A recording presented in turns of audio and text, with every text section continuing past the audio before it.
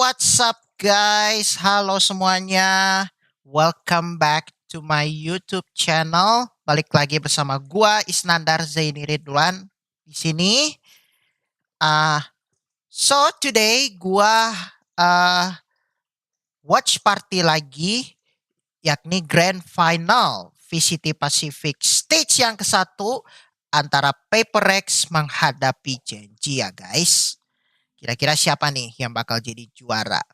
Tapi sebelumnya, gua main follow solo dulu yang team deathmatch ya. So let's go play this. Kira-kira siapa nih guys yang bakal jadi juara?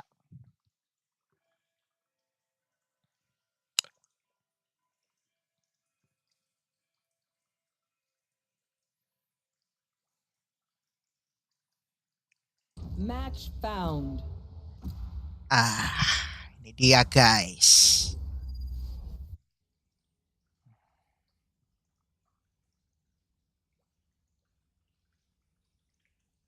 Pakai hero, pakai agent apa nih guys?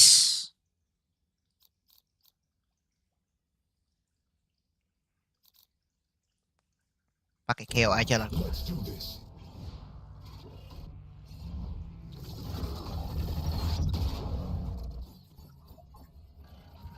Enak guys, pakai KO.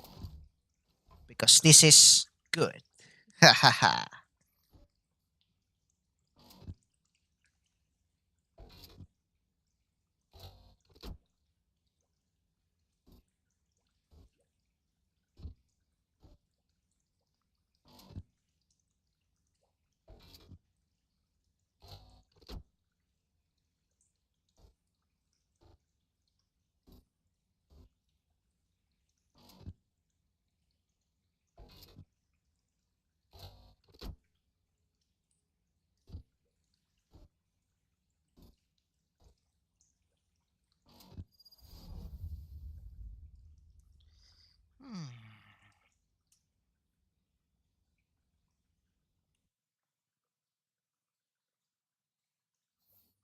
Oh, belum ini ya.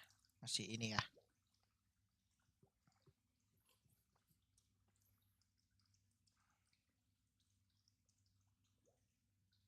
Tes.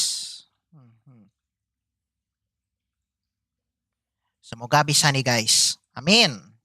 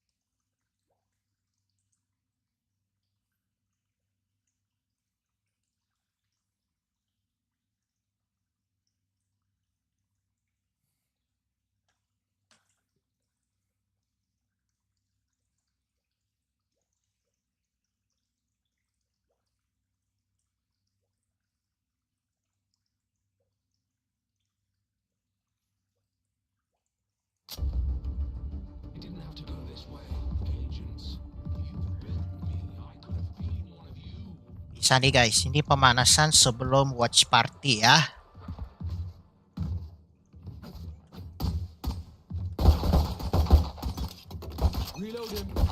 Reloading. Begin.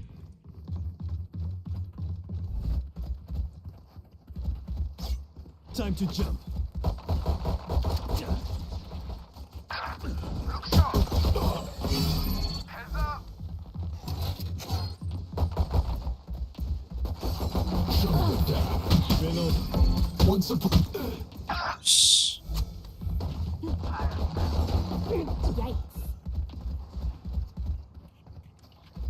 Cutting through. Careful now. Reload. Ultimate orb spawning. Decoy.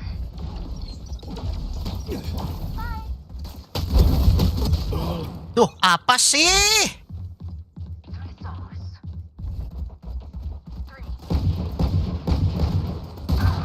Reloading.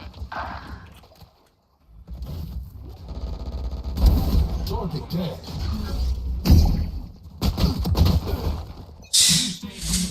Huh.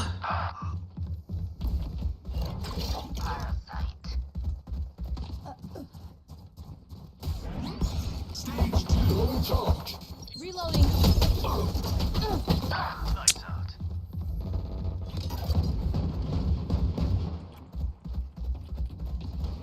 Going up.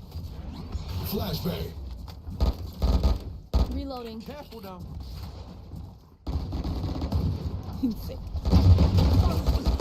Ani ah.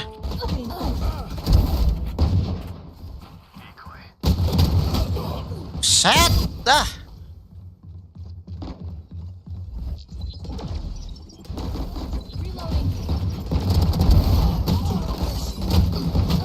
Reloading. Nanti aja dah. Ini. Reloading.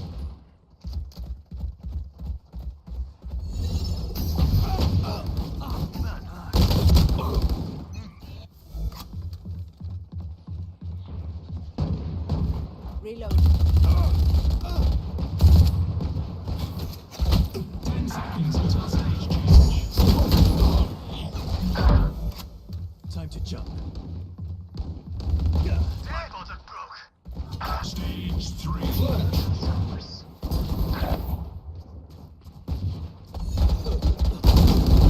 I can do that. Cutting through. My portal.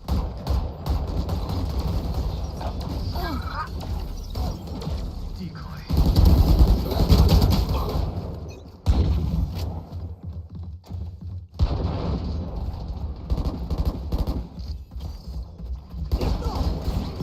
You're out. Come on, come on. Hostile IMA.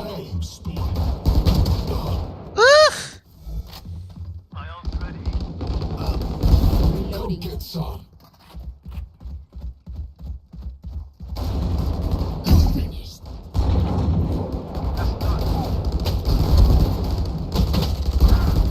3 kills. Ult's ready.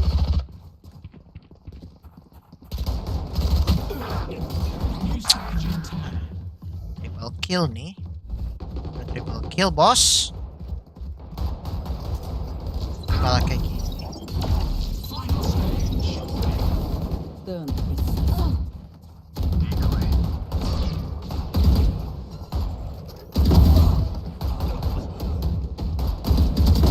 Cancel.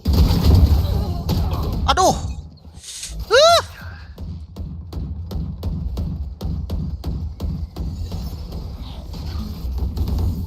Set dah.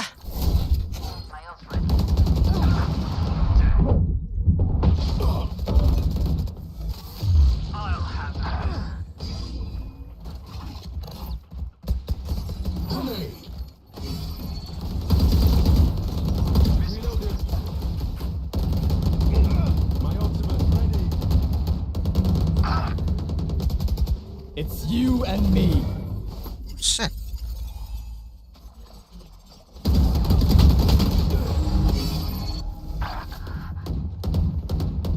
Going up.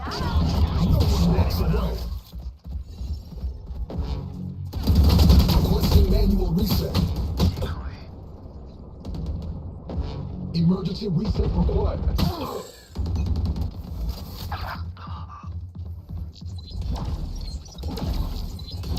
Flashbang. Set.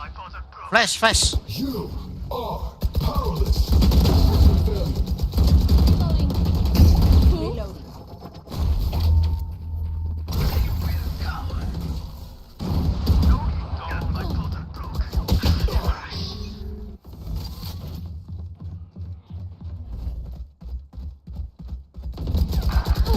Reloading. Reloading.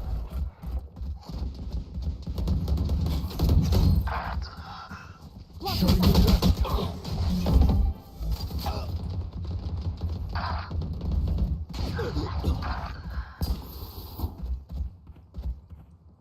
Come on, let's go!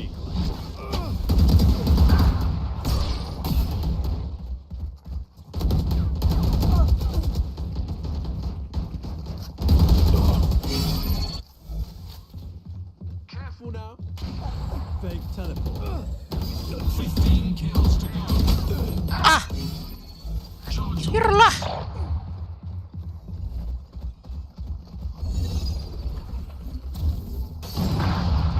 Kills remaining.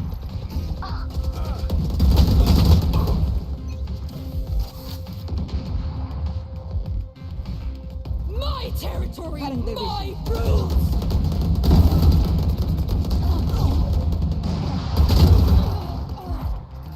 Five kills left.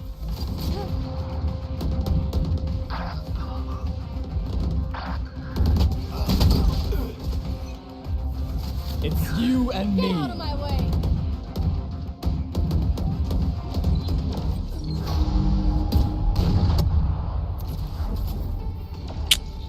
Whew.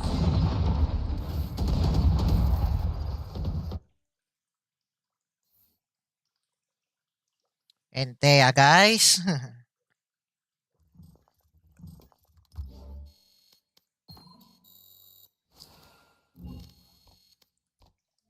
Saatnya kita watch party.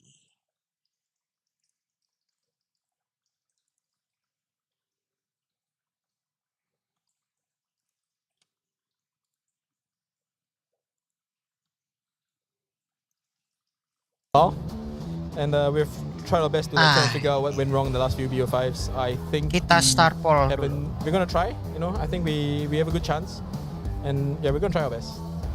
Now, Shanghai is actually a really nostalgic city for you. You used to compete there as a pro player yourself with Lish, with Divai, actually. What does it mean for you to go back to Shanghai?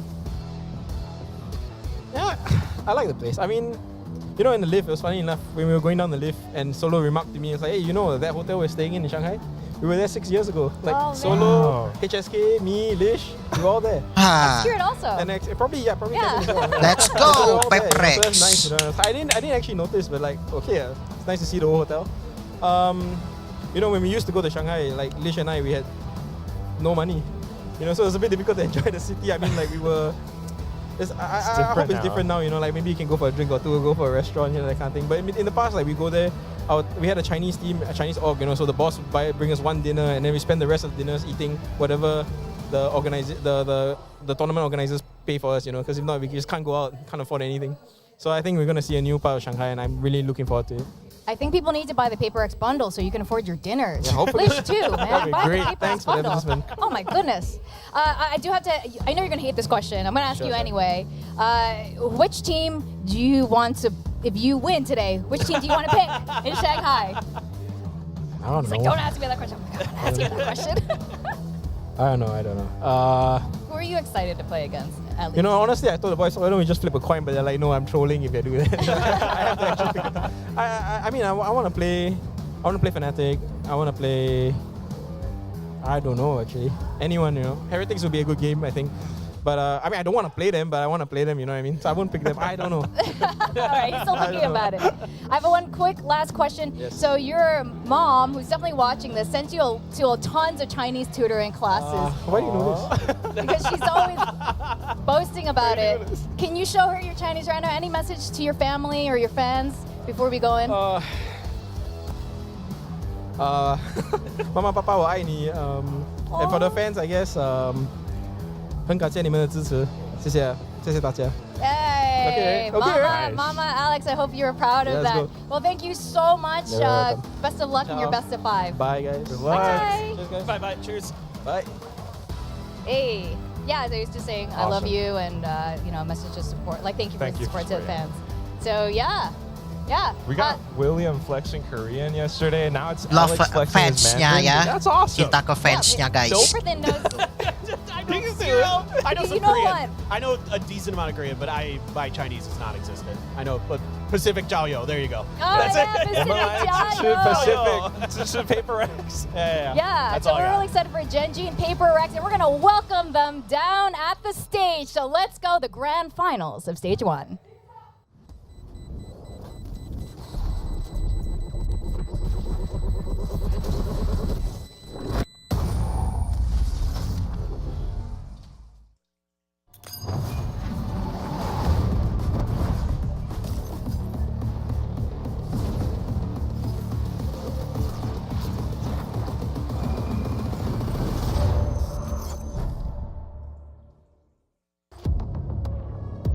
It's the final day of Pacific Stage 1.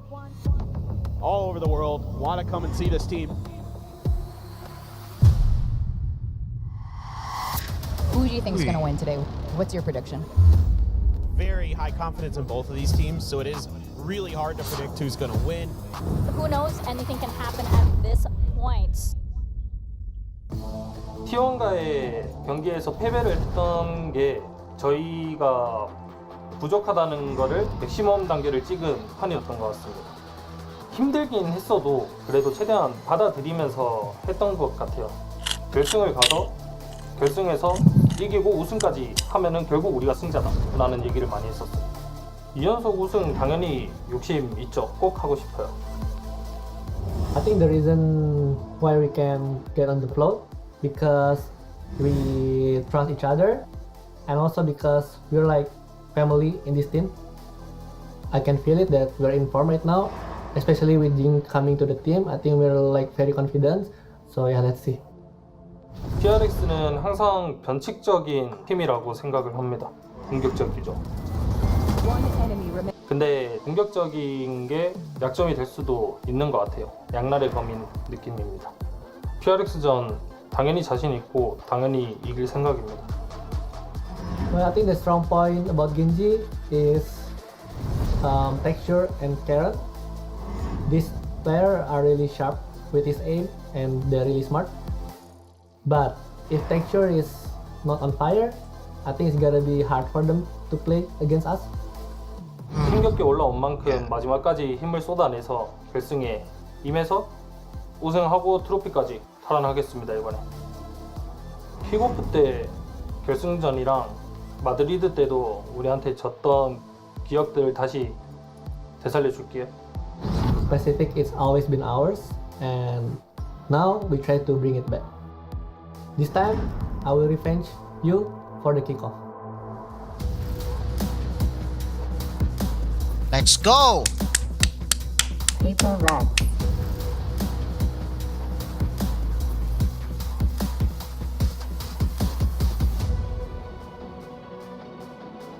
Forsaken.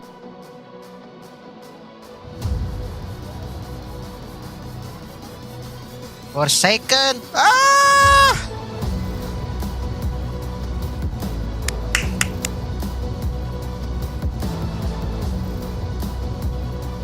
Mind Freak.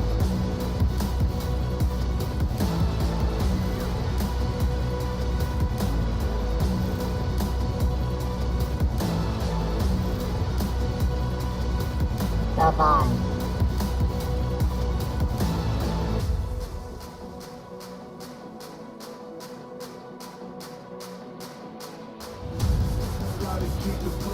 Something.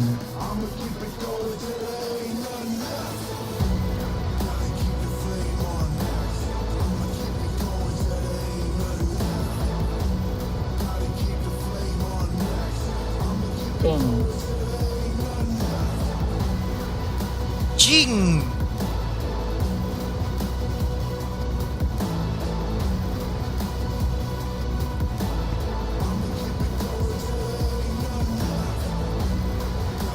Gen.G.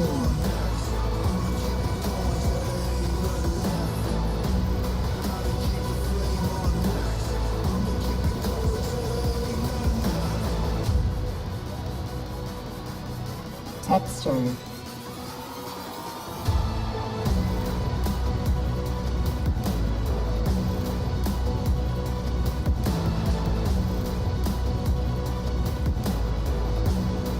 Lakia.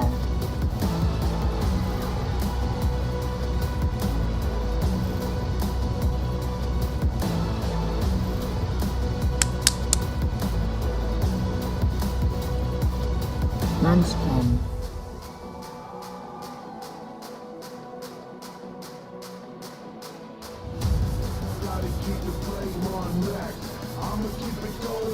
Meteors. Musiknya enak nih guys.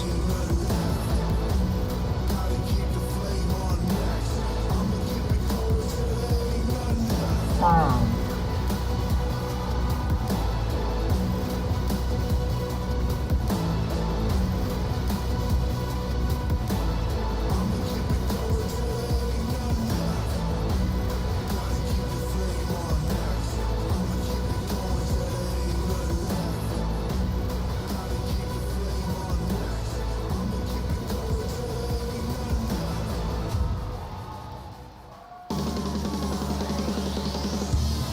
It's Paper X and Gen.G, the top two teams from Pacific Kickoff, and the top three from Masters Madrid. We're in for an incredible series today, Paper Thin. As it stands right now, these are 2 out of the 3 best teams in the world. Who knows? This could be a preview of our finals at Masters Shanghai. Oh, I mean, that may be wishful thinking, but It's not wishful thinking, it's gonna happen! That's gonna happen, yeah. I am so excited. These are amazing teams. They both look in incredible form. This should be an insane matchup today. I think it's going to be all about who's going to be able to maintain that top form for today, because like Forsaken said, if Texture's not feeling it, this could be a different match, but the same thing could be said for Paper Rex as well. They have to keep this peak performance, otherwise a little bit of shakiness and everything could go down south.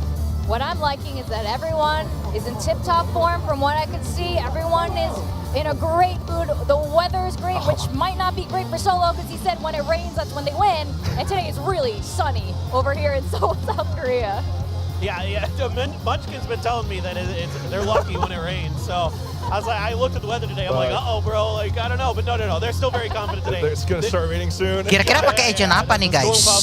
Paper Rex I think this is maupun still an Gen.G. incredible Gen.G team, no matter what. Apakah I think line for me, up it's just agentnya sama atau how much are we berbeda? gonna be able to see, like, the Kalau menurut players, gua absorb sih the pressure of kayaknya Paper Rex pakai and line be up successful on kayaknya some of line their up looks and some of their, agent Paper Rex kind of maupun individual Gen.G-nya play as sama well. ya. That's like been something that a lot of teams have struggled Tapi with this new version of gua Paper Rex. berharap beda sih All right, line up ladies and agentnya. gentlemen, the grand finals of Valorant Champions Tour Pacific Stage 1 starts now.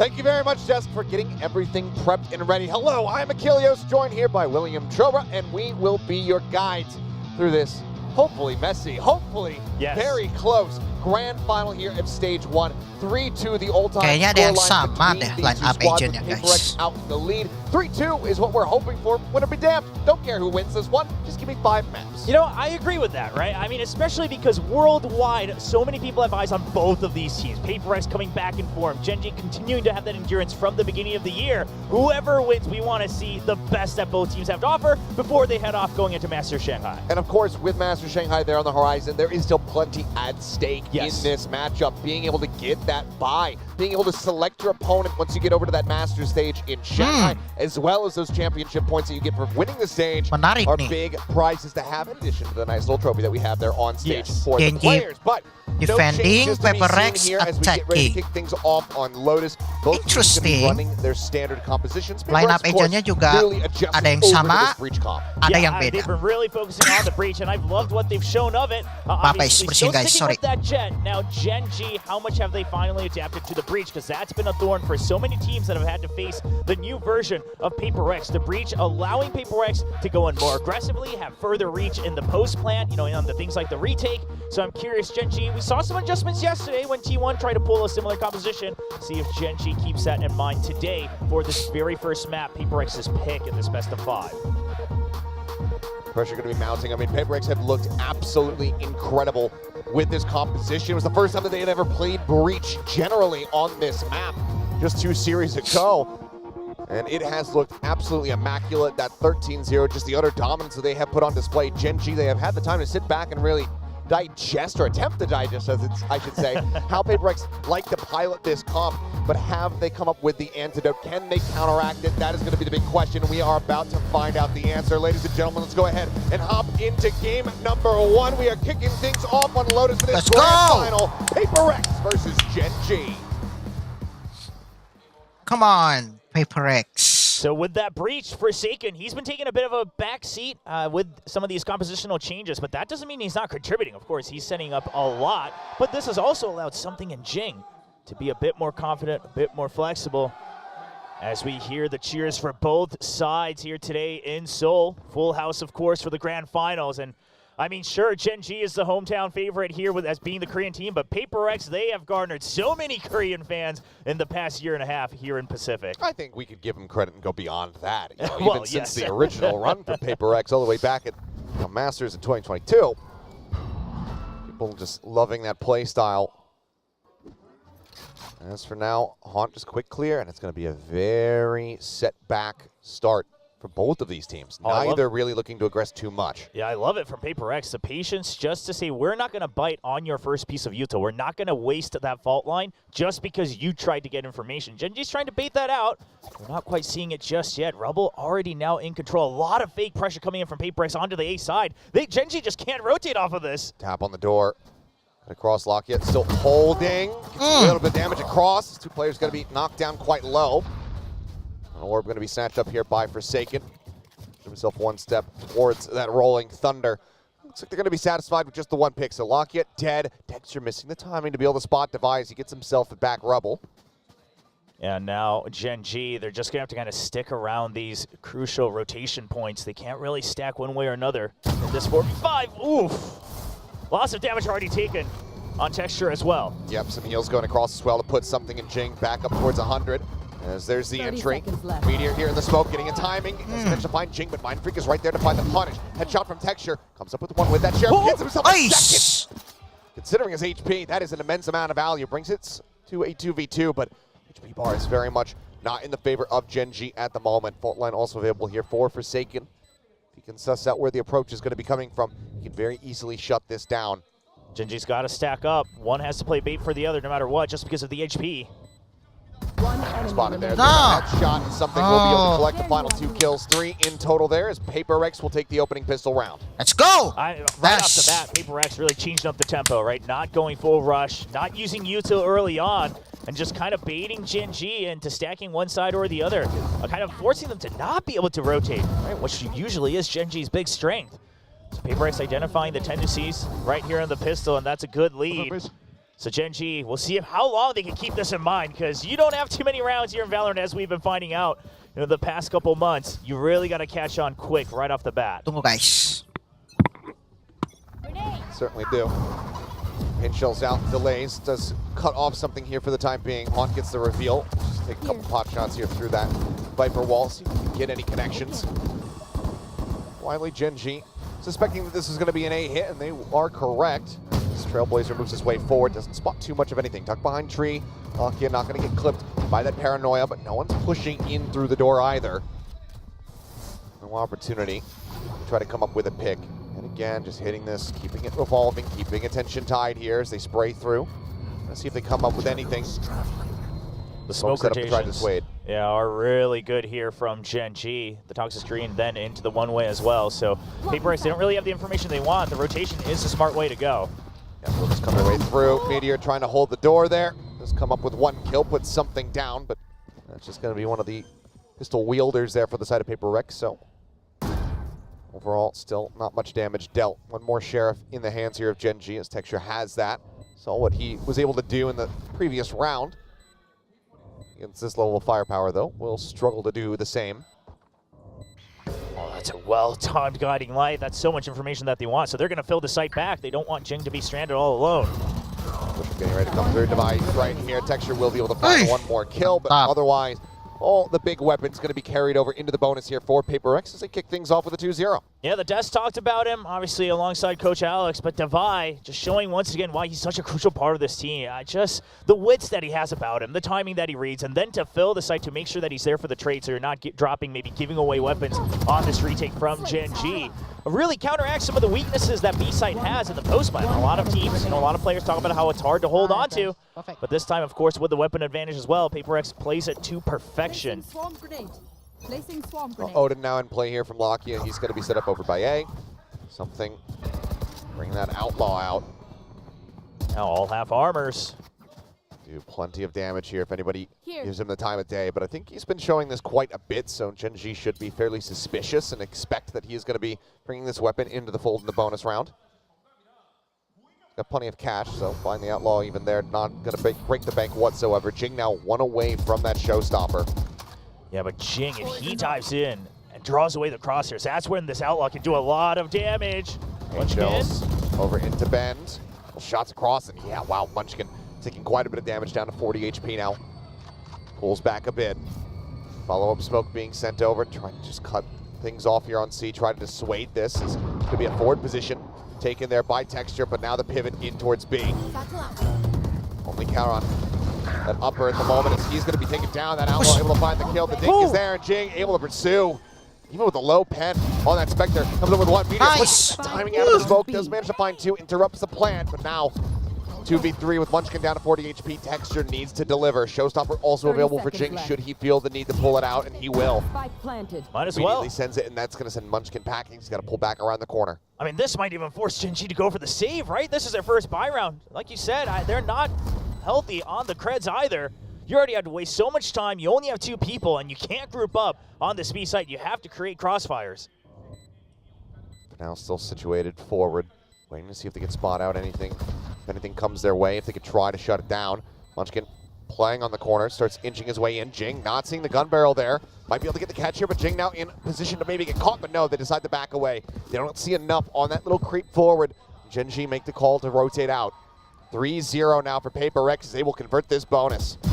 Nightmare's over. Oh, Texture at least defending that weapon. Obviously, Paper Rex, nothing to lose to go for the hunt, at least for 1 or 2 people. I love the showstopper there from Jing, right? Doesn't mean that you have to get the kills, but you know simply by wasting those extra 10 seconds or so that Gen.G already down in numbers, they're just not going to want to go for a retake there on B site.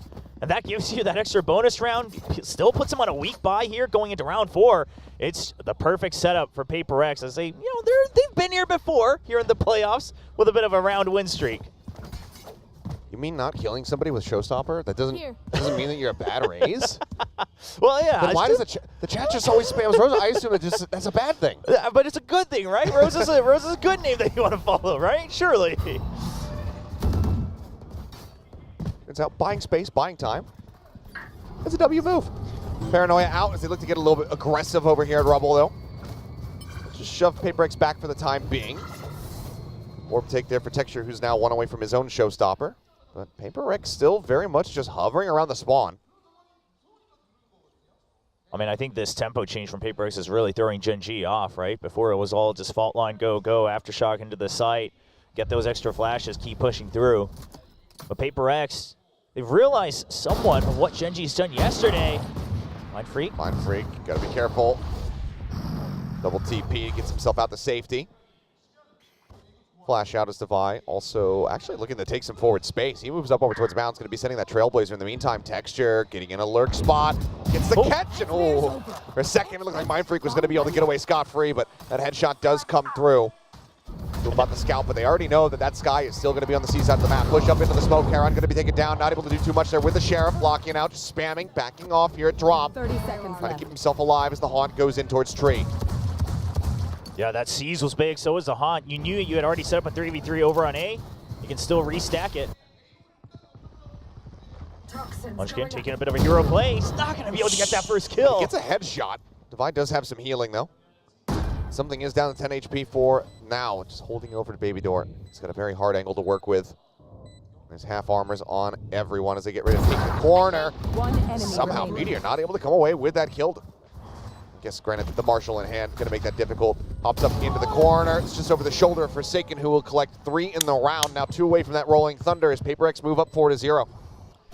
Man, Gen.G doesn't seem like they're quite getting the reads that they exactly want. I would say round 4 is when they first started to really adapt to the new tempo that Paper X has proposed. You know, the way they reacted on C, on Mound, they didn't bite the util bait from the sky. Texture pushes out to make sure that he's pinching on the rotate because you know it's not the full force. So you're starting to get some better reads. But can they make better use of the first 20 or 30 seconds or so? That's where my eyes are at, because just trying to get the first read on the util and beat them up front, what you did against T1 yesterday, that's not working today against Paper X. They will wait for 30, 40 seconds even into the round. Still no call out. Timeout called, rather, I should say. It's Jing just running him down, Meteor. Done there, I believe, by the fault line. Ends up getting picked off first and foremost. Jing in deep. Texture aware of this, but I'm not sure if he's going to be fully prepared for the double duel. Kayak ngeras langsung gitu ya. Needs some attention drawn over by the site. Swings out. Oh, he's going to be able to collect both of them. Showstopper now, drawn out. As he comes bouncing forward. Sends the Showstopper, not able to find anything over there at the entrance. It's a bit of damage on the Divide, but kill not found. Mind Freak still positioned up here on top of the box. Forsaken in position for a monster's backstab as Mind Freak will get flushed out. Forsaken now spotting one. Sends the shot, tries to get steadied for that second, but cannot. Defuse now being held. Divide will get taken down. Gen.G able to course correct here in round number 5 of the pack of Texture's monstrous re-entry. They will get themselves online. Yeah, Texture pulling a bit of a Paper X himself, gets the kills early, then the Showstopper immediately into the site. Knows that he doesn't want to miss out on that tempo, on that pace that he just regained for his team. The paranoia is just perfect, coming in from Karon as well. Leads to the double kill, no hesitation. That's usually the Paper X way, but Texture taking a page out of their book. I will say, Paper X turning up the tempo to 11 on this round was a crucial pivot. But Gen.G, they're able to react with the retake. That should give them the confidence to adapt a little bit here in round 6. They're gonna eat a bit of damage now, a ton of it. Texture, just go ahead and take his head off. It's a dink through the wall there as well on the device, down to 58, and that's gonna be unhealable. Odin now in position, spraying across as something gets picked off. And this aggression here from the side of Gen.G, seemingly unexpected by Paper X. Call with pants down, 2 players gone, and that's all their entry power aside from a Rolling Thunder. The call for Paper X in the rest of this round is gonna be a difficult one to make. You hear the orbs as well, so Forsaken trying to see if there's another peek, but that's good util from Gen.G just to check for that. He heard it. Heard it. Takes some damage though, and on the reswing, Karon will be able to take him down. Once again, dead. Divide, wise to it. Now Gen.G, they can just hold on to the space that they've gained so far. Just rubble, B-site, and then you leave C to that Killjoy util. I mean, this is a huge numbers advantage. This shouldn't ever go wrong, but we've seen it time and time again so far this stage. Now, if Divide hit that shot. Well, then we'd suddenly be saying very different things about the round prospects. 30 seconds left. A very rough position to be in here, but still good amount of money. Divide lowest at the moment here on the team as the alarm bot will get cleared out. Lakia works off the angle. I'll find you. Haunt will come through, avoids the paranoia as well. Haunt cleared out.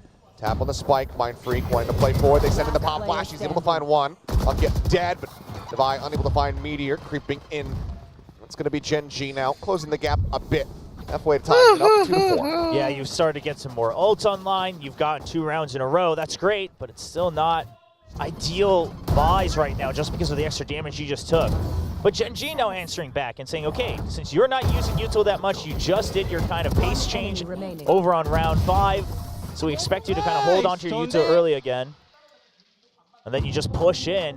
And that calls for an immediate timeout from Paper X. 2 rounds back-to-back. Alex clearly not happy with something that's going on. I think maybe just a little bit of disrespect to Gen.G, especially if you think back to that round 5, they took over C, and then you had 2 people just holding off angles off of each other, but in no way getting ready for a util retake there outside in the back of sight. So perhaps just a bit of adjustment on making sure that you're still aware that you're still playing against Gen.G. Yes, it was easy the first 4 rounds, but you know what they're good at. You know that if they're not using util early either, that they're going to have that for things like the retake. Curious to see also what the adjustment is here, because now both teams have taken a bit of a back and forth in terms of trying to take control of the tempo. Let's see what the timeout can show us here as we go into round 7. Rolling Thunder available, Mind Freak as well, does have that ult ready to go. Okay, fault line at the ready for Rubble. So it looks like they want to, the adjustment is to take full Rubble control, but I wonder if Gen.G pushes fully out of C-site as soon as they get that call. See if you can try to keep 50% of the map. Very forward smoke coming through is just going to be hit on the door, a little bit of Odin spray. And for now, Paper X just sending out a little opening volley of util. Will just back away from that A site, start making their way over towards C. But this is a bit of a read from Gen.G, isn't it? Because they just answer util for util, and they say, okay, it's not a stack, so we have no reason to change our default setup. They're still ready with the util on both B and C. Purple wall raised up, but alarm bot cleared out. Jing just fishing for any kind of wall bang shot he can get. PaperX just poking and prodding, moving back and forth here, like the tide on the map. Figure out where exactly they want to go, but Gen.G now, they do have this 3-man stack set up, clear out on that turret. PaperX just trying to play with as much ambiguity as humanly possible, and now they start working their way forward over towards A once again.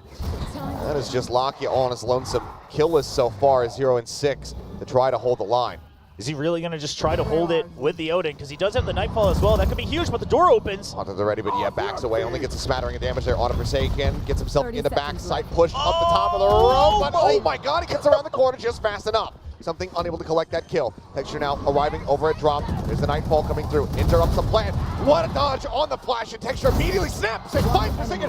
Finds Jing and Divine. Down A. A 3K. And all this back and forth, this swaying across the map. Left. Just leads to the timer running dry here for PaperX. Texture will fall. Mind Freak stopping him from finding even more value in this round.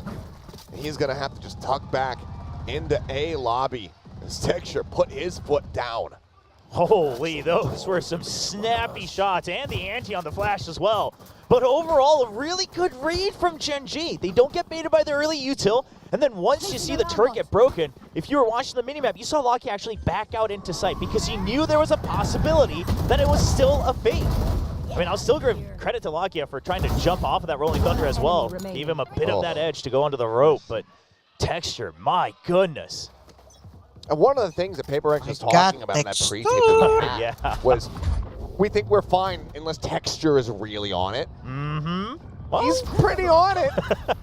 Some of the rest of the team still looking to wake up. Lakia finally got himself on the board. It's Aaron now spotting the feet. He's able to take out one. Something dead. Tree's still there from Jing, waiting up on site, but now flashed out. Meteor able to spot him. Once again, the duelist duo taken down first and foremost. Forsaken just above the head here of Meteor. Finding that one stray kill, getting rid of that potential lockdown. Something like that might give them the feeling that they have a way back into this round, but can't find that. Aaron noted will fall, but the rest of Gen.G start flooding forward. Mind Freak now picked off. Just Divide at 42 HP, Forsaken at 89 to try and figure out what the hell they can possibly do. 48 seconds. Still try to play around the map here, but Gen.G, 4 players to work through. Yeah, they have a bit of a sense of this. That jump peak, Texture only spots Divide, so they think, okay, Forsaken's probably somewhere else trying to create some space. So Gen.G, you see on the map, they're all playing pretty far back. If you give the plant, so be it. They're you want the this round. position as well. They suspect that Forsaken could be here. Texture, though, not watching for this push. Oh, either able to be snappy enough, turn on the flash. But it's a 2v1. Swing out, Forsaken does find the headshot. Now they're getting ready to move, work their way forward over towards the site. Munchkin is going to be steadily, silently dropping his way down the rope. Push coming through, catches one. That's the spike now on the floor. Dodge out on that fault line. Forsaken either has to kill all three or get this plant here in the next second. Tucks back around the corner. They know he's going to be holding for it. The push coming through, and Meteor will be able to take him down. Had Forsaken even been able to win that fight, Lakia could simply pulled away. And this round pretty much was done and dusted regardless. That's now 4 rounds consecutively for Gen.G to tie things up. Man, and Texture so far, 12 and 6. You mentioned it after that previous round, but really putting in his weight to make sure that Gen.G matches PaperX right off the rip. And I mean, this previous round too, just classic Gen.G. Once you get the first number advantage, just trade for trade for trade. It's a war of attrition here for Gen.G. It always has been in 2024. So you really want to watch out. Of course, PaperX, they've got their heroics, they've got their clutches, but you only get so many per map. That should be the ult coming up for Sky. A little bit extra that they can use. Or rifles still, so you don't have to go into the B site. It's not like you just have to go for the run-in guns. A little bit slower here.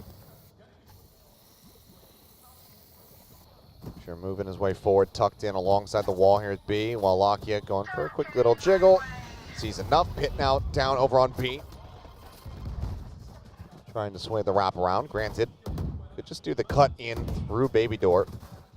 Really just still avoid the pit. PaperX do 1. Texture's here as well, so Gen.G's looking to fill the site. Seeker's gonna fly. Texture, showstopper out, sends it. Something gonna be taken down, but not before Lakia does fall.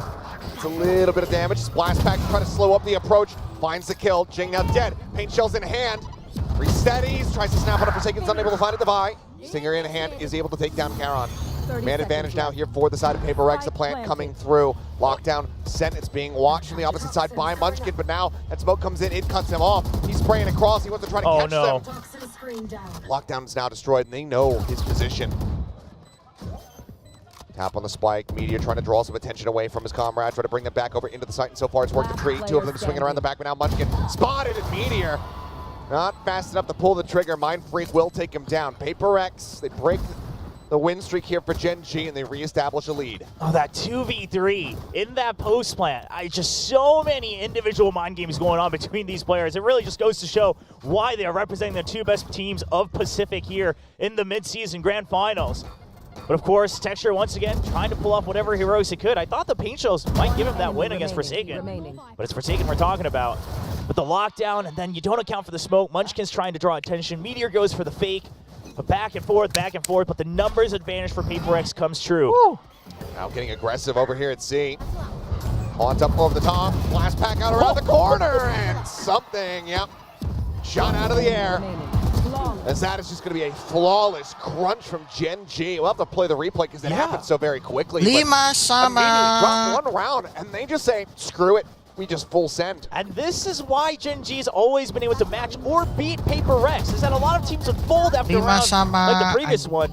Oh, but the adjustments on the slight timing differences. It seems like Paper Rex even almost suspected a bit of a crunch too, but the Yuto comes out on a slightly different beat, and Gen.G is able to get the better of him.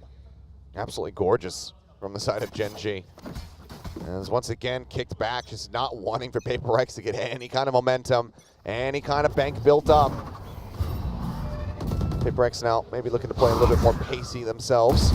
Forsaken snap via Semper, finds that first, cannot get the second, puts Locky down to 87. So the rest of Paper Rex start making their way through into the 8th site. Texture still here. Looking to hold the line for his squad, but Showstopper is available on the opposite side, and now it's going to be drawn out. Blast Pack used for mobility. He's able to dodge it, but Jing lands in behind him, finds the headshot. Something at the same time going to be taken down, and Charon working up the top rope, finds that kill. Meteor swoops in, coming out of stairs. Cleans up Mind Freak. Munchkin Texture to the 2 casualties, but cash aplenty as we go into the last round of this half. Gen.G potentially getting themselves 7-5. Holy, I mean, Forsaken said as long as Texture's not online right from the get-go, we should be able to win, but boy, is he online. Sure, he's not the one who gets the kill, but he draws so much time to have that decision-making, to blast pack forward, to dodge the Showstopper. Brilliant. You can see just how many steps ahead it was, too. As soon as he heard it, he was like, all right, I'm going to set this up, and then I'm going to wait for his entry. Then I pop myself up to try to dodge it. It's very smart. And now the Killjoys switch up as well for Gen.G here for the final round of the half. But Paper Rex, they're not going to care. It's a death ball. Shoulder spotted, Textured, blast back and forth. There's a reveal on the 2. Paint shell's going to be sent in deep, cutting off the reinforcements as they go charging up. The spray, it's so damn wild. As Jing tries to make something happen with the judge, but he swaps to the classic. Catches Locky, and suddenly, it's 3 members alive for Paper Rex. They might just be able to make this a 6-6.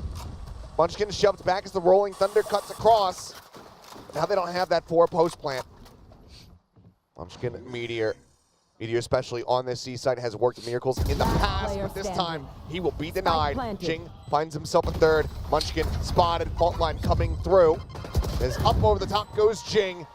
Collects a 4th kill in the round, and it is going to be tied up 6-6 as we get ready to swap sides. I feel that this first half really encompasses the strengths of both teams. And the weaknesses. Well, and the weaknesses as well, yes, agreed. But Gen.G, some of the mid-rounding, some of the reads that Munchkin has had, some of the way that they're able to get 2 steps ahead of Paper Rex in terms of the map played, sure, they seem to have the upper hand. But when it comes to the skirmishes, when it comes to just being in the zone until the battle fully ends, Paper Rex is still able to just be barely 1 step ahead. I mean, that previous round, that was it. And I mean, these fans not quite crying like Texture is, because right now, so far, Gen.G has shown the diligence. Oh my God. We're too busy cheering for Jing, though. Of course. That's Alex, of course, in that little sticker. Jing's mom, ever present to show her support. Well, now 6-6. I mean, overall, you'd say not bad at all for the side of Gen.G. No. Getting 6 on the defensive side, but we'll take a look back at this round because it was just utter chaos. I mean, Locky even tries to go for the knife, which is the best he could have done, but man, what a Paper X way to end the half, honestly. Yeah. Just everyone whiffing. Classics and judges coming into play. Complete and utter chaos as they just go and brawl out on mound. And that's what they were talking about when we had the walk-in interviews and they said, let's take it outside. That we just witnessed it. Yeah, absolutely took it outside. All bets were off on that one. And now Gen.G on the attack. You still have to respect the breach just the same here on either side of the map. Looks like similar start though. No one looking to get overly aggressive quite just yet.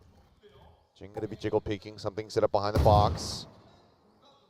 Shot sent Jing's way, but gonna leave something to sit here, but they have read this beautifully. He's crept out now behind mound, spotted. He has one shot, he will be taken down. Texture. 2 through the box, 1 into the chest. Something is dead. First blood found. Meteor now starting to creep forward. Forsaken wanting to take the challenge. Texture finds himself a second kill. A headshot there on the Mind Freak. Helps open up that C site. Now it's wide open as Meteor also is able to find Forsaken, get some damage on the Divide, which is then cleaned up by Munchkin. Gen.G will tie up the pistol round count and now take the lead. It almost seems that Gen.G has gotten so accustomed to Paper X now, right? You see someone like Jing jump peeking, and you're thinking, Jing never just jump peeks on his own. He's never just anchoring on his own looking for info. There's something going on, but there was no fault line. So what else could it be? You're not taking any chance. The fact that Texture spams that box 5 times with the Sheriff and still has his suspicions just goes to show that they're not counting anything out. Wow. Fantastic read and start from Gen.G. As Divide just going to be backing away. Prowler sent through. Gets a spot on the one. Pop Flash going to be sent though. Blast pack backward. And now fully blinded up. Charon still able to come away with the kill. Divide going to be taken down. And not that much damage going to be found here by Paper X either. Only Texture at 82. Swing onto the corner. Quite a bit of damage is found there actually. His Mind Freak playing close, will be able to collect himself 2 more. Down to 30, has to go for the reload to swing on the corner, and Meteor will bail them out of what is already catastrophic. And he will get them the round win. 2 rounds up on the Mind Freak. Oh, man. Oh, doing what he does best. Yeah, flashbacks to Madrid. The only difference is he didn't have to pick up the Gen.G Classic this time to rub salt in the wound. The Classic here on A side doing so much work for Mind Freak. Like you said, catastrophic is the best way to put it as Gen.G.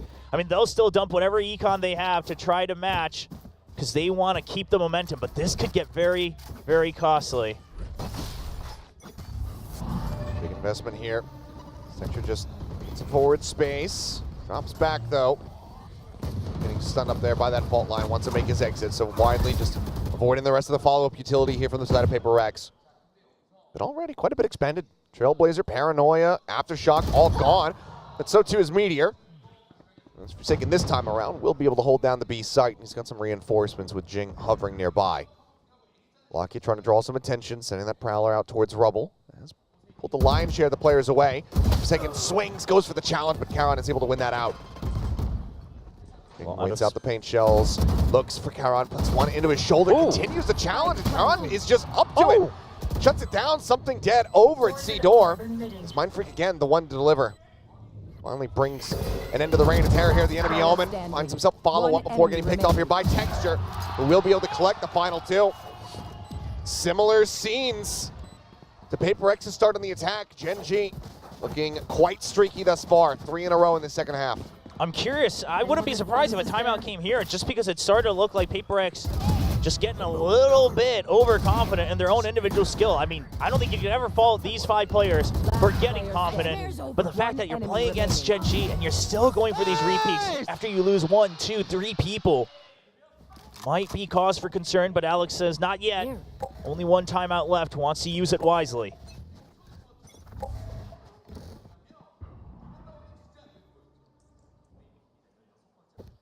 Oh, not gonna find anything there. Bring forward, judge in hand there from something. They keep that hidden. It's the Guardian for Forsaken that clears the Prowler, so he continues to hold that corner. We'll see if Gen.G really suspect if that's going to be in play. But now with the revolving door pressure as well, PaperX can definitely over-rotate a bit more over to A, right? The Judge was still hidden. You made it sound like Mound was fully in your control as well. So Gen.G's going to have to work a lot to regain control. And you see Jing even also coming over to that A side to provide backup.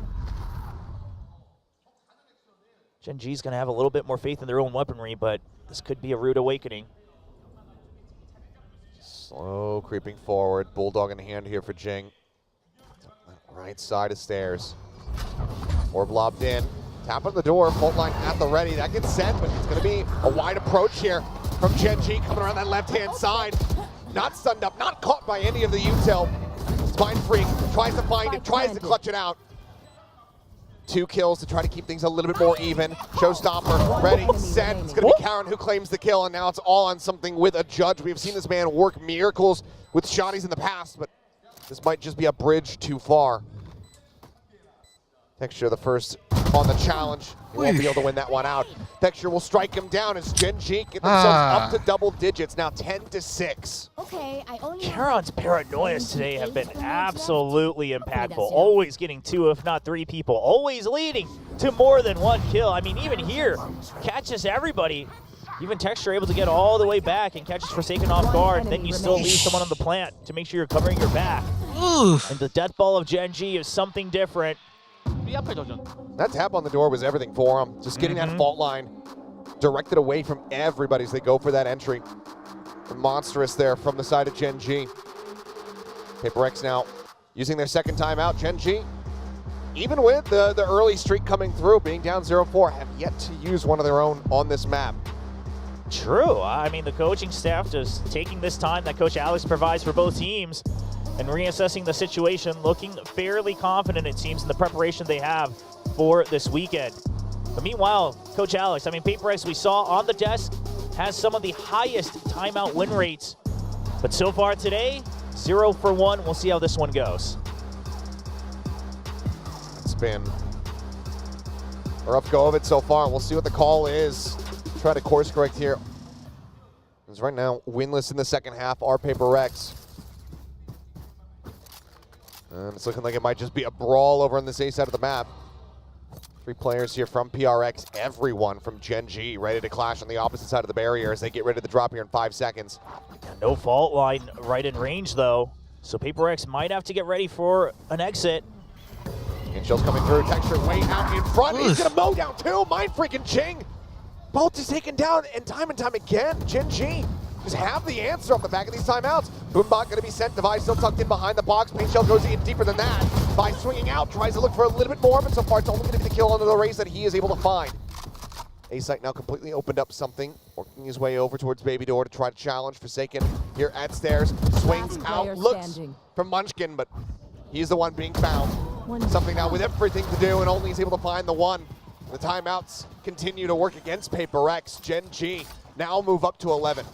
I don't know if I've really ever seen this from some of these players on PaperX, but you saw in that repeat from Forsaken, you could tell that he was starting to get scared that he doesn't have much time to go for the correct shot. He was afraid of the double swing out because Gen.G always has extra members to trade. And that's the pressure. I mean, the fact that Gen.G can force PaperX to feel a little out of comfort on some of these ego peaks on the repeaks, that's impressive. Damn impressive. Now, goodbye. Jing does have that showstopper. Use that aggressively here. 4-man stack set up. Blind out on the Texture though. He will get taken down. Showstopper now out from Jing. Sends it. Kill found. Karen going to be taken down, and that is as good of a start here for PaperX as you could hope. 3 remaining players for Gen.G. See what the call ends up being. Do they suspect something up on top of the box? Probably not, but they're still able to collect the kill all the same. 20 HP now remaining here for Munchkin.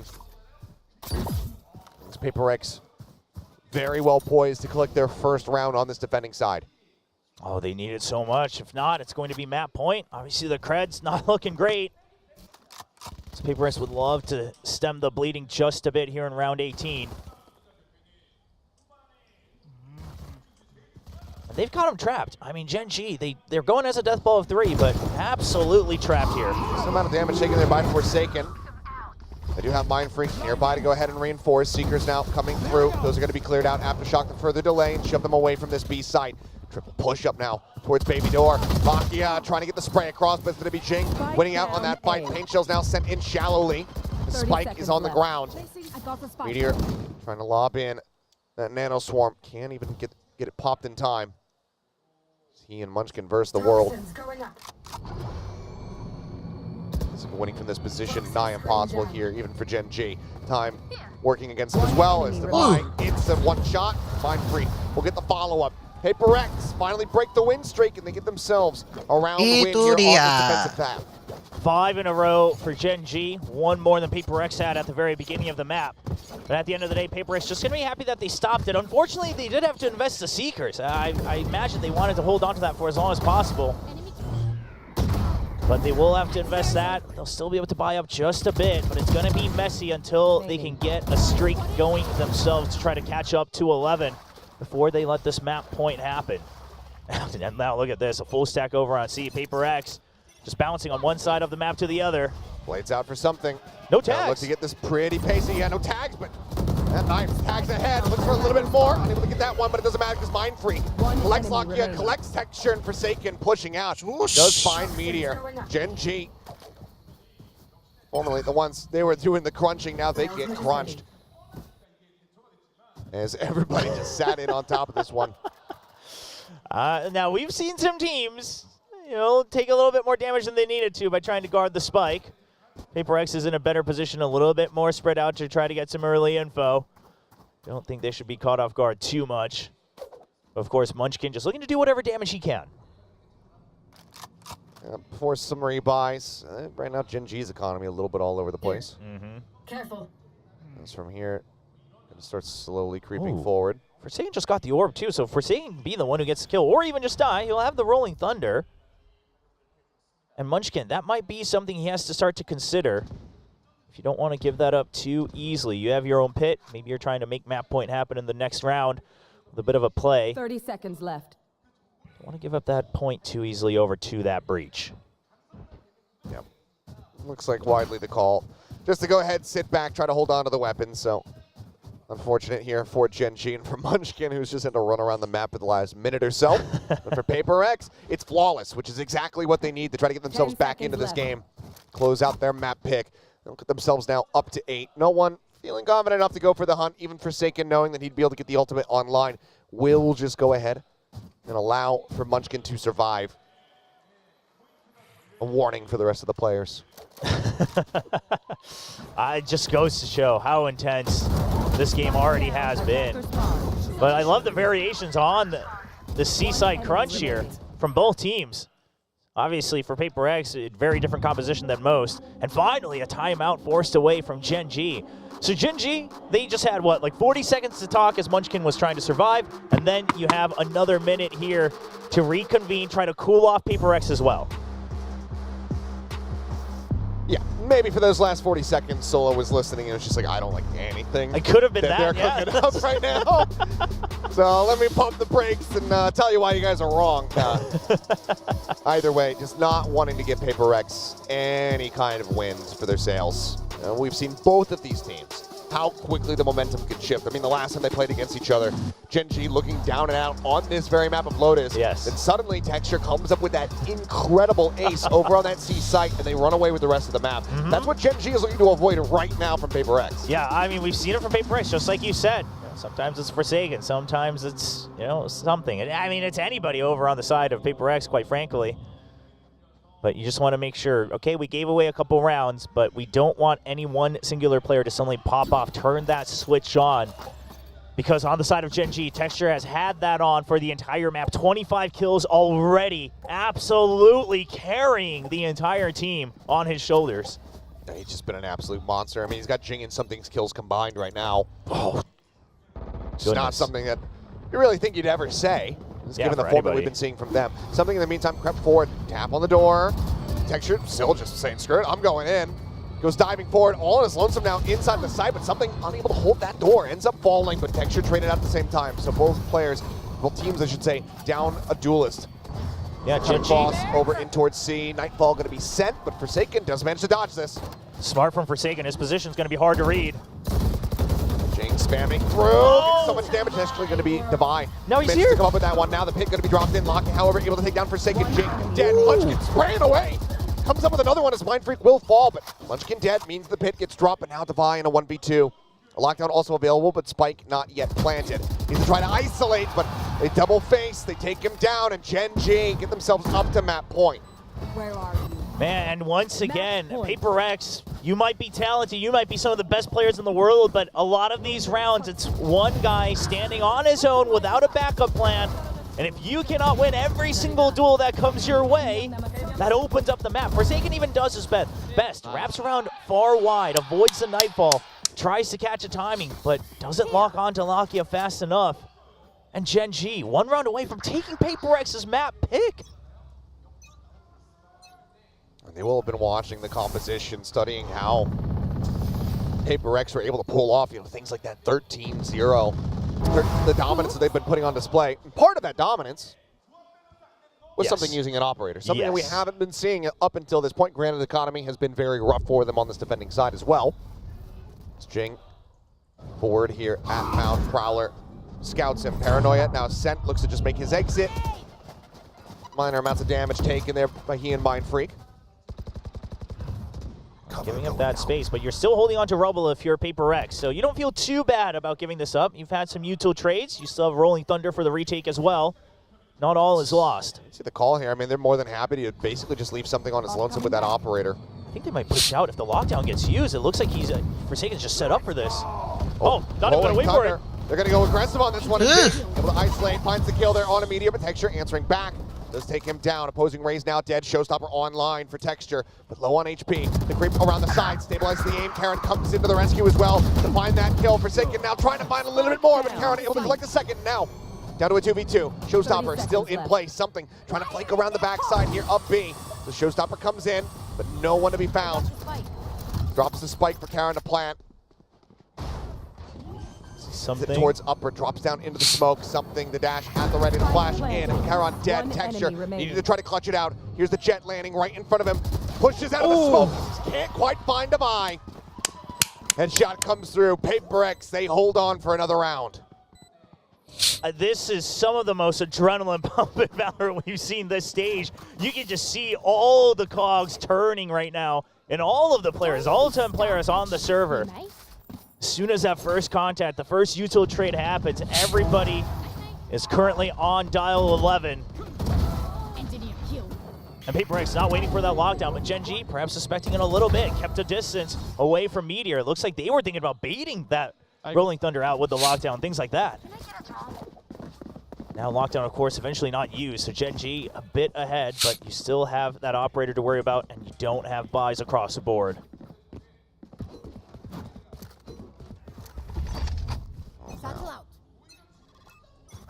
Heavy stacks here for both teams. Over towards A. Texture again, just jumping very far forward. Jing swung around the side. Texture gets in behind him. Just not aware of how deep Texture had gone. Swing forward. Texture instantly snaps on. Finds Devi's head. Then ends up getting clipped. Mind Freak off the flight, but the TP forward. He's trying to take control of Rubble. But Karen has swung around the backhand side. Mind Freak dead. Now just leaves Forsaken and something all in their lonesome. Up in play. And they don't. Munchkin on the hunt. Finds him.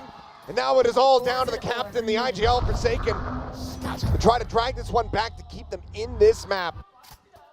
But it seems like Gen.G may have just done it. TP across the map as they get situated there on C, and Forsaken has no idea where any of them are realistically. Yeah, I mean, sure, you know the spike has to be going down over on the C side, but you saw that lurk coming in from Munchkin. The fact that the dash was heard from Munchkin gives him that free kill to something. And Forsaken spots the jump. The footsteps heard. Lakia gives the call. No time to play with ambiguity realistically here, but Forsaken still tucking in, cutting across beach, just trying to clear out as many flank angles as he possibly can, trying to make sure that he's got all the players corralled down into the side. There's the first. Charon going to be taken down the fault line. Sent. Not spotting much of anything, no, and as he trips across that bite, he will fall. Munchkin will take him down, and Gen.G will kick off this grand final with a map victory on Gak apa-apa Lotus. guys, baru game pertama. Gen.G just proving once again, if it's just firepower for firepower, it is Apa-apa, not guys. a free win for PaperX anymore here in Pacific. They're gonna have to bring a bit more in this best of 5. They absolutely are. 13-9, the scoreline is Texture. What a monstrous performance. PaperX themselves stated that he was the concern. If he was on, Okay, then that's when they would be worried. And Texture, by mandi God, dulu was he on. sebentar. 28 kills in that opening map, but that's enough for us. We'll go ahead and pass it Bentar ya, back over to the guys. analyst as to break down the action from Matt Moan. Analis. The grand finals of stage 1 starts off with an absolute banger. Gen.G snatching that Lotus Fix away from PaperX. Honestly, in a way that was very similar to how they beat PaperX before. I'm not talking about 2-3 weeks ago. I'm talking about back at kickoff. They travel in packs, and that has worked so well for them. They're just constantly training. PaperX doesn't know what to do against it. Yeah, PaperX is constantly going for these individual plays where they're wide peeking or peeking out on an angle where there's 2 or 3 Gen.G players, and that's just not a recipe for success. I mean, yeah, you might get 1 of those or 2 of those a map where you win that fight, but it's very rare, very difficult to do, especially against a team of Gen.G's caliber. So, yeah, absolutely. The teamwork here was probably the biggest thing I saw that went in Gen.G's favor. For sure. I mean, when the long winter comes, the pack survives, but the lone wolf kind of dies. Did any one of you watch that movie, Gran Turismo, with Jan Mardenborough? I know Victoria definitely did. Because while Williams said that this was kind of like a war of attrition, right? You're kind of fighting numbers with numbers. I feel like it's also a little bit of a race. And both teams are kind of racing to that 13-round win, you know? And PaperX is just so zoned in on like wanting to get that so much that they're kind of tunnel vision. And when you're so focused on getting that speed, sometimes that leads you to making some mistakes where you are putting yourself in that individual situation and you don't have your teammates there to bail you out. Meanwhile, Gen.G is on top form. Not only are they on top form, Texture is a monster and everyone's there to support him. Karen's coming in to like anchor down the sides. PaperX had like a 4-round win streak at first, but the adaptations came in so quick. You know, PaperX is often described as a death ball. I think Gen.G proved to be that death ball today. You know those fire ants, or whatever those monstrous ants are? You can kill 1 or 2 of the ants, but they just keep rolling in, and they keep going and causing devastation. And Forsaken said it too in his interview, if Texture is on, it's going to be really hard, and Texture was so on. Yeah, I mean, some absolutely ridiculously good paranoias as well. The Fade utility for Lakia was on point, and the lurks are something that, you know, I talked about in the pre-show that need to be thought about for PaperX. A few of those came through and bit them in the butt, but it wasn't so much that. It was really just, you could see that somebody's always there to step in for Gen.G. When there's first contact, there's an immediate follow-up by at least 1 or 2 other players. I mean, right here, that paranoia is just insanely good. But that's a good anticipation. That's good reading of what PaperX likes to do. I mean, anytime PaperX tried to get deep into Gen.G's like lines towards on their defender side, they just shut him down. I mean, yeah, he dodged that flash. I mean, that's unbelievable. Just the positioning here really good. Understanding the way the reach util works. Yeah, Gen.G came in really well prepared for today. I have to pick my jaw up off the ground. I really thought that he was kind of like even partially blinded from that flash, but the fact that a fraction of a second and he dodged it and got those 3 kills afterwards, denied PaperX any trades. Like, this says a lot as to, you know, how Gen.G's playing today, the mindset that they're coming in with today. PaperX, on the other hand, you know, not completely out of it. There were some of these moments where they were still able to perform together, but other times, you know, it's kind of just Mind Freak. Mind Freak was able to come up with some crazy clutches. He had that round with a classic, getting like 3 kills, just shy of the last one. But the rest of the team, you know, feels a little bit off. Like, we're seeing a lot of these moments where sometimes something's like perched up, trying to watch an angle by himself, or multiple times he's trying to go through C door to wrap back up around against Gen.G or to hold pillars against Gen.G. But Gen.G works as a squad, dude. It doesn't work that way. Yeah, PaperX needs to remember, this isn't your standard team in VCT. This is Gen.G. And you need to play a little bit differently against Gen.G than you do against other teams. This is the Gen.G that we saw go to 2nd place in Madrid. This is the form that we saw. Now that we're going to Sunset, I think this is gonna be very exciting. This is a Gen.G pick. I don't know which way this is gonna go still, because PaperX, I won't say they're off, but Gen.G had them so red and they were so prepared against them. So the question is PaperX prepared to, you know, fight back here? Yeah, that's a really good question. I mean, I think, you know, for Gen.G, again, they're 2-0 on this map, yes. but it hasn't been convincing to me. Either of the wins, they've been a little bit rocky at the start of both times, where they've just basically gone down pretty heavily to start these maps. So that's something I don't think you can get away with against Paper Rex. You're going to need to really dial it in throughout this entire map. But if Texture's on, I mean, yeah, you saw it in that last map. He's a force to be reckoned with. Yes, the support's great behind him, but he's hitting crazy good shots, crazy fast, breaking space so instantly, making it impossible really for players to kind of react properly, to really get in those positions where they can support each other. So that's going to be tricky here for Paper Rex, no doubt about it. For sure. I think something that Gen.G focused on a lot, during the past week when they had a little bit of time off, is to figure out how to play against this breach pick. I think Paper Rex, this is something that they've worked with for quite a while now. Forsaken clearly sending in those fault lines, those flash points, and they've worked great against other teams, but Gen.G's figured that out. We can see in a lot of these rounds where Texture's able to dodge that flash. The rest of the team, Karen, they're able to kind of sense where that fault line's about to hit, and they are just kind of working around it. If someone gets stunned and they're gonna die, sure, let's let him die, but we go in for that trade. That happens so many times that Gen.G feels absolutely prepared for this. So either we see a lot more cohesion from Paper Rex where they are able to work off of that utility together as a team, or I don't know, maybe a new composition. Do we see that happening?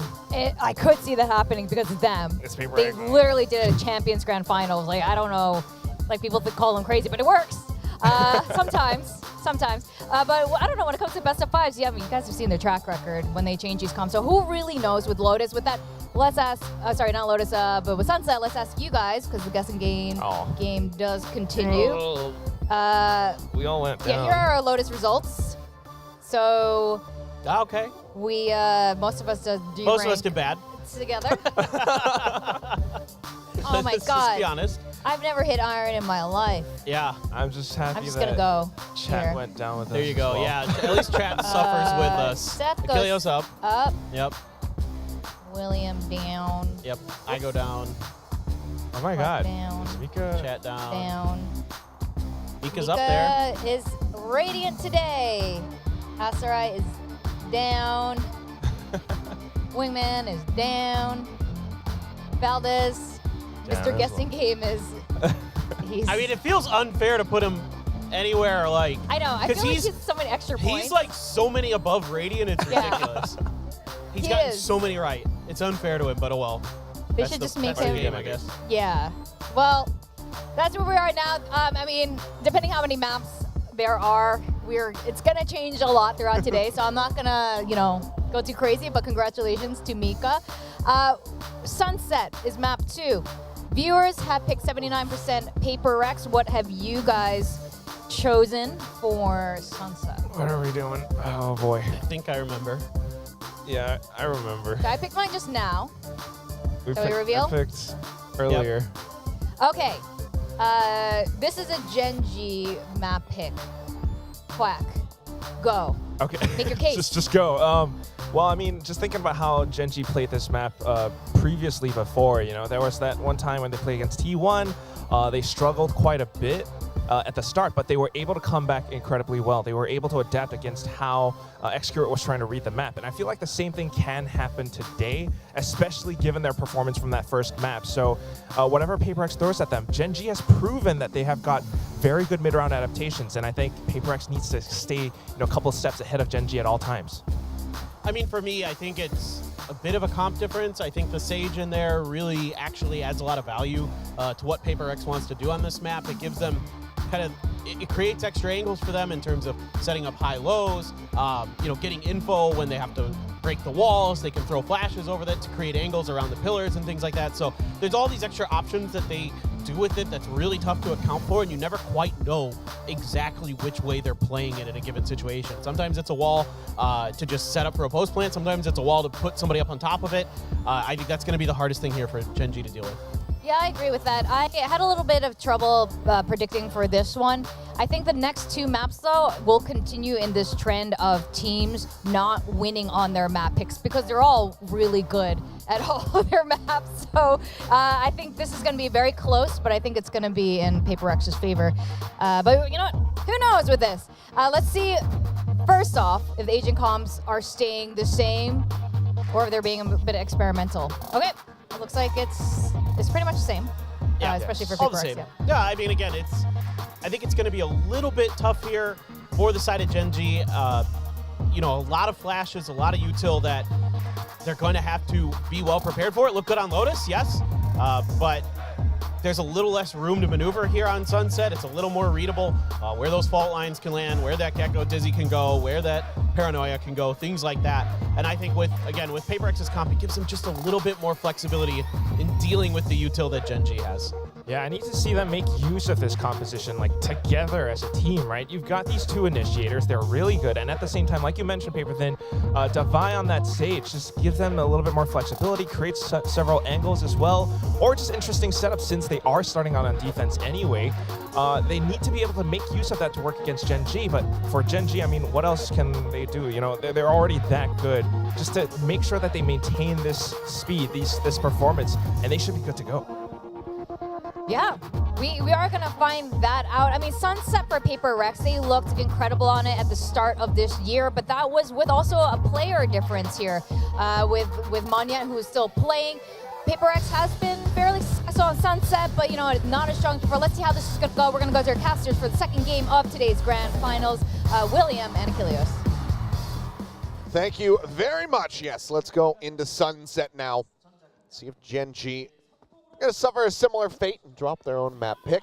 And we saw how strong the anti-stratting was from them. And that opener there of Lotus. Hello. Same could be expected here for Paper Rex, who of course will have done their research. Yeah, the surprise factor gone from Gen.G, bringing over a bit of that Ascent flavor here onto Sunset. Just looking to take that mid control nice and early, of course. Much easier to do that on the attacking side. Just with the angles that you can hold. Put that pressure down nice and early in the pistol round, and that's conditioning right off the bat. Flash already up over the top. So look to take some control here up top mid. Texture up and over the top, and instantly finds a headshot there. Finds a second. Takes quite a bit of damage, but Mind Freak unable to confirm that kill. Now holding forward, dash at the ready. There's a swing, and Jing will be able to take him down with the help of that frenzy. It's a bit of damage, but now Plant can come through safely alongside the pillar here, but for Munchkin. Dizzy up over the top. Jing looking to take some space. Comes up with the kill, but Charon will answer back in kind. Two-piece for him. Once again, Forsaken now.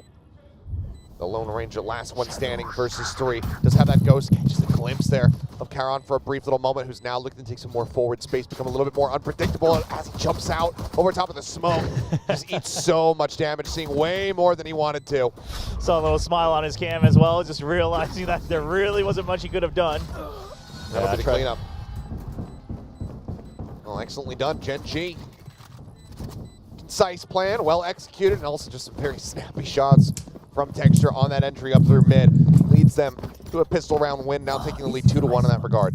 Yeah, and a huge pinch onto Boba. I mean, a set play right off the bat on the pistol, but it's a great pistol round, and it's great against a team that doesn't have a traditional Sentinel, right? Because how are you going to try to control that top mid in the future? You're going to have to make sure someone is watching it. And Texture says, you know what, yeah, just continue, just send me first, see what happens. You know, just place me in there, see how it goes, because he has been opening up sites nonstop. Cage trigger. Texture take the wheel. Main shells try to clear some space out over here at a main. Will be an orb take for the side of Jing. Just want to try to get that showstopper online. With the help of the 2 kills he's able to collect, it's already going to be over halfway there. Now big target here is Meteor, but it's lonesome, so does end up getting pinched there. Something swings out from that mid pillar. Spike planted. 1 for 1 thus far, but obviously with a weaponry advantage.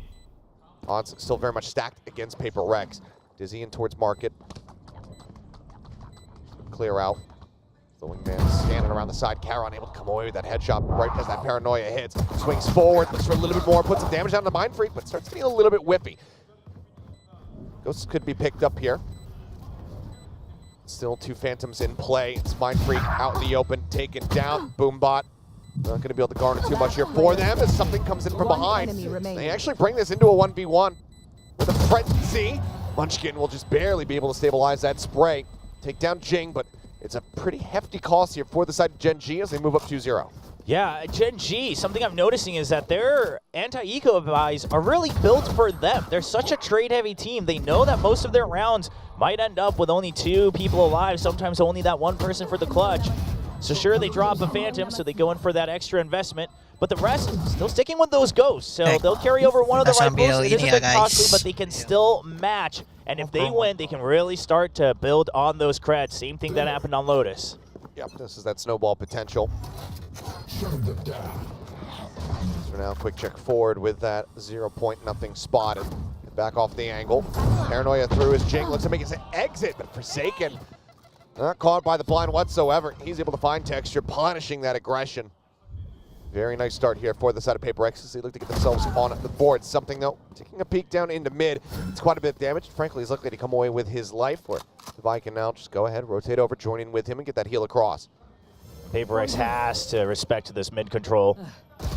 Swing out though before the full heal can even come in. Ends up getting taken down now. Forsaken going to be dead. Devi still hovering nearby. As mentioned, with the spike down on the floor, but can't readjust to find Meteor. 2v2, Mind Freak here, trying to hold the line. Sat in Boba. Media going for the challenge. Hello. He is available, but not necessary as Mind Freak. He'll be able to find that headshot. So casualties obviously here on both sides of Paper X. They do not allow for... Belum? Ada Izza beneran. Yaudah, Izza sekarang join Fossil nih. Sekarang Izza cek DM ya.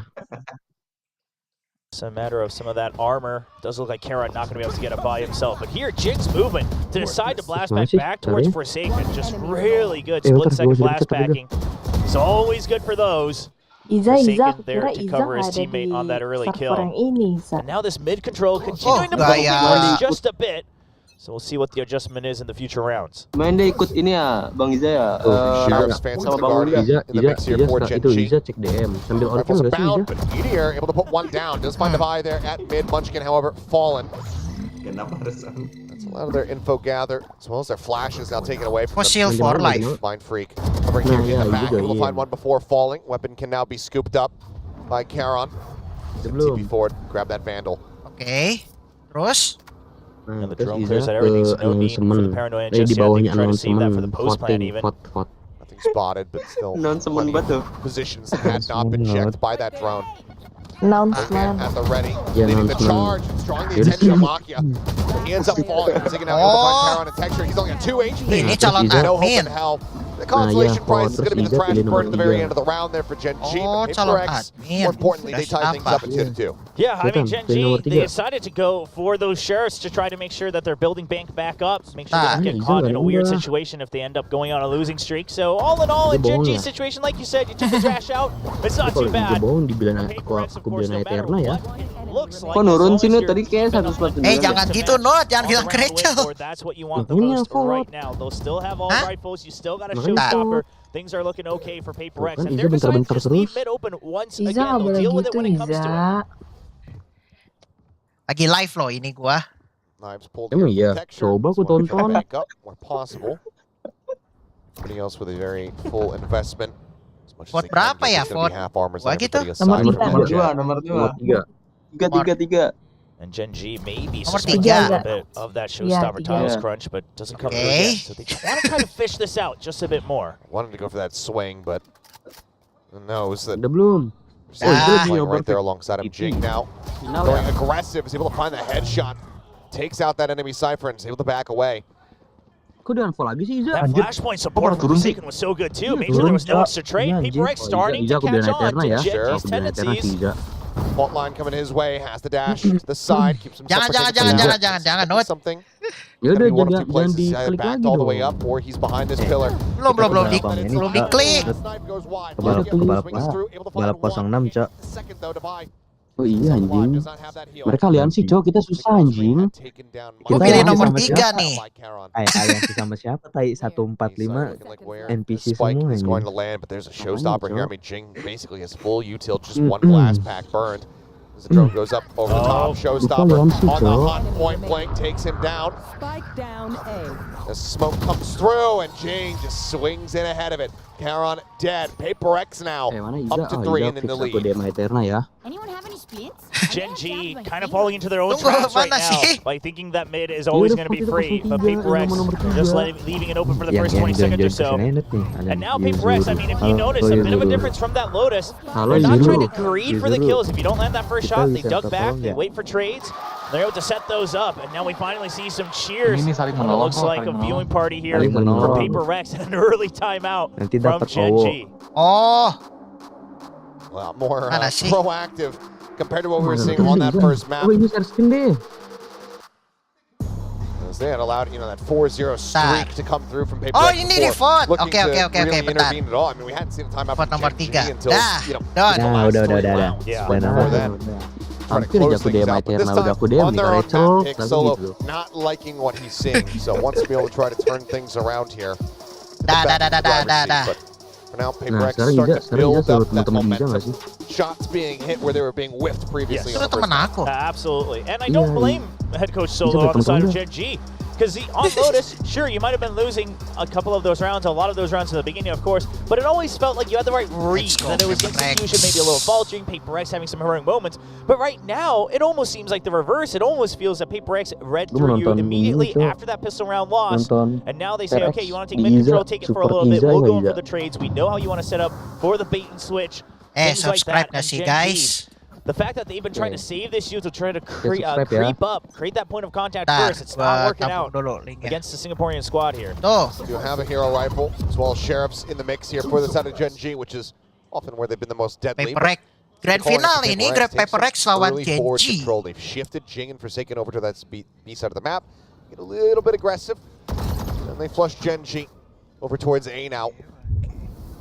With something on a very deep walkabout through mid. Very early, too. Yeah, he is very swift to get himself into this position. We saw a quick little glimpse over there. Kabur lagi. There's somebody behind the box.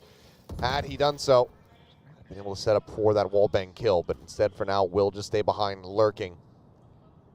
I mean, the idea here is that either you have to rotate or you're going to wait until the wall breaks, right? They know that Gen.G's on an eco. Sure, you have one Vandal, but you're not going to waste all those bullets just to break a Sage wall. So Gen.G's trapped, more or less. Yeah. Drone's been used, so you can't try to drone and then Hunter's Fury. Could maybe try to get the recon off, and if you get a ping, then try to open things up that way. But even for Gen.G, in a thrifty attempt, might be a little bit bolus. There's a swing in. Jing able to take down Munchkin over here at elbow. Boombot sent, cleared out by Charon. Try to disguise Texture's positioning, but Devi is able to suss that one out very swiftly. Spawns with a nice headshot. 2 players now left alive versus 3. There's a rolling thunder against them. Something will now make them that much more cautious about this backside approach, but they have to be very much worried about Mindfreak's position. He's up on top of the box. Lakia able to find that headshot with a recovered Vandal. Rolling Thunder now coming across, looking to just interrupt and try to get themselves in towards backside for this plant. The covering fire not going to be there. Now the round is over. No matter what Lakia does, he cannot bring this one back. Forsaken will go ahead and put him down as well. I mean, Gen.G, it almost felt like they knew that fate was sealed as soon as that barrier came up. It's not like you could try to blast through it with the sheriffs, but at the same time, you had no information on the other part of the map. Obviously, for us, we can look at the mini-map and say, you could at least try to swing around and see what happens, but you're low on your weapons. You don't want to just util dump when you're on that eco. So they go in a little late, a couple nice kills, but that's all you'll get for your troubles. The Rolling Thunder being taken away once again, the only silver lining for Gen.G, but that's already 2 rounds where you're trying to tell yourself it's okay by taking away an ult. You're going to have to start putting wins. Busy up and over, Munchkin taken down. Jing finding one at the Hunter's Fury, sent out by Lakia, but realistically, not much being found aside from that tag. They're on to something. Swings out, Charon able to take it down, but now Mindfreak arriving, finds one, pull back from Meteors, he sends out that neural theft. Reveal comes in, Texture plays off that, finds the kills, Mindfreak gets res. Flash not going deep enough, but Forsaken still able to win the fight, gets the follow-up as well. As Meteor gets taken down, and suddenly it's all on Lakia. Take flight. Spike stranded. Thrown over the top, spotting them. Come on! Go! He's able to isolate one. Can he get that last? No, he cannot. Forsaken will hold his ground, will stand firm. Gets himself a 3-piece, and halfway to that next Rolling Thunder just 1 round later. Yes, that's even that one silver lining that Gen.G had in the previous round, now suddenly dashing away. Jing with the fast push out. The tile scrunch this time with the fault line. And just the adjustments for Paper Rex. They leave mid open the first couple rounds, and now they're taking strong control of it early with these early lurks. And that absolutely traps Gen.G on the A side of the map. It's a bit of an adjustment now, shifting their sights onto the other side, and Paper Rex has a read on it. I mean, they're matching them. Just going for this double stack again. Jing getting tucked away, grabs the orb. Nah, itu dia. Looks to provide cover fire and swing out. It's going to be locking out Texture. Now Munchkin all dead. Jing is absolutely unstoppable, and he's on for an ace. Meteor, the last one standing by, however, will be able to find him. He will take him down. Ace not found, but dominance still asserted. Paper X now up 6-2. I mean, what do you do when you're playing against a team? You just took them down on their map pick, and they have the confidence to bait you in with the ult orb when you would have been cornered. Your teammate doesn't get the trade kill immediately, but Jing backsteps, stops for the kill, and then gets 3 more. There's no clear answer to that. I mean, other than Lakia, you should have won that, right? But Jing's just too good. Nah, itu dia. I mean, you Absolutely on it now. Ini baru Paper Rex yang gua. Oh boy.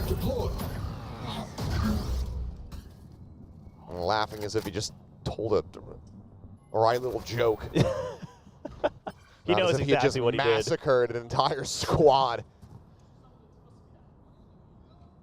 Now the fast push out this time on the A side. Paper X basically starting to say we don't want to respect their util. Let's push out a little bit earlier.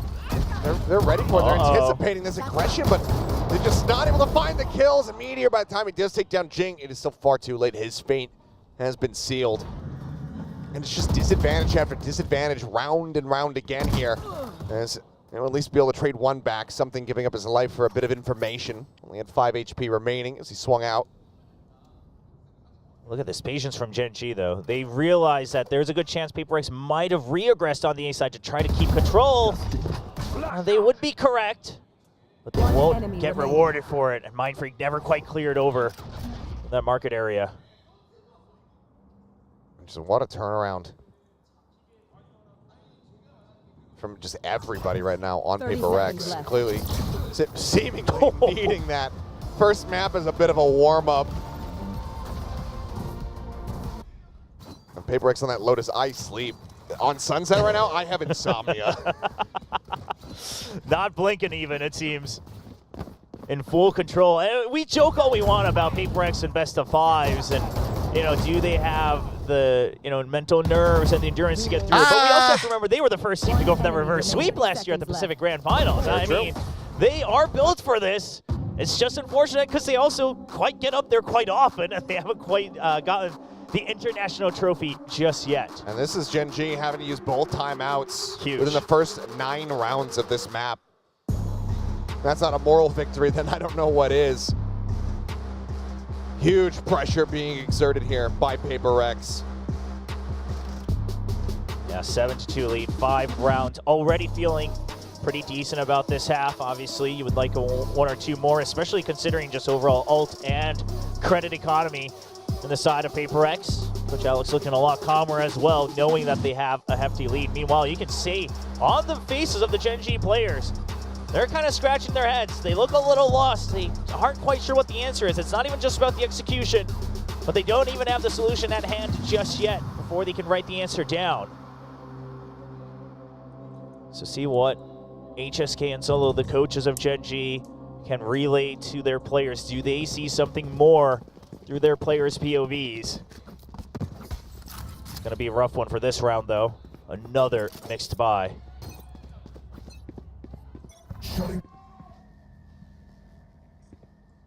0 point out over the top, something. Oh my God, Meteor almost just strafes into that one, as Mosh will be sent out nice and early. Not gonna garner much for them though, but now that next Rolling Thunder online. Dash forward though, Forsaken, absolutely dead to rights. Pushing up into the cyber cage, taken down at Divide, trying to get the transfer, able to do so. Finally confirms that second kill to go ahead and even up the numbers. Lakia has to go huge one way or another because they knew Jing was out on A main before they tagged him with the 0 point. Lakia spots him. He saw the head, and Jing none the wiser. Now he's in a position to maybe even get both. Nope, opens up, does find the first one. Is he ready for Mindfreak? Sends the drone, so now not going to get caught. Lakia turns his sights back over to A. Make sure that he is safe. Obviously, with Meteor dead, that trap wire doesn't mean anything. Has to be cautious. 0 point going to confirm that there's no one realistically close to this A site quite just yet, as Mindfreak will now start drifting his way through. Lakia, is he ready for the split from Paper X? Because Devi's mission right now is to clear out that Sova. They don't want to waste time looking for that lurk. Well, Devi finds it. Bit on the TP there. Texture up within the smoke. So there's the paranoia across, but as he pushes up, it's point blank. Texture able to identify him, spots it out, takes him down. Divine now needing to get the ace, confirm that if they want to clutch this out, keep themselves in dominant form, but Munchkin will just go ahead and swing out from behind the box on site, and that's going to be Gen.G at long last breaking this win streak. It was 7 rounds consecutively for Paper Rex. Still more work to be done for Gen.G if they want to try to turn this into any kind of redeemable half. Paper Rex very well could just turn around and slap the taste out of their mouths once more in this next round. Yeah, I wonder what the adjustment is, because basically Gen.G, they pull off something similar to that pistol, right? They creep up into top mid, they go in with a bit of a setup here for Texture, and he's able to open things up. So Paper Rex, their adjustment is, okay, let's stop giving that for free again. Forsaken is going to glass cannon. Okay. 1800 not opting to buy the armor. As Hunter's Fury is going to go hunting here for Lakia. All the shots going a bit wide as as Texture's playing anti-flash, but something gets in ahead of it. Takes him down. Paint shells now coming through the Thrash as well, working his way over towards Elbow. Will just be cut short. After Shock now flying, Mosh lobbed in, everything thrown to just dissuade and hold up Gen.G, locking them in position. And you still have that Rolling Thunder as well. So Gen.G, they know they needed to get into the site early to try to draw that ult out. Now it's looking rough. And Paper Rex has no reason to peek out. Thrash sent once more on the chase. Meteor pulling back the dive forward to get the double detain. How quickly are they going to pursue for this one, though? Swing onto the corner, and Munchkin will be able to get the punish there. That one working a bit against them, Jing a little bit too overzealous. Smell that blood in the water, but this Rolling Thunder, this could be absolutely devastating. Waiting for it, something playing for contact on it. Now Sen catches on the Meteor. Meteor with the covering fire. The only one not getting stunned up is able to find him, but Mind Freak swings the corner, able to find two. Neural Depth invested, Mind Freak pulling back. Five trying to get into pole position. Meteor, however, able to find him now. It is just a Vibe with an operator. Sure. With this one out. If he can get one, there's nobody really in position for a res either. So even that, not really going to be a boon for him. I mean, yeah, you have the creds to buy up rifles. He'll get one. Surely he goes for it now. If he had a wall, he could get himself across. Get that player. There's just no way in hell can he isolate. Tripping forward, a Meteor will be good for it. A 3K there from Gen.G Cypher to rescue the round. Last round. Paper Rex getting a bit too overzealous. Man, I mean, every time we see moments like this in the making, it seems like Gen.G is also prepared for it. They start to push in a bit faster after the first kill, so Meteor is able to escape the Rolling Thunder. I don't think they were quite reading it 100%, but at the end of the day, this man on your screen, he's the hero. Looks like he was asking about that operator, and they will. Yeah, they'll bring it over. It looks like they might have just bought one themselves, but either way, op in hand, Blade Storm there as well. You're watching, not able to get the dart through, but keeping tabs there on Jing, has the trap wire set up as well. Now we'll look to try to start this lurk as that dart not going to be cleared out. Forsaken going to be taken down. Very nice timing on that flash from Munchkin. Sets up for that kill. Lurk interrupted. Markadora does come through as there's the res now on a Forsaken. Spam not going to be able to catch him, but here's the backstab. Everybody's attention paid forward onto the site. Meteor walks away with two. Darting out, trying to keep him honest. Meteor just keeping them busy. Backpedals, wraps all the way around now towards main. Op still holding the close angle. Takes him down, knives pulled. He's going to be a little bit whippy there from Texture. Loses his life, but Op could be picked up if they so choose. Gen.G will be able to rescue the half and make it 7-5 in the end. Yeah, Meteor, absolute perfect impact for Gen.G. Exactly what they needed. Bit of a hero play in that second to last round, and then a great lurk. Again, that's one of the weaknesses of this composition from Paper Rex. No true sentinel, no traps, no info that you can gain passively. And that Cypher on the side of Gen.G, they break through that. Right through. Got some fans, looks like from abroad here, cheering for Paper Rex as well. Oh, wow, that on the left side. That is gorgeous. I mean, all three parts of that is beautiful. Wow. Wih, keren gini guys stikernya. Mantap. I think there's a little bit less of Texture screaming in agony and a little bit more of that Alex desk slam at the moment, given the run back that we've seen, but they're still in the lead. Gen.G 2-1 in pistols thus far. PaperX can tie things up, be in a very nice position to go ahead and look to close out the rest of this map, because now we move them over onto that attacking side. See how much more they get with that initiative. I mean, they started off, again, like you said earlier, 7 rounds in a row. Not off the back of any one singular player, but just really good trading all through and through and winning each of their own duels. I mean, you see only 3 assists for all 5 players on the side of PaperX. It's whoever got that first contact. They're able to battle through. A lot of multi-kills coming in as well. Meanwhile, we see 2 sheriffs on the side of Gen.G. Texture and Lakia defaulting to their basic abilities. It's all do 3, you know, on Lotus. One of those pivotal rounds that they were able to just dominate in. Not shying away from those, but sometimes you need the util, you know? Yeah, it is nice to have that util. Especially on defense. I mean, against the breach, perhaps just allowing them to get into the site and then go for the aim duels could be the answer. Mitchell's a check. Entry going through. Jing spotted, but there's the blind. Wingman interrupted. Dizzy cleared out. Jing dead. As it is just a meat grinder over here at B. Mind Freak trying to do his damnedest, but he's only going to be able to find the 1 kill. Meteor dead, but the rest of Gen.G standing tall as they will close out another pistol. PaperX felt like they thought, okay, Cyber Cage comes through. Once the timer goes through about half of it, let's just blast through, catch him off guard on a bit of a beat. But the call's too fast. Meteor, he wants to play anti, so he calls for his teammates to smoke. The paranoia again from Charon. Absolutely massive.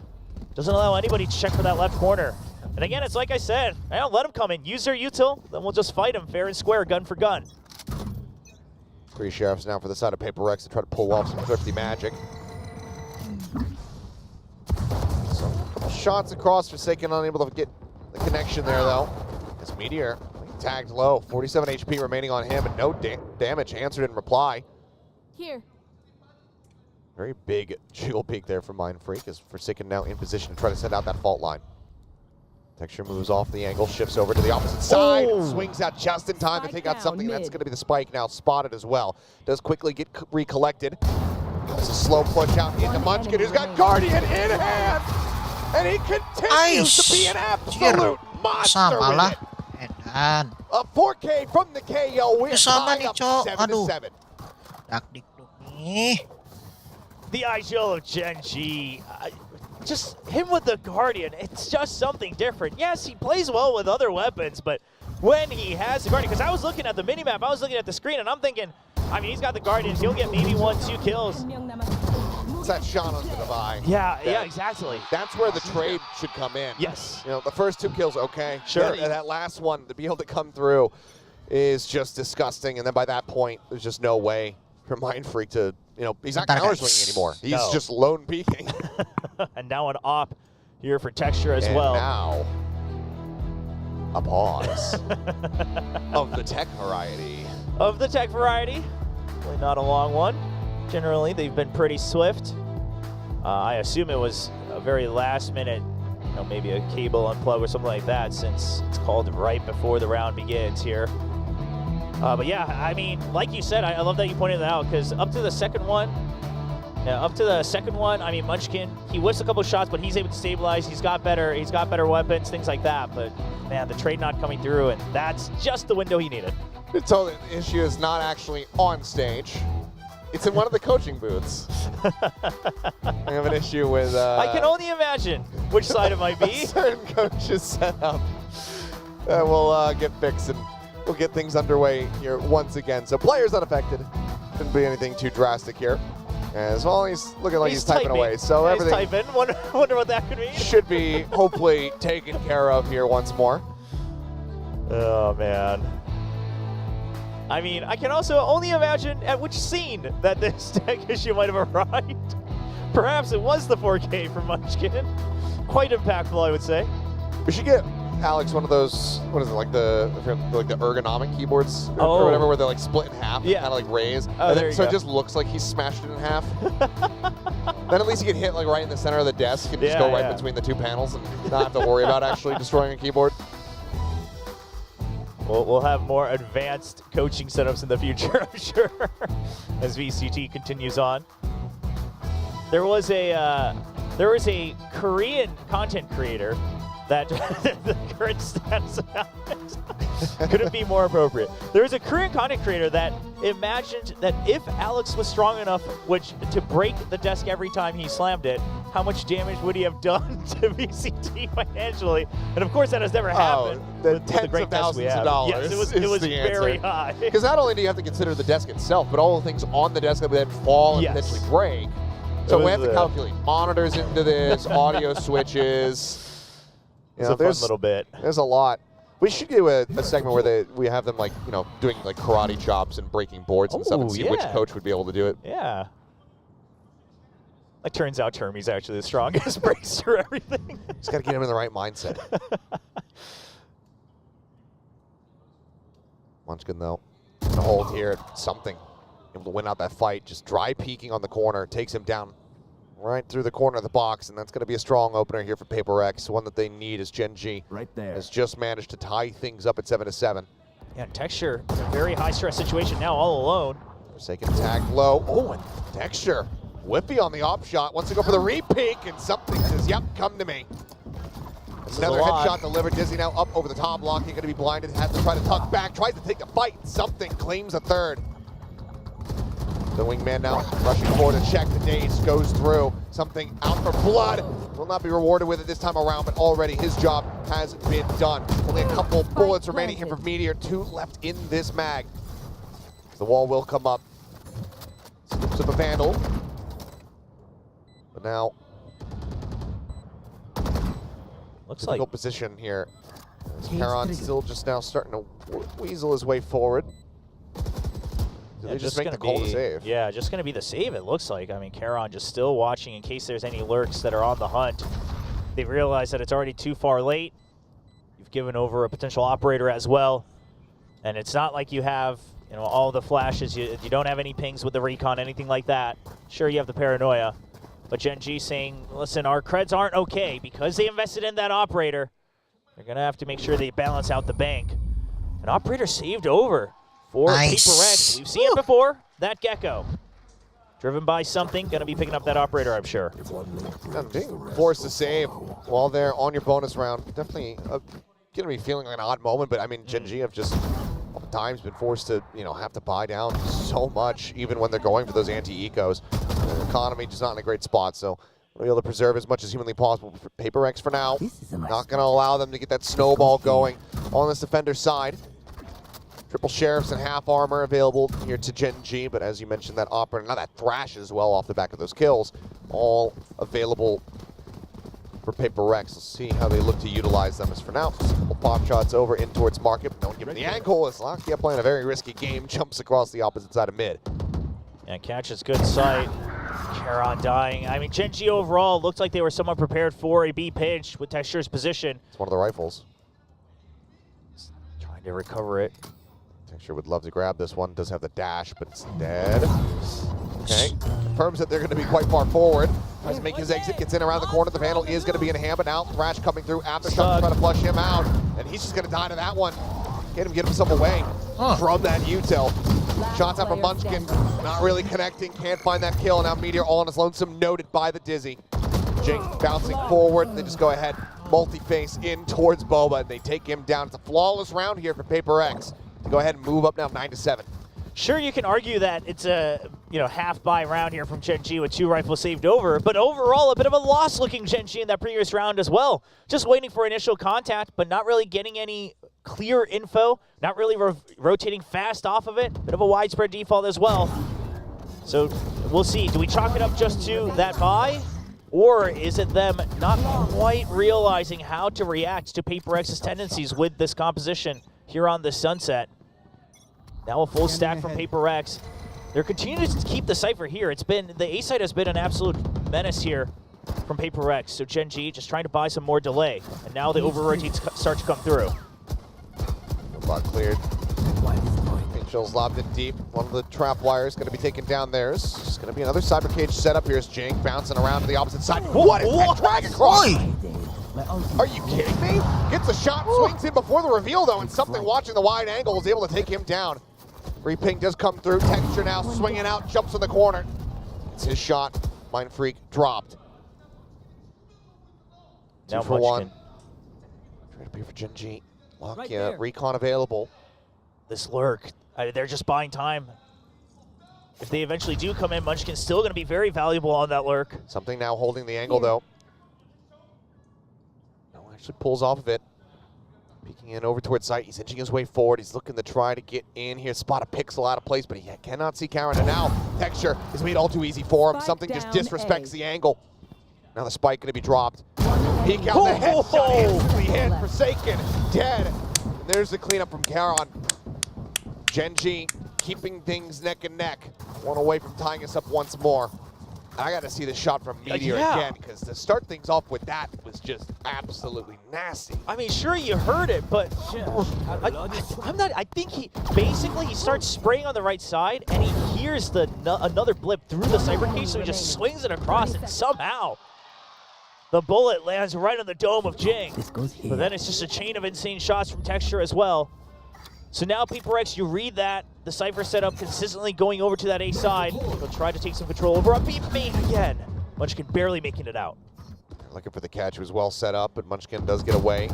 Okay, now he gets away. Gen.G have just been re-peaking like maniacs. I mean, taking a page out of PaperX's book. You got to match him if you want to fight him.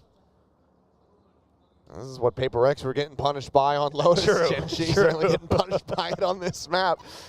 Just everybody feeling so confident, but being at some disadvantages in these fights. Fragment's trying to slow up the approach. Wall going to be broken down. Texture on the repeat from that left-hand side here. He's able to find Forsaken. That gets some re-peaks it again. Forsaken or something now. Going to be taken down as he watches for the smoke. Oh, the shot. Messes up the exit a little bit. As Showstopper at the ready, lobbed in. Kill not going to be found. Bagi in the meantime able to find Karen now. Back over to the Vandal. Texture does fall. 2v3 as Meteor starts looking his way forward. Now he's all on his lonesome. And he's surrounded. And he is. He's not ready for Divide to be out that wide.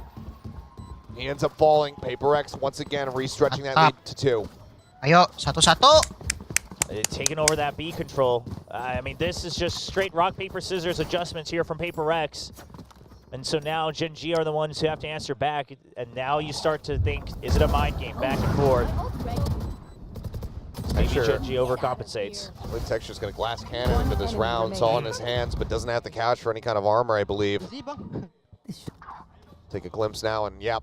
Yeah. I mean, listen, that op has been so crucial for you. I mean, the buys are a bit all over the place, right? Op, glass cannon on one side, and then still just got the Sheriff over for Charon.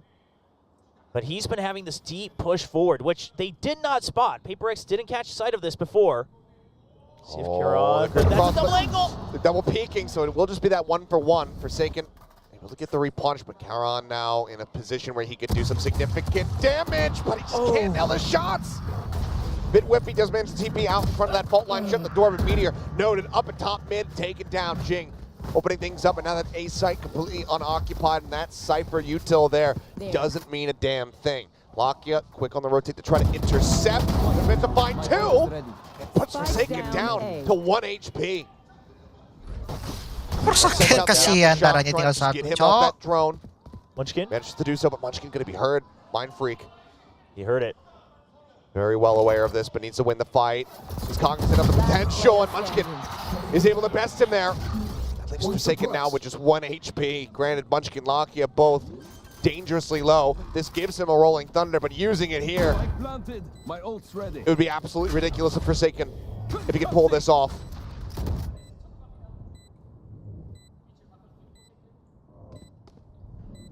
This reposition's hard to read. It's absolutely tucked in. Paranoia, not hearing much of anything there. Swings out, Charon will go ahead and shut it down. Gen.G with the defuse. They will get themselves up now to 9. Not allowing for PaperX to stretch this lead any further. The pendulum continues to swing back and forth between these two squads. Whenever they need him most, Lakia just shows up. Like you said, not only does he bring Forsaken down, it's the spike drop, it's 2 members gone. By so much time, and Munchkin once again wrapping all the way around. That's another thing PaperX have to worry about. Again, no true Sentinel that's really biting them if the round goes on for too long. If they can't get in and just take over the site and plant it, they're always gonna have to start worrying about that flank. Rolling Thunder now available. See one that decides to come into play is Jing just getting positioned up on top of box again. Texture, oh, he glimpsed up for a brief little moment, but not fully prepared for it. Ends up getting taken down, so advantage off the rip here for the side of Paper Rex. Won't be snatched up. Showstopper just 2 away now. So what the call is from PRX. Is it just a Rolling Thunder straight up into the side? Everybody from Gen.G has already made their way over to B. It's a Paranoia, looks to try to slow them up. Wingman leading the charge. Meteor out wide, spots way too many players. Quite a bit of damage in, something gonna be down to 1. Jing at 19. Bagi can only heal 1 of them. Yeah, but the spike stranded in the site as well. So Paper X, I mean, you do have a minute. You might want to wrap around. It looks like they might want to go for the ult orb over on the A side for Mind Freak. See if you can get that from the shadows. I mean, since the change, you can just pick that spike up even if they try to block it. It is in the open, so I don't think Gen.G would do that, but... No, it would be absolutely suicidal. So now wall coming up. Flashes out, 0 point used. Devi, the only one being noted now. As yet, this very well looks like it is going to be the play. Oh, they have a couple players now getting ready to stack on top. There's one, but Munchkin not joining in with them. And you should just be able to pick it up from the side anyway, so I don't know if this is going to work out well. Munchkin, I mean, he's sprinted to try to get there. They've actually stopped it. They've actually stopped it. Unbelievable. Completely undone. He can get these kills. Lakia trying to hold this door. Karen now last man standing. He needs to stay alive. Spike picked up. He's trying to interrupt it, but as he swoops forward, he will be struck down. Gen.G. It felt like they had it in their hands, but Paper Rex rip it right back out. Paper Rex having the extra layer to be able to just wrap all the way back around the map. So what they do is they send something in, check that the ult orb is there. Okay, great. Now you push in even further, see if Gen.G has rotated, and then when it doesn't work, you start to just push through because something's already here on Boba. So quick with it. I mean, Gen.G, they take away the ultimate immediately. No chance for a pickup on the spike. But it doesn't matter. Oh, once again, there's that 2-round lead. Lakia. Oh, I was gonna say he's got a Bucky in hand, but Texture pushing the corner instantly met with that thrash. Jing collecting 2. Looks like Paper X are done with the back and forth nonsense. They want this map point in their hands. Munchkin considering it. Boombot having to be cleared. No, leaves it for now. Now looks to clear it out, but eats an immense amount of damage. The Dizzy gets the blind. Paint shell's lobbed in. Jing on for 3. Showstopper in hand. Potentially on for an ace. There's the detain. Meteor cleans up 2, however. Able to take them down. Looks for that 3rd. Can't quite readjust it with Charon detained over on site. Devi will go ahead and easily take him down with a shorty. Let's go. Satu-satu. Up to 12. Look to tie up this series. And look at the ultimates. Absolutely primed for just a bulldoze through on either side. You still got the res as well. Can I just say, you got Soul on the opposite side. Maybe a Rolling Thunder Showstopper new turn special. Oh. It might not be split, but why not bring back the classic? You're always going to call for it whenever it's available, aren't you? Yeah. Holy shit, your reaction. Careful. But whichever order it is of ultimates, oh, it's just going to be a full set. He's barreling his way in. Karen cannot get away from it fast enough. Munchkin now caught. Jing didn't get his ace in the last round. Maybe he's out for it now. Texture trying to hold the angle. Oh. Jinx is absolutely not. Shuts him down. Meteor able to find something. Looks to try to get persistence. Able to do so. Sends out that neural theft, but then is struck down. Res now to make it that much more difficult. It's not even necessary. Lakia will fall. 13-9 on the first map. 13-9 here on Sunset. We are tied up as Paper Rex go blow for blow versus Gen.G. It's an absolute deadlock between these two teams, and it just goes to show, I mean, they've met 5 times so far in their entire careers, 4 times alone this year, and that is what makes it so much closer. Antes on both sides, 10 incredible players on stage, now tied 1-1 in this grand final. Well, the analysts have plenty to talk about, so we'll go ahead and hand this off to them. We'll see you guys on the other side of that. Icebox. My heart rate right now is like unhealthy right now. That was a very stressful match to watch. It doesn't matter who you were supporting. That Sunset was really, really intense. But Paper Rex keeps themselves in the game. Now we got a 1-1 score. We got ourselves a really good series, and it's exactly what we expected. Both these teams are in top-notch form. Yeah, and I think the biggest adjustment that I saw from map to map was just Paper X not wide swinging stuff, not just going for these crazy plays. It's like quick peek, get a kill, back off, or don't get a kill, back off. Like they're not overcommitting to these angles and things like that. That's a huge part of being able to get those one and dones and then back off. There was better support with the utility, but really it's just not over swinging angles was really one of the biggest keys for them here. Yeah, right? Like, it's a war of attrition, and you want to play numbers for numbers. You know that Gen.G's always ready to go for those trades. They're not afraid. They're not shying away from these duels. If you have the numbers advantage, if you're taking those one and dones away from them and you're going into 5v4s, that's how Paper X is able to come back. They did struggle a little bit on that attacking side, though, once they swapped over, or once Gen.G start to get a read on them, because Gen.G still, you know, they're able to kind of get a sensing for where Paper X is about to hit, and then they come up with some strategies of their own. Like, we saw some rounds where, you know, whether it's Munchkin with a Guardian, like just threading the needle through these like really tiny angles, or Meteor coming in with a big flank, and nobody from Paper X is watching it because they're not really, you know, focused on that at the time. So Gen.G still very much in the game, but you gotta love those adjustments from Paper X. And I mean, the biggest round in this one, I think the straw that broke to the camel's back, round 20, the one where Mind Freak tried to do the From the Shadows, Gen.G had the read on that, but Paper X had the read on that as well, so they wrapped around the site. That was awesome. Yeah, that was a great round. I mean, one of those rounds that both teams are reading each other really well, understanding the situation really well, knowing that, okay, if they go for the orb, they're going to try the TP, we're going to body block it, then they're going to have to come back, and then we can try to fight. Karon tries to hide long enough to delay the plant, but just barely Paper X is able to respond in time. Rounds like that are just so awesome to see because these two teams are so smart, you know, so with it mentally in the game most of the time. It was a tremendous map. The tension in this stadium on that particular round, again, doesn't matter which team you were supporting, it was so intense. This was a really fun game, and I just love what we're seeing right now from both of these teams. Again, top notch from both of these guys, and these are the two that are representing Pacific and Shanghai. No, this is great news for Pacific fans. Like, in general, like, this is like, you are seeing two of the best teams in the world going at it, and they are showing you why they got so deep in Madrid. And it's looking like they could potentially repeat it. I mean, I know a lot of the other teams in the other regions looking very, very good as well, but this is really high-level gameplay. I mean, Jing here, this 4K was absolutely disgusting. Just the individual mechanics are through the roof on both sides. Texture with some of those amazing op shots that were just absolutely ridiculous flicks that he's having. Meteor is so many multi-kills where it looks like it's a Paper X round for sure, and then Meteor just finds 2 kills, and you're like, okay, well, maybe not. You know, it's insane. They're all playing nuts. I mean, it's got to be Pacifics here. It's got to be. I'm sorry, Liz Marchini or Marchini, excuse me, but yeah, it's got to be Pacifics here. I mean, look at how both teams are playing so well right now. Texture on this operator, Munchkin on the Guardian, or sometimes the whole team on Sheriffs of all things. They are able to fight back, and then Paper X as well, just trying to adapt, trying to play better together. You know, the first map, that was a little bit of a warm-up. They were starting to play individually a little bit, but on this map, they fixed that. On this map, they had the right compositions to make it work. Even though Gen.G was trying to adapt around Devi's, you know, Sage Wall, especially with that B-side execute, Paper X were able to kind of work their way around that. You know, they might leave the Gecko out in the open, but then they'll be able to take control over areas like Market and just find different angles to punish Gen.G for some of these duels that they're trying to take. And that looks incredibly great.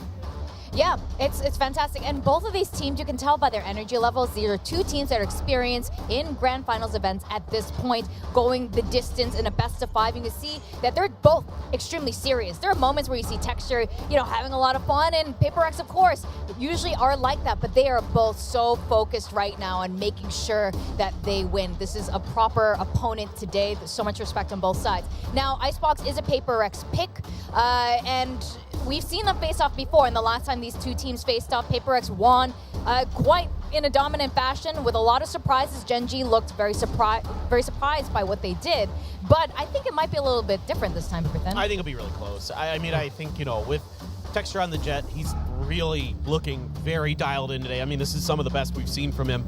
It's forcing Paper X to adapt and be able to not play the way that they want. You're not seeing a lot of that explosive Paper X play because Texture's so good on those opening kills, no matter what gun he has. The op in particular is scary. You know, Paper X was eventually able to kind of take that op out of his hands and start shutting him down early. They're going to have to be really wary of that, especially when they're on their attacker side. The real question to me is, again, how well are these Sage walls going to be used for Paper Rex? Generally, you're trying to get onto the A side a lot as Paper Rex. If you look back at their VODs, they're really trying to attack that, take space there, and then kind of put their feet down, set up for those post plants. And for the love of God, watch for lurks. There were so many lurks that were unaccounted for by Paper Rex today. It's starting to tilt me a little bit. Yeah, absolutely. That's how Meteor got a lot of multi-kills, catching them completely off guard. And Paper Rex on defense side, on Icebox, has been incredible. They play it like an attacker side, and that's what caught Gen.G off guard. But they looked so good on Icebox yesterday against T1, and yeah, they're prepared for this, and there's no way Coach Solo is going to let that happen again. I know. He talked about it. They drilled this Icebox. It's going to look incredibly good. I mean, we've seen how Texture is on point with the Operator today, and Icebox is a map where he can definitely exploit that. You're definitely going to be anticipating something versus Texture duels on this map, or maybe even the Outlaw. Now, before we move on, we need to acknowledge our guessing game picks. Yeah. Did I get it right? Oh, I did. Yeah. Whoa. All right, so I'm going to What did I start vote for? with Paper Rex. Yeah, I did it. You did it. I felt good because you picked the same thing. So Mika stays in Radiant. Valdez is back in Radiant. Let me put you. He should have never left. Yeah, he was always there. What did our audience pick again? Did he pick Paper Rex? I believe. Oh my God! Congrats, audience! You Audience is now Radiant. Wow. Radiant. Asarai, I saw him backstage just now. Down with you. Well, okay, for a moment. I don't care. Down with There we go. Asarai. That's right. And his silly. We were BMing a lot backstage, so. Down with Quack too. Oh, you were down. Yeah. Down. Womp womp. Womp womp. Did I miss a name? William. Down. Down. All right, back in bronze where you I don't mind belong, it. William. Kind of happy. Okay. Everything feels right now, like William and Quackback. I don't know. You guys are like a little parent there. Anyway, what is your prediction for map 3 Icebox so I can pick the opposite? Let's go for it. You're gonna pick the opposite? I'm gonna pick I gotta the remember what I opposite. picked. Really? I think I know what I picked. Yeah. Okay. Yeah, I feel good. I kind of saw. What did you pick, Paper then? Yeah, I feel good about this. Okay, I guess I might be staying there. Icebox, Gen.G, I kind of, we talked a bit about why I think they're going to be prepared against Paper X this time around. Is that why you picked Gen.G? Or Yeah, I mean, I think in general, sometimes Paper X's protocols, especially on holding their A plants, get really messy, and teams are able to exploit that pretty quickly. They go for a lot of those individual kind of hold on angles, and Gen.G's been shutting those down really nicely, so I think it's going to be tough. How about you, Quack? I think Paper X might have some tricks up their sleeves. We've seen that before from them on Icebox. T1 Sage is not the same as Jing Sage, He's able to come up with that crunch up towards A nest, and it's tricks like that Gen.G might not be prepared for. If they have some secret strats today, which I really hope they have, they might be able to pull some secret ones up against Gen.G, so that's what I'm going to be looking out for. Yeah, I think that's fair enough. Paper X is starting on the attacker's side, though, and as we know, they do much better on defense on Icebox, so I think that might impact it a bit. I mean, happy to be proven wrong when it comes to these two teams, because when they show up, it's always magnificent here. Now, team comps, AJ comps haven't changed very much. I guess, how are you excited? Do you think we're gonna go full 5 maps? Are we gonna go the distance today together? I think so. Yeah. It's starting to look that way to me. It's way too evenly matched between these two teams right now. It's really going to come down to execution and who's able to make better, micro adjustments on the fly. I think they have pretty good reads on each other in their macro sense. They're both reading the maps pretty well. They're kind of mirroring each other's movements for the most parts. But it comes down to, frankly, individual plays, who's making the right decisions at the right time. There's some good util combos, of course, and things like that are winning rounds, but those are to be expected. So really, it is an absolute brawl. It has to be a full-on clash, and both sides have to stay laser focused. I mean, Paper X is starting to heat up, and Gen.G, after that loss, how do they feel? Are they able to come into this one with a clean slate? They need to be able to do that. Absolutely. Now we are in for a really good Icebox like the first 2 maps. Let's go back to our casters, Achilles and William. Thank you very much. Yes, we can only hope that Icebox delivers much in the same way that the previous 2 maps have. 13-9's the closest score lines, but the rounds themselves have been very, very close. Very scrappy, lots of aggression, and I don't see that changing much as we move our way over here to Icebox. And it's going to be the triple sheriffs from Gen.G. Gen.G so far has been quite good at coming in with prepared antis on the pistol specifically against Paper X. It looks like once again they're going to have a pretty strong read here trying to take over mid, but A triple mid crunch potentially here. yeah. But this might almost be the reverse here. Paper X trying to counter out Gen.G's tendencies. Okay, well, it's going to be Texture taken down before he can try to dash out the safety. Fly with a nice headshot to go ahead, finish him off.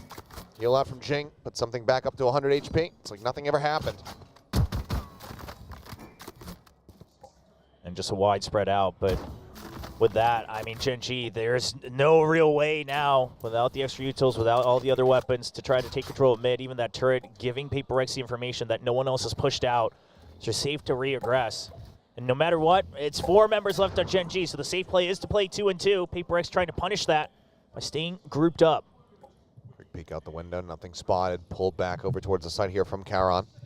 But full kitchen control established here for Paper Rex. They go creeping their way forward. Meteor noting at least one over by Green as there's a swing at the Vi. Crispy with it, finds the shot. Meteor will be able to stabilize that aim, finds a headshot, needs to tuck back behind the box. The shots start coming his way, and he actually jumps. Playing a very risky game as he will be able to get a leg there onto Jing, but kill not found. Now it's just Munchkin and Lakia. Munchkin will spot the Vi. 30 seconds Kind of left. really ace up their Last sleeve player right now in this standing. pistol round. Spike Trying to contend with him. The rest of the team now getting ready to swoop in. Something will claim the last one. So another pistol round, second in the series for Paper X as they kick things off with an attack win round on Icebox. Yeah, this was Paper X coming in a little bit better prepared, going in for that absolute death ball in mid, taking over some of those kills, and then of course the reaggress as well, making sure they play by the numbers. Double Sheriff looking like going to be carried over into this next one here. Otherwise, not too much firepower. But I mean, yeah, these one taps, 30 seconds left. that one in particular, I should say, really setting the stage for how this Icebox could unfold. Still plenty to contend with, though. As Quack was alluding to, there's plenty of tricks up the sleeve. No trick necessary here, though. Something just runs him down. Finds a headshot. He's trying to go for that mid-air. I mean, why the hell not, I suppose. There's a decent amount of damage there on the Jing, but he will survive. He will heal himself, and he will get that plant. I'm gonna pass over to Devi. Yeah, say let's go ahead and like, fast track that lockdown. Planted. If we're not dying, we won't need the res. Yeah, there you go. That's true. I mean, a lot of times we also see Jing just pushing forward with everybody anyway, so the res quite unnecessary. The round ending by the time you think about using it here for Paper X. And Gen.G, they would love to die to the spike. Not sure Paper X would give them that leisure. Lakia getting spotted. Push in. Headshot is found. Texture able to take down one. Does a bit of damage. Avoids the flawless here. Something crept forward, hearing that drop. He knows where he's at. Make the call. The rotation. Second headshot. Snapping from Texture. A little bit more damage, but widely weapon's going to be carried over as Something gets himself at 3K and Paper X start things off 2-0. Yeah, very big round for Paper X. I mean, this is some of the cleanest starts we've had this match. Now in map 3 of this best of 5. So like you said, carry over the weapons. Some good ult stacking onto Something, but that shot, like you said, no tricks. And then the scout with the updraft as well. Yeah, he even tries to go for a cheeky mid-air shot. But at the end of the day, he scouts both sides of yellow. I told you, I go knife. I wanted that knife. Well, now the outlaw as well. Yep. I mean, Gen.G were able to get a read on this. Back over on Lotus, they have a similar read. And as for now, that's going to be postured up, staring over towards B. Yeah, trying to stack the full armors as well. They had a bit of a costly round on Lotus, dying with the half armors against the Outlaw. So now just sticking with the Guardians. And we know what Gen.G can do with the Guardians. So far, very slow going, but they like the amount of space that's been taken here by Something. No interference, no contact, no nothing over towards B. So they will go ahead and just leave Mind Freak on alert. Continue to take space. That alarm bot just around the corner, but pinged out. Has heard it as Texture up over the top. Thank you for the picture-in-picture. We do see Mind Freak getting taken down, so that lurk now punished. The way the teams often do play this map, you suspect that, yeah, the one player that you pick off over at A, likely going to be by themselves. Now the rest of the team shifts over as the plant starts coming through. Interrupted, though. Jing backs off it for a moment as Meteor It's a headshot right as something was trying to dash out. Planted. Plant coming through, swing around the back of Meteor, not ready for Forsaken to be in a similar position, but as he swings out, Karen will take him down. Devi answers back in kind. Now he's all on his lonesome in a 1v3. Even reads the flank coming in from Texture, but Texture is going to just make sure to group up. You don't want to go in for these 1v1s. Welcome. Using that util, keep him trapped up by yellow. Flash locked in, spots a couple, Dizzy goes out. Can't back up too far. Look at how he's lounging in his chair at the moment. He's able to find that first one. Maybe he was going to be able to get them both. Big shell energy there from Devi. I don't think they're going to be too bothered by it as they still deal a decent amount of damage here in this bonus round. Taking down 3 members of Gen.G, but Gen.G, they get themselves on the board. Yeah, and that should be lockdown coming up as well. So Gen.G this time, they don't overreact with any information that they get. They see the toxic screen fake coming up. They say, we're going to wait to absolutely clear this. Meteor, you're just looking to buy time. And they make absolutely sure that they're taking out Mind Freak there on the Viper. Then the rotations come through. And yep, there it is, lockdown for Devi. So still another way for Paper Rex to try to reclaim control of the momentum here.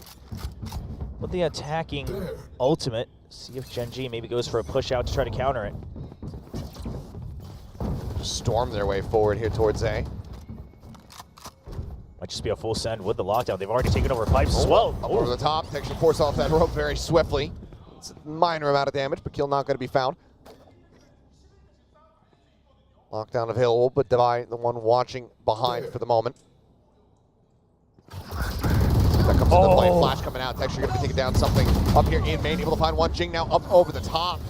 Takes out Lakia, already suffering heavy losses to the walls. It's ready to come through. Jump around the corner. Jing able to find Munchkin. And just one after the other, they all get picked off. Meteor set packing. Paper Rex sensing blood in the water. They're going to look to go on the hunt here a bit, it would seem. Well, I mean, why not? You've got some healthy credits on a couple of these members. You're one away from the null command. So Forsaken will just be alone holding that spike, see if there's a late creep in. And a wide spread out. I swear Devi doesn't normally play like this. That's true. He's just so, he's got that uncle posture going on. Yeah, I don't know what's going on, but whatever they discussed during the break, it's working out for him so far.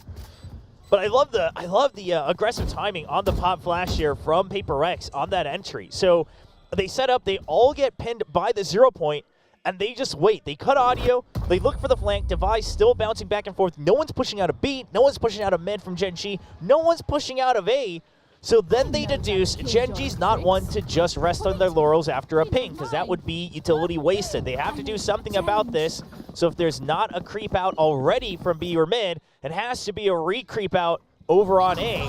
They try to counter it with their own pop flash. They happen to be half a second earlier than Munchkin, and that opens up the site for him. Yep. Just the corner jump into the kill. Something that cannot be happening here for Gen.G. Ping's coming down. They're suspecting more aggression over here at A. Set up well poised to try to deal with this one. As that 0 point. Brings a lot of presence. Jing will stabilize the aim. Looks for a little bit more Texture. Eventually takes his head up. Second finds Munchkin. Karen with the trade back. Down A. Keeps the numbers even for now, but HB not looking their way as Devi up over the top, finding one. Something taking out Karen through that wall. Meteor noted on the jump. Something able to collect the kill. Fast-paced round coming through as Paper Rex storming their way into a now 3-round lead here on Icebox. Gen.G has to find a different answer about trying to hold on to vision and information in A, because Pipes right now is absolutely denied with a singular snake bite, right? Because there's no way to try to climb onto that slowly. So Paper Rex loses nothing by just launching the snake bite immediately off the rip. They're not a post-plant lineup team. They'll use that one molly to take control, deny that from Texture. That means Gen.G now has to play further back. And Paper Rex can just creep up towards that orb every single round. And now Paper Rex ready for a potential counter push out from the B side, and they're denying that. 0 point. Telephone got cleared, but there's the Dizzy. Something gonna get blinded up. Texture pushing forward. Is able to get that punish. Takes down the enemy jet. And here, stuck back over at A, watching to see if they start creeping their way forward and give it the presence, given they're not spotting anything over at green. Gen.G maybe being a little bit too hesitant to make the call to rotate. Crash will come through.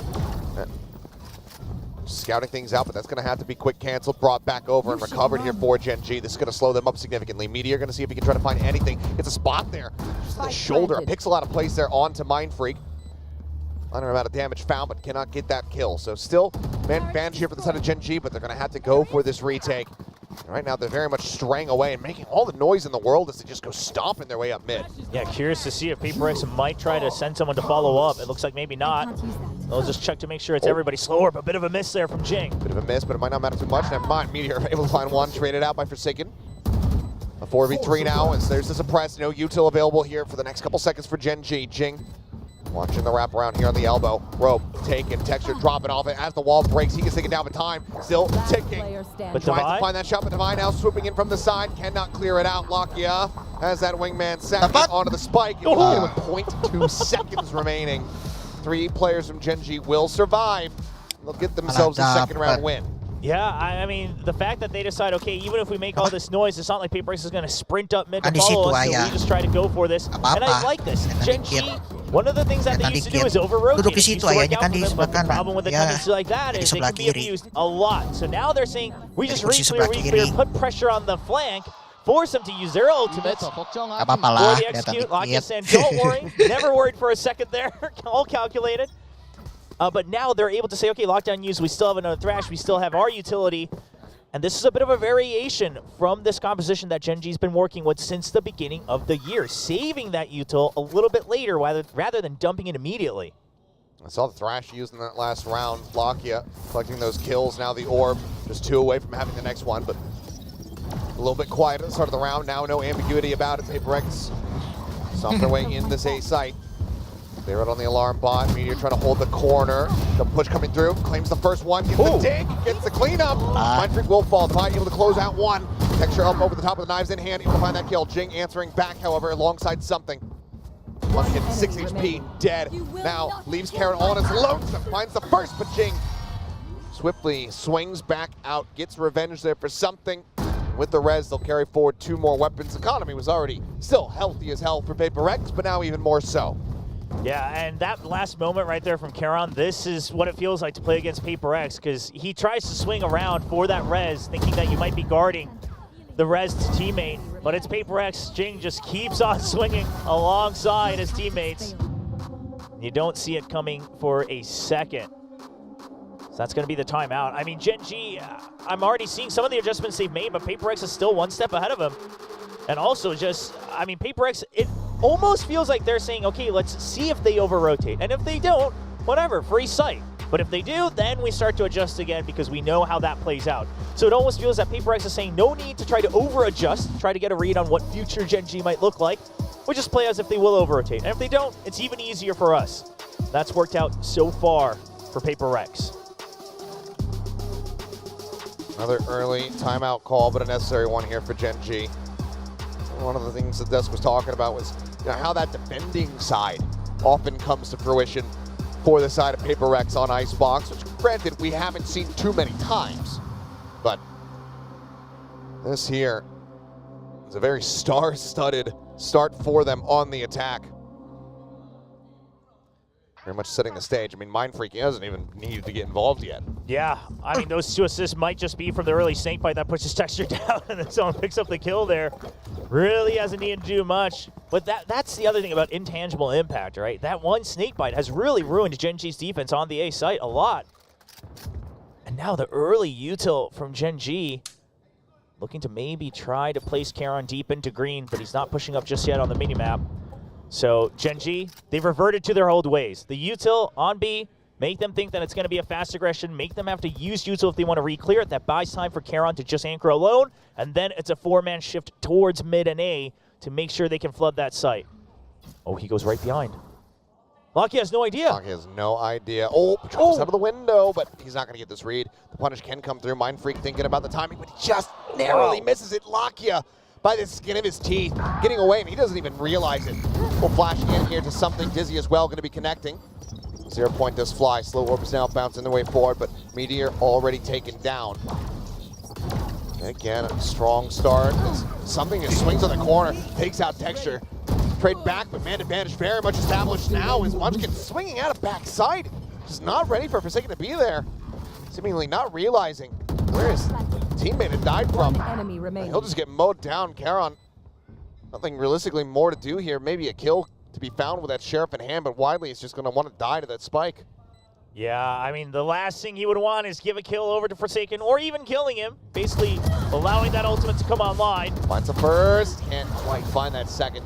Splitting the difference a little bit too much there. Devi able to avoid that headshot. Takes him down. 3 members still surviving. Timeout. Not delivering a round victory here for the side of Gen.G. I mean, round wins few and far in between for the Korean team in this grand final. Powerless. Shut down. Really impressive just how evenly spread the skill level is here for Paper Rex. I mean, everyone taking turns picking up the frags. It looks like everyone's playing a bit more relaxed. Forsaken leaning back too. I mean, granted, Gen.G are not giving him much of a reason to sit up. No, not on this map. This has been very much a one-sided affair. Talking about anti-stratting on your opponent's map picks. Seems like a lot of effort went into Lotus, maybe not as much here on Icebox. Still time to try to turn it around, but that needs to start very soon here for Gen.G. Shoulder spot, and Meteor taken down. Jing spraying away, finds the second. No, it's Forsaken who takes it out. Munchkin will put that KO down to the floor, but perfectly resible. It's brought right back into the fold here.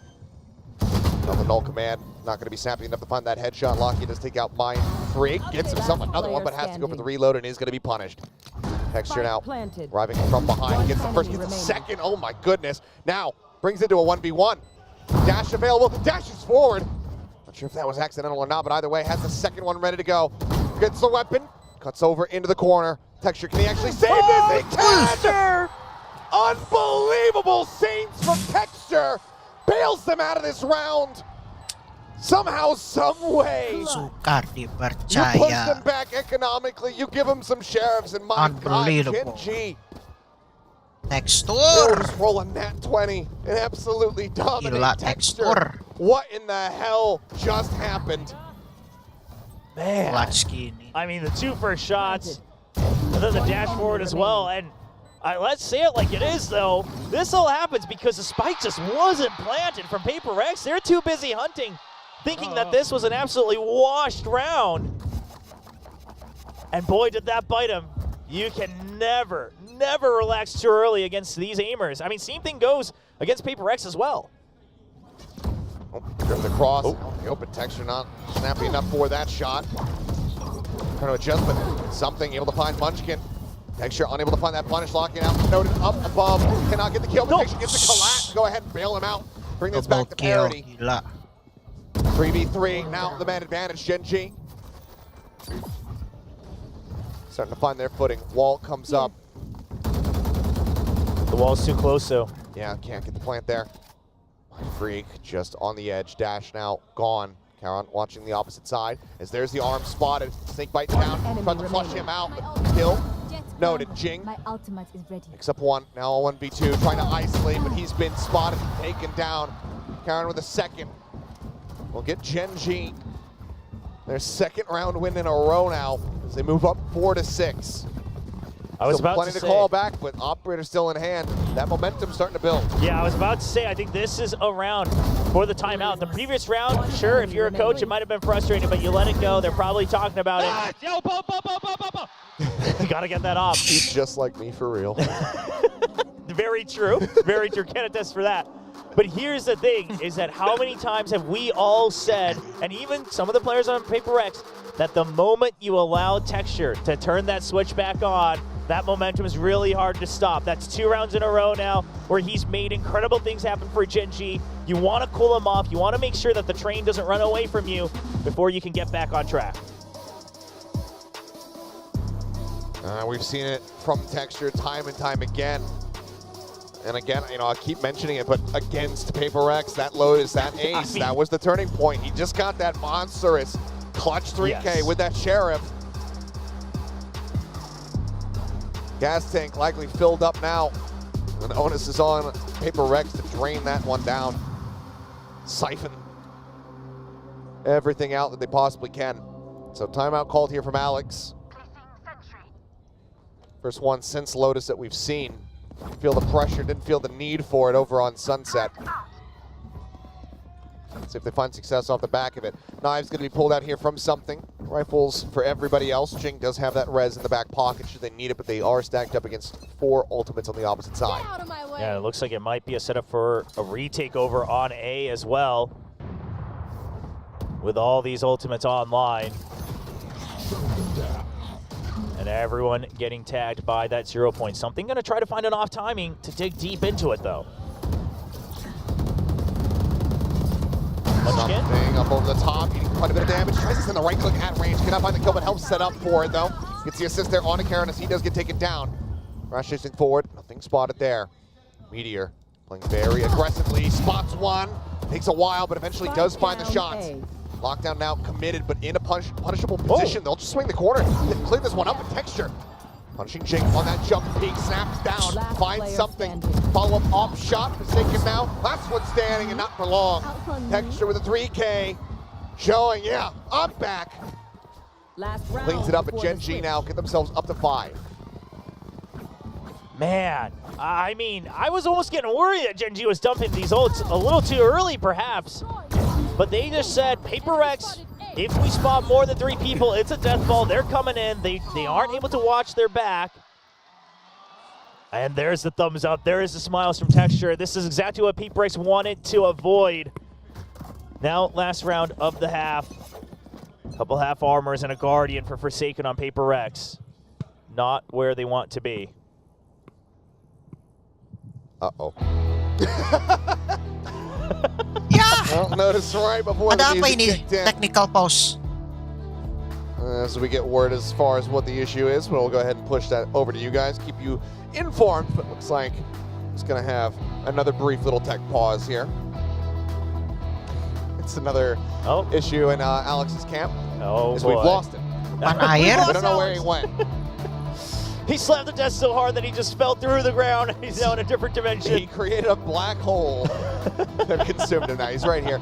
It looks like he might have unplugged something underneath the desk, so we're gonna just getting that back. Yeah. Up and running, so we can carry on our merry way. Hopefully should be an easy fix. There's like that little audio switch, it looks like, but it has like a glass case over the top. Yeah. Like the nuclear button. Yep, exactly. I've thought that every time I catch something. Current Alex status. Oh, man. Well, an apt sign. We can zoom back in on once again.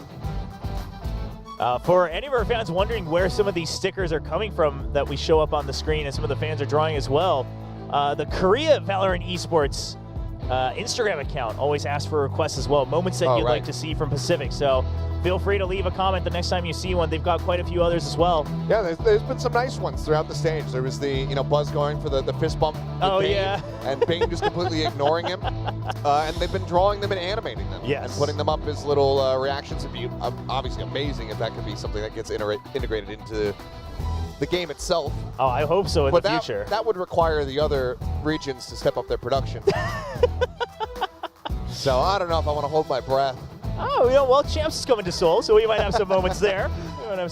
We got some young Gen.G fans as well with some of the new Gen.G merch, but lots of Paper Rex fans as well. I mean, we say it every time Paper Rex is on stage. If it's against a Korean team, sure, there is a hometown team, but Paper Rex have just stolen the hearts of so many fans around the world that you cannot ignore them. Certainly cannot. A lot more to cheer for. The latter half of this icebox so far. Gen.G, I mean, it was just struggle street for them the longest time, but now 3 rounds consecutively. Potential to make this a 6-6 half, much like we did see on Lotus. See if they can get it done. Rez lockdown available here for the side of Paper Rex as we go back into game. Round is live. Texture posted up for a brief little moment there under tube. Looking for a spot check, but nothing seen. Now starts immediately shifting over here towards this A site. Something leading the charge. Gets the spot there on a Munchkin. Tries to snap on for that headshot. Can't do it. Backs away briefly. Yeah, Paper Rex, they don't really have a choice to back out. They just have to go through. White swing out. Cannot find that kill. Another follow-up shot sent, but lockdown now needing to be respected. This is going to flush everybody from Gen.G out of the site. Plant will be able to come through. I'm curious. There's a judge in the hands of Forsaken. He switched out from the Guardian on that. Not sure if Gen.G's going to be reading that correctly. Paper Rex is pushing far forward, closing the gap. Fire spray there. Action not found. Something Devi, I mean, 3 players situated here as Jing gets taken down. That's the res now out of the equation, but Lockheed as well going to be traded. Mind Freak pushing forward, able to find Meteor. Karon on the entry, comes up with 2. Texture now 9, pull, finds 1, but that Judge, you mentioned it. It comes into play for the final 2. Forsaken, he will collect those, and it's going to be 7-5 at the half with PaperX out in front. They hide him to the very end. They use their own Poison Cloud, and then they still set up 2, 3 other people right around Raptors, under it as well, so no one ever actually fully gets to clear that corner right under the entry point from Heaven. And Forsaken jumps out at the most opportune moment, gets the double with the Judge, and now they'll keep a lead 7-5 going into the second half, now looking for that defense. And again, this is something we've seen a lot of from Gen.G. This composition here on Icebox, we know what the double flashes can do from the get-go and KO. But the problem is what do you have after that? What do you have after the entry into the site? How do you keep the post plant? And PaperX, do they meet him halfway or do they give him that space? Go for the retake. These are the questions that PaperX will have to answer for everybody around the world.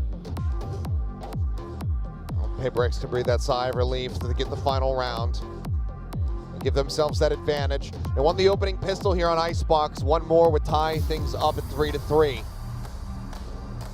Curious to see what the buy looks like for Gen.G, though. They've been a little bit more liberal with their pistol purchases here. They've been willing to go a little bit more out of the standard bounds and scoop up some sheriffs. Looks like it's going to be somewhat similar here. As Meteor as well. I'm a Killjoy. We're attacking. Spins around. Yeah. Don't really need nanoswarms that much. I mean, it'd be nice for a post plant, but we'll just be bringing that sheriff in to try to deal some damage. Same thing with Karon, understanding that post-plant lineups may not be the best thing against PaperX, who will just barrel through you the moment they realize what's going on. And look at this.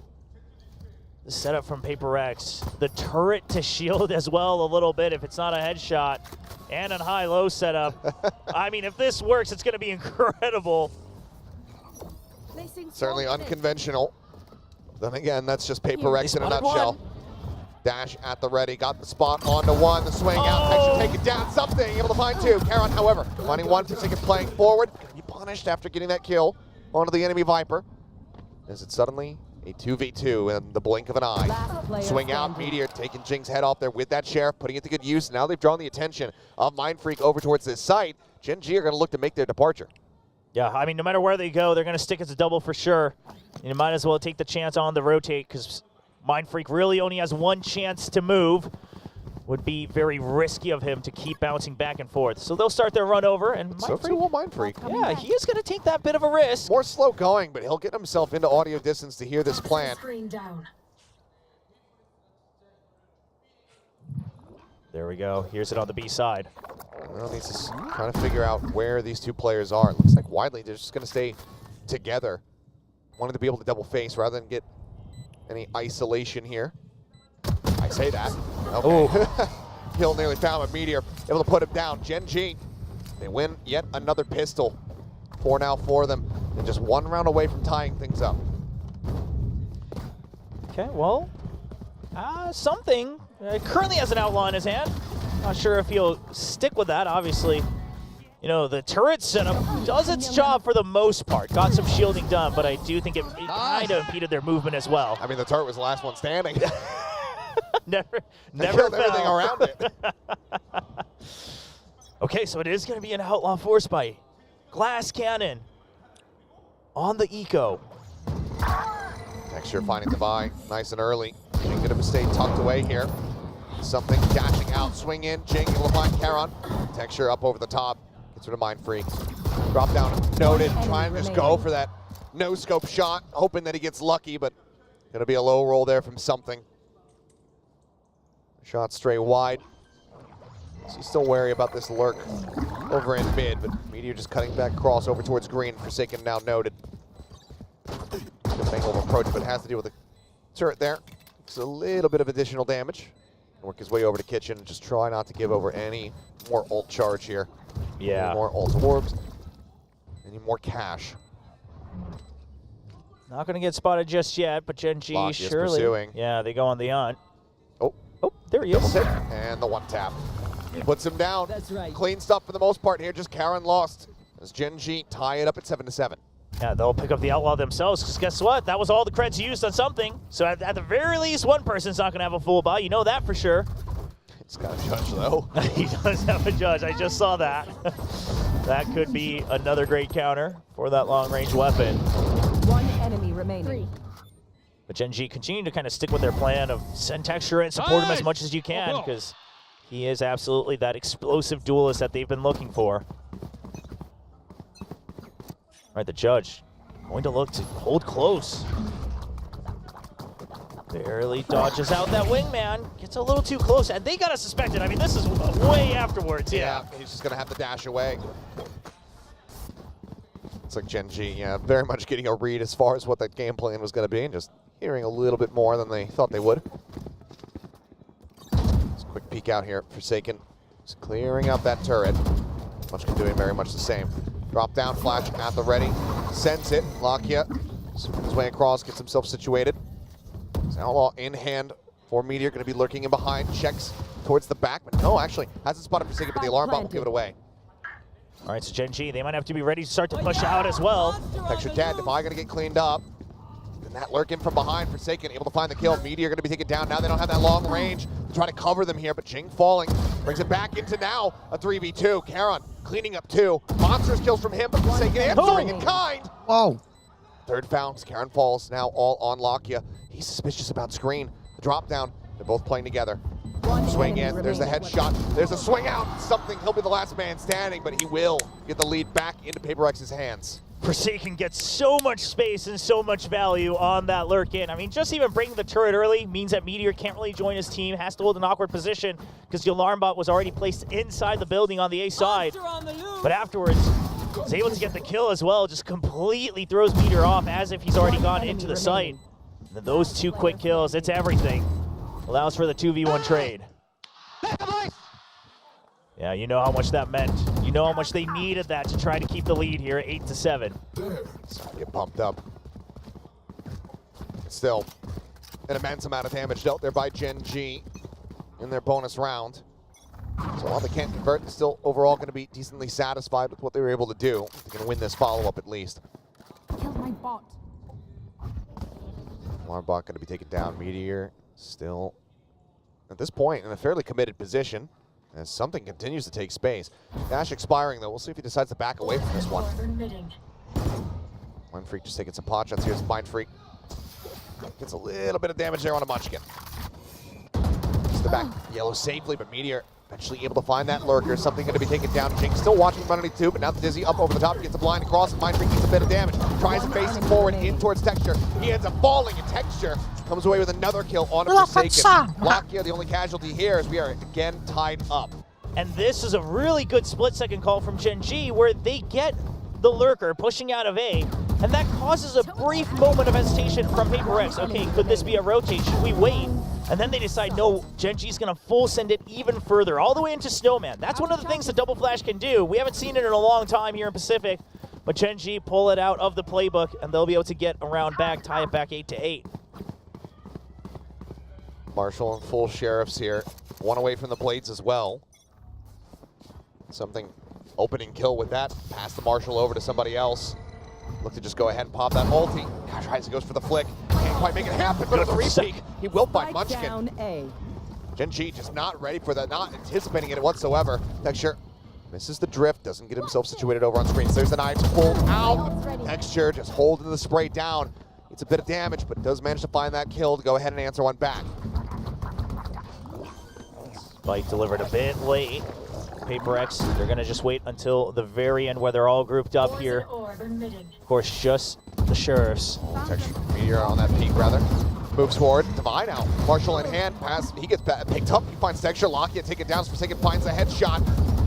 Wall raised. Meteor breaks the first segment. Now they try to push in towards him. It's the punish onto the first. Mind Freak going to be spotted. Shot going wide. Karon dropping up over the top rope there. Cannot get the kill on the Jing, but put some damage down. Meteor, last man standing. They know exactly where he is. They are able to clean it up. Paper X coming up with a thrifty win of their own to once again reestablish a lead, just like we were seeing before, blow for blow between these two squads. Thrifty. And this is what you can do against this Gen.G squad, is that unless they're all just in the site, once in that post plant, You get one kill or you push them back with one piece of utility, then you can really start to take that space. You can use that stage wall, you can use the slow orbs. It's a lot of space taken. But of course, this time it all starts with Forsaken and Divide each getting a clean shot each on that retake over from Rafters. That gives him that opening. Divide, of course, wanted to go for that defuse as well. 1 point away from the lockdown. Thrash back online for Lakia, though. He's been cycling these so very quickly. Get out of my way! Alt economy, a decent spot here for Paper X, considering that they have the lead. Thrash not going to be finding too much there. Knives now having to be resheathed. It's going to be a fast rotate as well because something already has all the space right under Cat. GEN.G just sprinting over Thrash, just going to be picked up, but still have to try to wait that one out. Try to take contact for Divide. Meteor unable to really advance forward from here. Has to wait for the rest of the team to start to strike, but even then, will be noted. It's going to be difficult to try to find value. Swing out, Mind Freak, going to be taken down. Texture able to find that kill. Swings onto the corner, up over the top. Counter with the covering fire, able to find that. GEN.G taken down, boosted up, all the way back at Snowman. Just like that, GEN.G have somehow broken through. 5 members strong. I mean, granted, yes, you do have that lockdown available, but that feels like a far cry attempt for Paper X. I think widely the call is going to have to be made to go for the save. Yeah, especially with losing all the space in mid as well. Paper X, they have no idea what they're working with, so it is going to be that save like you said, Achilleos. And GEN.G, I mean, Texture is starting to play the bait a lot for his teammates as well. He knows that if I can't get the kill immediately, my teammates are there for me. He's playing like Buzz. He's playing like Buzz, exactly. Space creating if he doesn't land the headshot. Something will be able to put him down. Texture not going to be too bothered about that, given the knives here in the round, but as Meteor continues to creep forward, he's going to come into line of sight and will fall, and that's another casualty that GEN.G would rather not have. So we'll just now carry forward, tied up at 9-9, with 3 players left standing. And Munchkin's got plenty of cash, so he can push another weapon over to them. So buy-wise, they should be all right, but now a timeout called here from Paper X. Want to make sure that you can try to chain some rounds together. The ping pong back and forth, not what Coach Alex wanted to see. And even here, I mean, there was a bit of an earlier rotate. I thought that part was all good and dandy from Paper X. But the way they were holding the angles, not quite prepared for the util once again. I mean, it's the Thrash this time that absolutely separates Mindfree from the rest of his teammates. No trade possible, as that's a fight you have to take alongside the long ranges of green over by B site. So if you're going to make sure that you go for the stack, you want to make sure you have some extra angles. And we know what Paper X can do if they're able to go for those trades. I mean, these guys are sharp. So just a couple repositions, and that could be the key to wrapping up this map 30 for Paper X. A lot resting on this one here. GEN.G still 1 timeout to work with. The remainder of this map, Paper X have expended both. It has been back and forth since round 14. Let's see if that continues and if Paper X can get the win off the back of this. Because so far, I believe they're 0 for 4, or it would be 0 for 4 on timeouts. Lockdown still held. Pit on the opposite side. Meteor 1 away from his own lockdown. So looking to take that mid control from Paper X. That way they can make sure that they basically funnel GEN.G into one side wherever they decide to take first. A site largely looking for the retake with the lockdown, even if the pit comes up. Big creep down through tube. Munchkin jumping across. Turret still there, set up. Paper X not looking for that flank. They're very suspicious about a potential push going over to B. Quick peeks as they stack that side of the map. Instead, Texture just starts to go ahead and try to entry his way forward here into A. Lockdown immediately going to be coming through from Divide. As the plant started, but interrupted, and now they're going to have to abandon this one. They have to pull away. Yeah, but that's all the utility drawn out from Paper X. Slower, one of them used as well.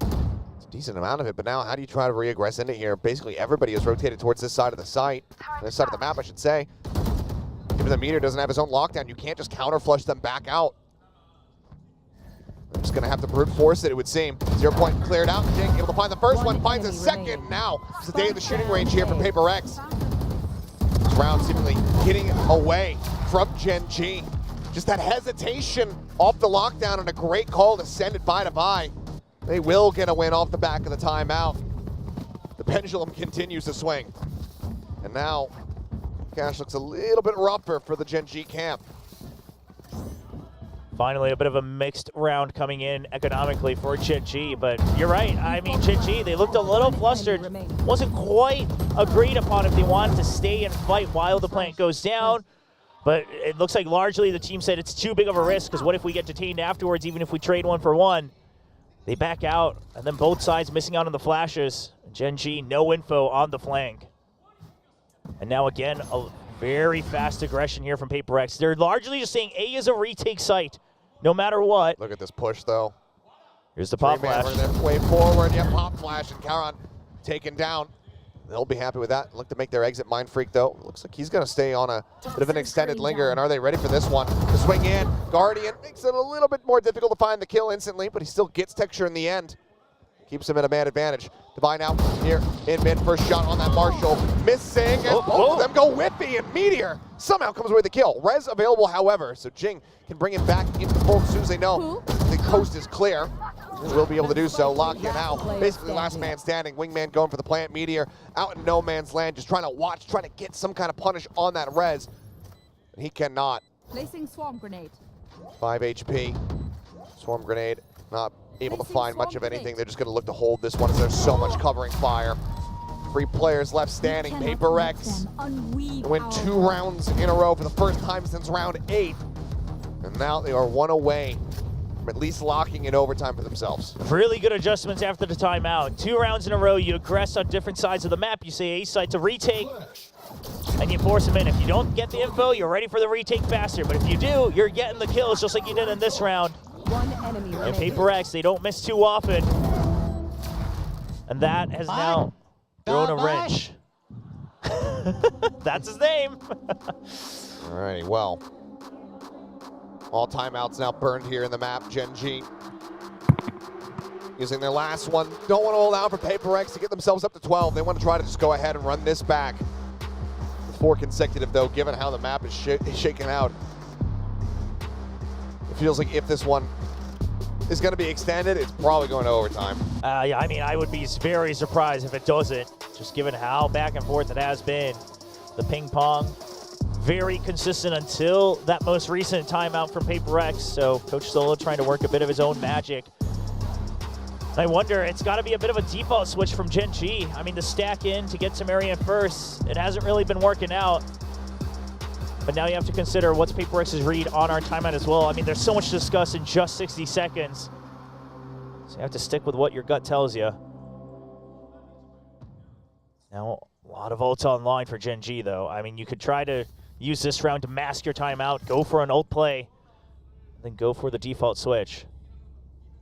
But all of that can be nullified by one little command there from Forsaken. At least slow it up.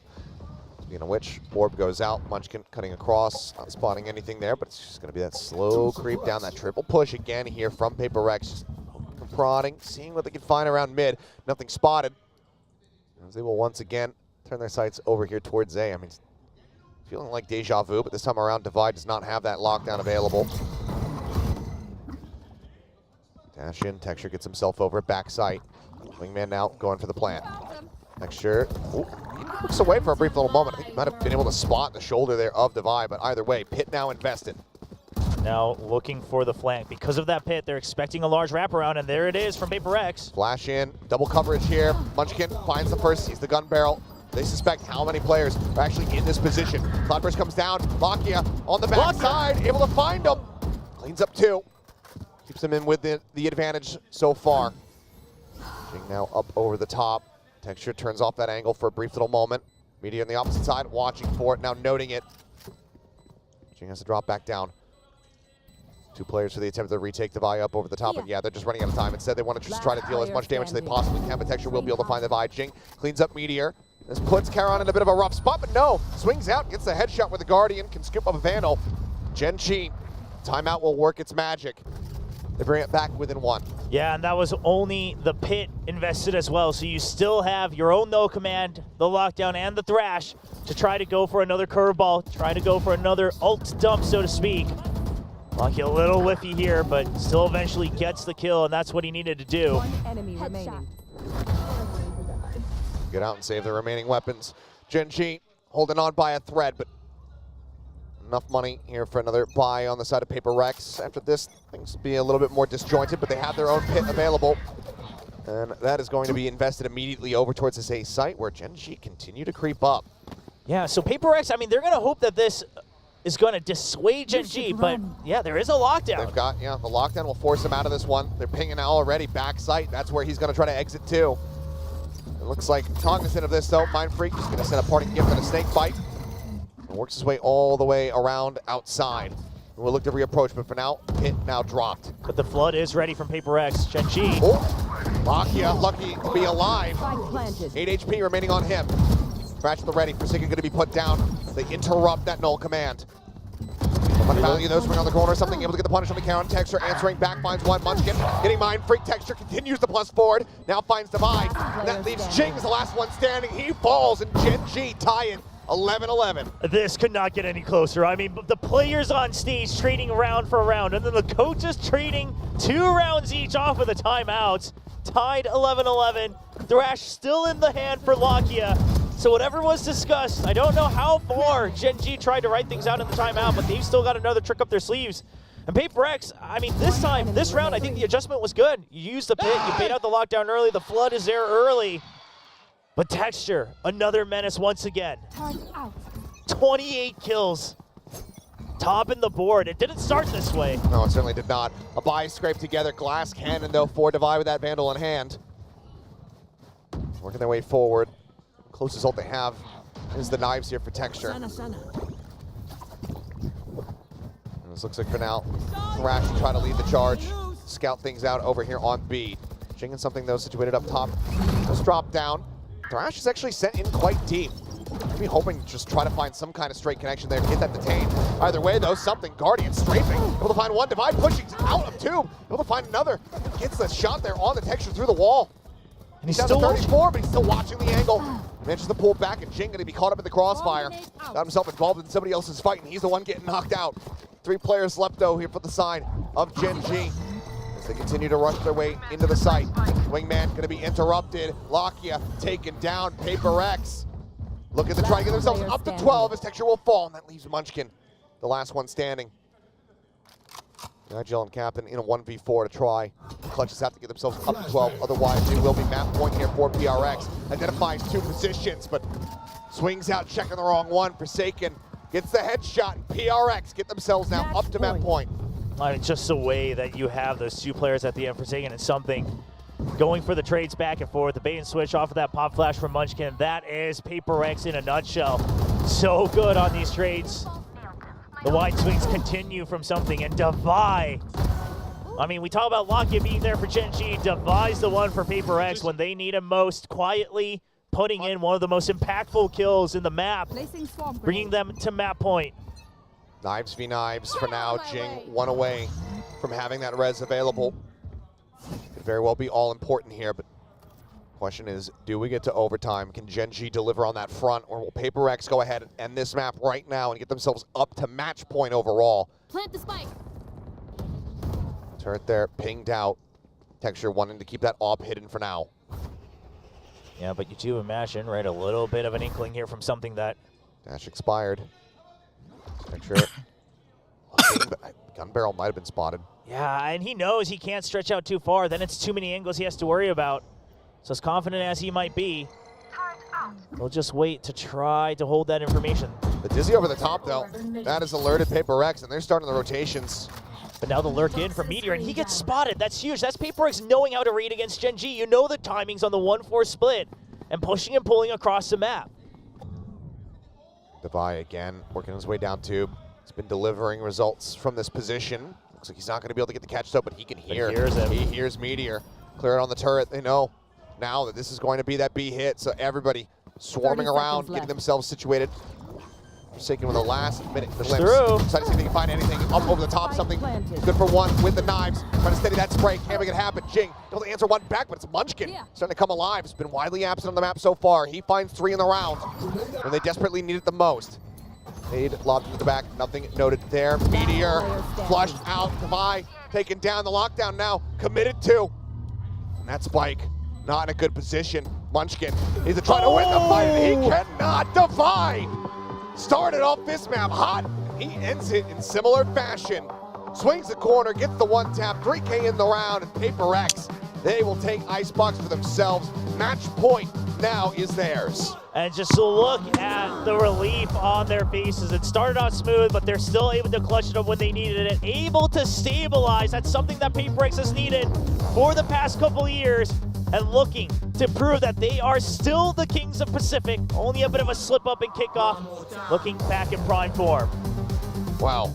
Well, I'll go ahead and hand this back over to the analyst, but Paper X now in pole position to win that trophy right there on stage. We'll see if they'll be able to do it that next map, but for now, let's break down Icebox.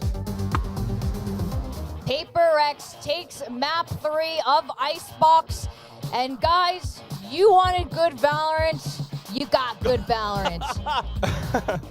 No. Leave the glasses up. He's seeing good Valorant. Yeah. He doesn't need the glasses down for this. It's like He's having a good day today. This is like the viewers are feasting. This is just, it's a feast for his eyes. It's been a great day. Okay.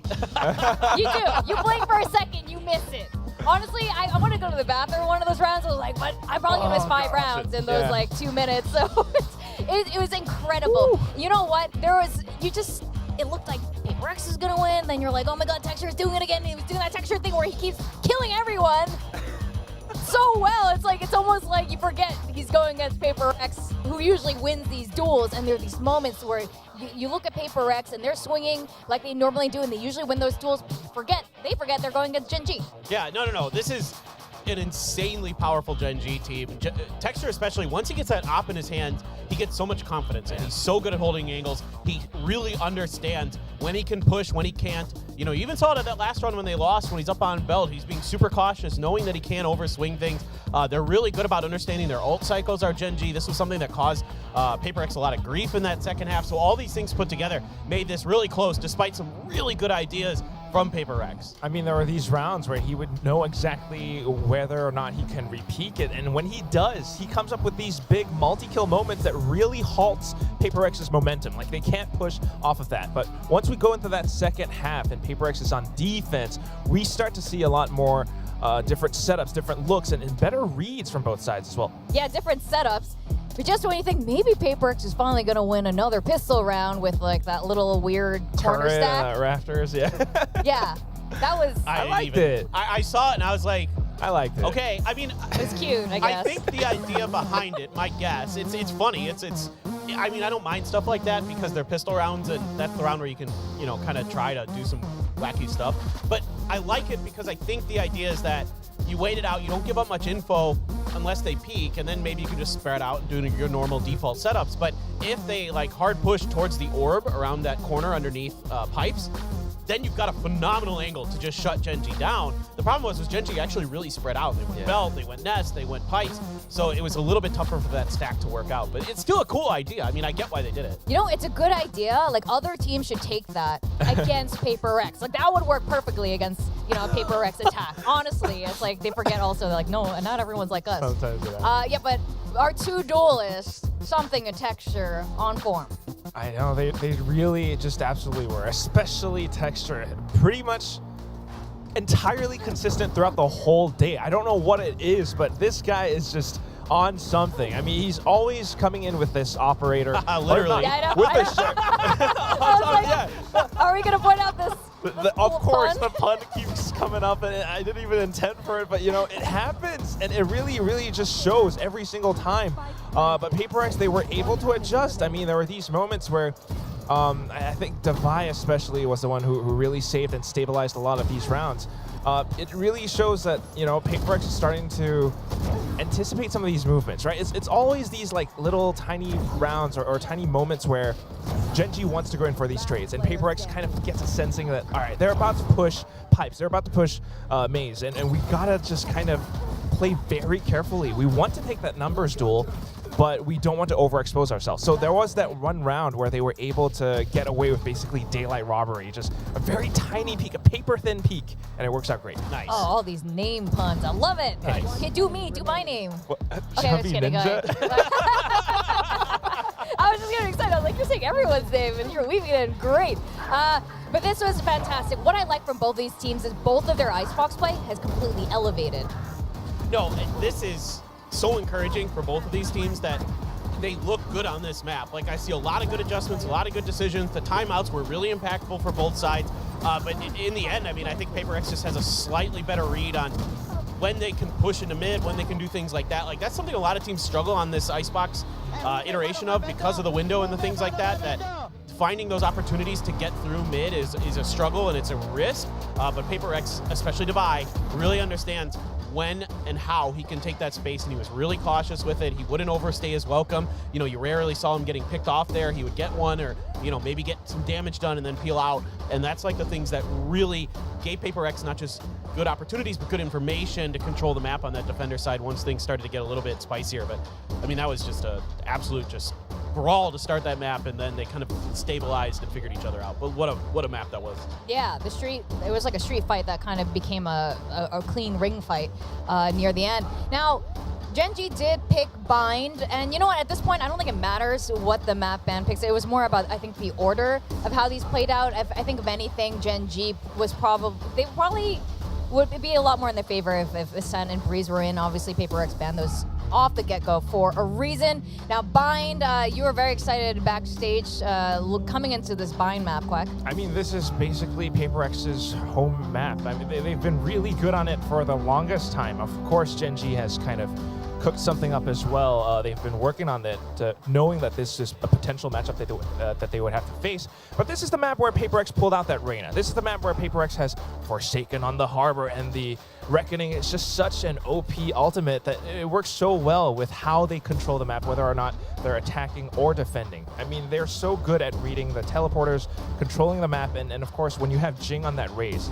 this is, again, that map where he goes in for that double satchel all the way from a short pass truck into backside. There's things that, you know, if you're not prepared for it, you're gonna feel like you just got hit by a freight train, by a truck. Surely teams are learning how to, at some point, maybe they have an idea on how to counter PaperX on a Bind. Well, I mean, I think Gen.G's probably got some pretty good trap plays identified. Like, that's what has been kind of the hallmark of some of their setups here on Bind, especially on their defender side, is, you know, playing off of Meteor's utility in particular. He's not often going to just kind of be roaming around by himself. He's usually got a little bit of help, or at the very least, his wires are in a place where somebody else can watch off of them. And you see it all the time where, like, teams try to make a dive on an A or B site and they get caught by a trap wire and just get iced by, you know, Lakia or something like that. So this is something PaperX is going to have to be aware of. It's something that I'm going to be really looking for, is their ability to clear those traps efficiently without taking too much damage in the process. That's definitely, like, in my mind, the hallmark of Gen.G's gameplay here is the traps they set up, because they're so good and they're so difficult to avoid. Absolutely. I think this is going to be a close match game also. But before any of that, we need to rank ourselves for our predictions from the last one. So Quack, Valdez, and Aserai got it right. And all right. The rest of us are downranking. Quack. As long as Valdez stays let me do the winners first. Valdez stays. Yep. And Aserai goes back to Diamond. Yep. And then the I rest go of back us to go Iron. This down. is what I get for making fun of you guys. That is such hard karma right now. What about chat? What did our viewers pick? I don't remember. Everyone in Radiant moved down, right? Did I get that right? Chat goes down. Viewers back Viewers to Ascendant. Valdez stays. Mika goes down. All right. Oh, Mika goes down. DRX Yeah. as well. All right. Now we are going to go into Bind. The game never ends here at the desk. You know what? I can't get Iron in game, but I guess I can get it in this game. Yeah, why not? It can't get any worse. There's nowhere to go but up from here. So for the next one, Bind, wow, it's a 91% pick for PaperX by the viewers. You're not even hesitating. He didn't even wait. You just skipped the line, man. I'm pretty sure, while all the Korean fans are here for Gen.G, I know Singapore has their watch party going on right now to support PaperX. I think Indonesia as well, yeah. And Indonesia, all right, I don't know, everywhere. But anyway, what's up, watch parties? We are predicting PaperX for Bind. Yes, they are dominant on Bind. I gotta tell you though, it is so stressful. It's probably the most stressful map to watch them. It's so weird because this is like synonymous with the Paper X branding on bind, but they sometimes just mess up. They just mess up. You're like, what are you doing? They're overconfident, or they start having a little too much fun, and that's when they lose. And that's why I think as long as they keep it clean, keep it sharp, and don't anger Alex too much. Like, he broke his desk just now. We had a tech pause. He's making the meme worse on himself. I Like, know. it's like- I wish they had a recording of what happened. Like, what did he do? That he started kicking things. I don't know. Black box recording. But why? Wasn't it right after that Munchkin like 4K or something? It was an upsetting round. Yeah. If you're a Paper Yeah, X yeah, yeah. fan, I don't blame Alex for getting upset for that at all. But how are you feeling about this bind?